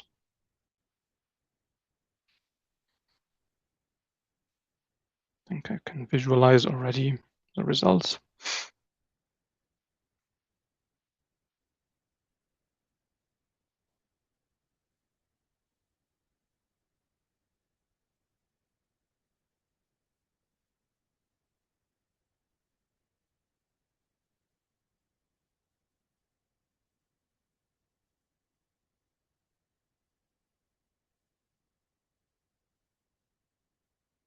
Two more answers, maybe.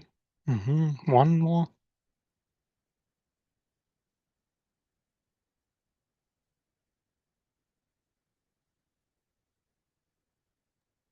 One more answer.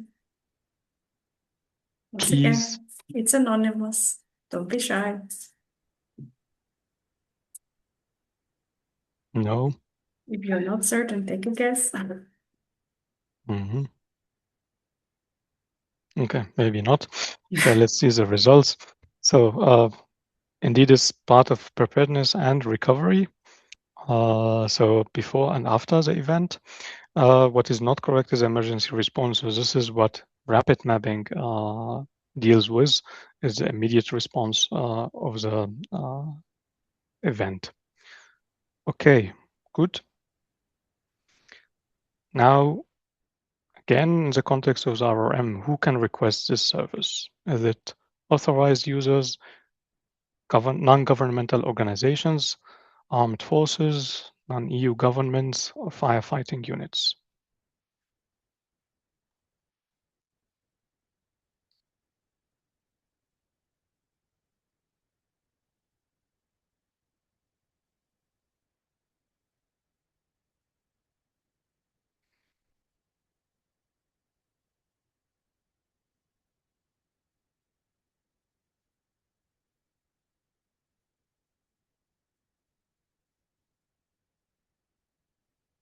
Two more answers, please.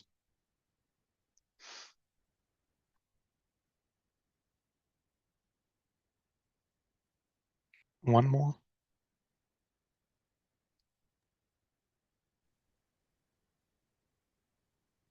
Okay. Let's show the answer. So indeed, it's only authorized users. So anyone who wants to activate the service needs to go through their authorized user or get in touch with one of the authorized users through the EU Commission or the different entities under the EU umbrella. Okay. So which activation results and deliverables are available in the Copernicus Emergency Management Service web portal? So the activations that we looked at, which activation results are expected to be available? Field photos, maps, reports and statistics, and satellite imagery.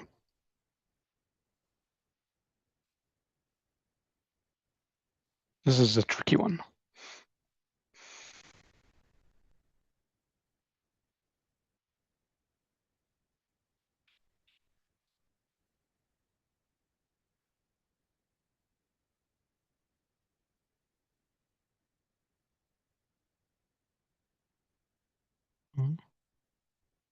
Okay, 10, 11, nice.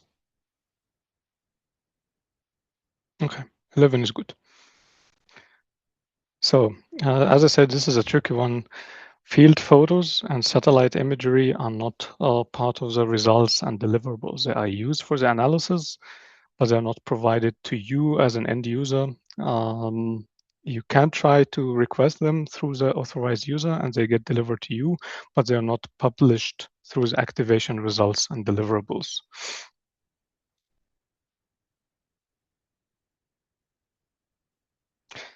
All right, that was it. I can stop my screen sharing. And I think over back to you, Anita. Yep, thank you very much. Thank you as well to the participants for their participation to the quiz. I understand that it has been a long day and the energy levels are a little low, but thank you very much for taking part in this. And it seems in general that the EFFIS and RM services were well understood. So I'm not going to keep you for very much longer. I'm just going to share my screen again for the last parts of this webinar. And as I mentioned earlier and in the introduction, we have some more time right now for a quick Q&A session. And this is a very good opportunity to ask all your questions to the Sunshine experts who are here today and go over not go over, but like get some clarifications for the components that were presented. Maybe you have some questions after the quiz, something that wasn't clear, or something about the platforms that were shown that you would like to clarify. This is the moment to do so. And once again, you can either raise your hand directly and ask your question, or you can type it in the chat or Q&A box that you will be able to see on the interface. Here's a question. Are there any new tools being worked on or being refined? Is there anything in the works? I suppose it's a question for all of the experts who are here today. Yeah, I wanted to know if this is to everyone or specifically to EFFIS or to RRM. Could you, Yvonne, could you please clarify to all of us? Okay. Stephen, do you want to give an insight if there is something that we are working on? New tools? In RRM, well, in the background, we're working on improving hydrological modeling, that's for sure. Other than that, automating certain aspects of production so we can go faster, better, etc. I don't know what to say other than that, but it's quite a different level than the discussion we've had. So I don't know. Do you have anything to add, Ahmed? Yeah, maybe I can quickly again share my screen very quickly. Could I do this, Anita, please? You should be able to do that now. Okay. So for everyone, for example, I can go to the current situation viewer here. You see my screen, you see the EFFIS portal. Okay, good. So many of the panels here on the left also get a little bit refined and updated. So for example, Sentinel-3 was not really added only until recently. It was added in EFFIS. It was already part of GWIS earlier than EFFIS, but this shows just that different parameters and different refinements is added along the way. Also this lightning forecast. And some people ask this question a lot. Why do you add lightning forecast? Because, okay, for example, in the Mediterranean regions, they are not really used to so much storms happening during the fire season. But for example, lightning forecast has been the number one cause of wildfires in the United States. So yeah, you get wildfires that actually get not everything is starting from arson, so human reasons, and not everything starts from just a triangle of conditions of wildfires. Sometimes it happens also from lightning. So when you have this lightning forecast, for example, what you can see here, if I zoom in a little bit, I activated it, and you have forecast for 4th of June. So these are regions which have different parameters. So extreme lightning, nothing is happening in this department, but you have moderate to low to very low lightning happening here around the regions of Bulgaria. This is very recent. This is really very updated. Also, I know that somewhere here on EFFIS, they have planned something. I don't remember exactly where it was. So they have a dedicated part where they say what is also in the preparation. I don't remember exactly where it was on the portal, because this is getting refined. It didn't look like this a few weeks ago, so they moved things around, and there were some other applications that don't exist anymore as well. So yes, always there is something happening. As I said, Sentinel-3 was just added for more coverage, more temporal resolution, so that you can get more out of the viewer. Yeah, I hope this gives you a little bit of an answer or insight about it. I don't know. I know in rapid mapping, there are ongoing discussions with the service provider to provide using thermal data to provide rough ideas of what fairly rough ideas of where a burnt area is, and at the same using statistics and looking at the thermal hotspots, and also using models to look into fire forecasts, where it might go, depending on, of course, wind and lots of other things. So, and I know that's occurring in rapid mapping. I wouldn't be very surprised to see if that's I don't know whether it's occurring in EFFIS, but I wouldn't be surprised if you might see in the coming months, years, evolutions in that aspect, on those aspects. So we'll see where that goes. But I know in rapid mapping we're already using it. So EFFIS could come up with that too.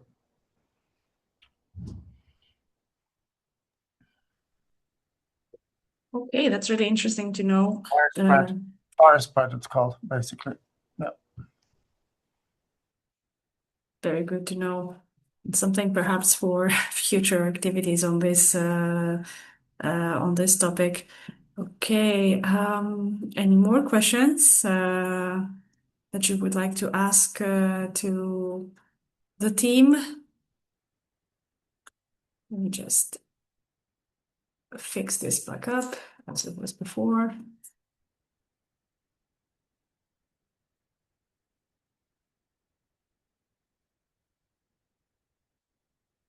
Okay, I don't really see anything in the chat. I don't see any hands raised or any other questions put in the Q&A. So I guess I can move on with the conclusion of the webinar and by going over a little bit of what comes next. We've talked about this as well in the morning session, but if you are interested in the Sunshine Project and are curious to learn about the upcoming training opportunities, the immediate next one is the seminar that takes place between the 23rd and 26th of June in Croatia. You can register through the link in the QR code. And as I've mentioned before, the materials will be made available to you, so you will get the QR code, and you can do this at the end of the webinar later on. We would be very happy to see you and welcome you in Croatia for this final seminar, and we look forward to also welcoming you to the third webinar in September. Then, of course, tied very closely to the seminar, we have the upcoming, the final simulation exercise, the second and final one on the 6th and 7th of October. As I mentioned before, to participate in the exercises, you need to have completed one of the seminars in the Sunshine Project. Now, oh, sorry. Yeah, there we go. If you would like to watch the webinar again, revisit one of the sessions and touch up on your knowledge on EFFIS, EFAS, RM, and RRM, you will be happy to know that the recording of the webinar, as well as the slides, the full recording and full slides, so morning and afternoon together, will be available on the Sunshine page of the Union Civil Protection Knowledge Network platform. So very soon after this webinar concludes, there'll be a dedicated space under the Sunshine Project on the UCBKN where you'll be able to find the materials that were presented today and revisit them and consult them again if you would like. Also on the UCBKN website and the Sunshine page, you will find more resources about the Sunshine Project, information about past and future activities, such as the past seminars, the past webinars, where you can also revisit the content there. And also stay and keep yourself updated for the upcoming news and activities of the Sunshine Project.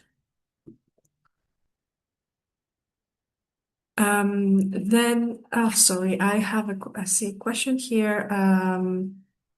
Is it possible to have participation certificate to this webinar?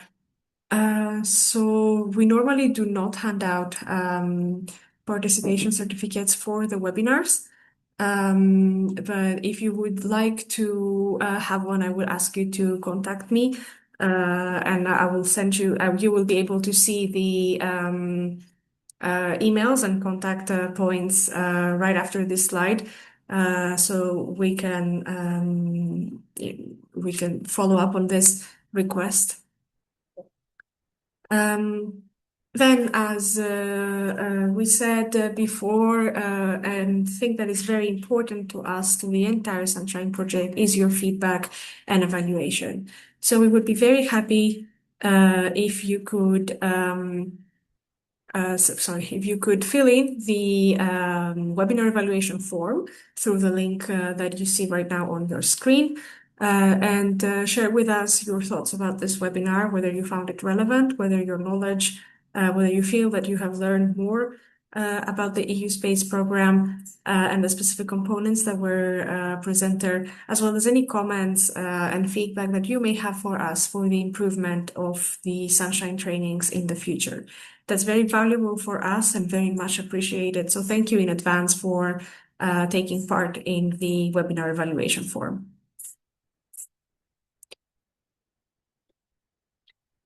Lastly, of course, the contacts. We're there for you. We're at your disposal if you would like to reach out to us for any further questions and additional information on the Sunshine project, as well as the Sunshine training activities. For anything related to the Sunshine trainings, you can contact me at the address that you see right there, as well as the secondary address right next to it, the Sunshine address. And I will get back to you as soon as possible. Then, for anything related to the Sunshine exercises, you can reach out to Simon at the addresses that you see right there. And last but not least, for any general question about the Sunshine Project and its activities, you can always reach out to the addresses there. So good rule of thumb to always include the Sunshine address right there.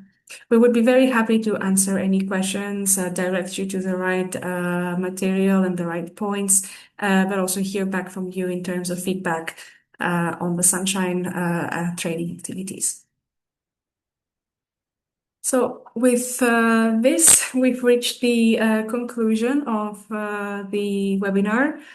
I would like to thank the presenters as well, the panelists, the Sunshine experts for their presentations today on the EU Space Program.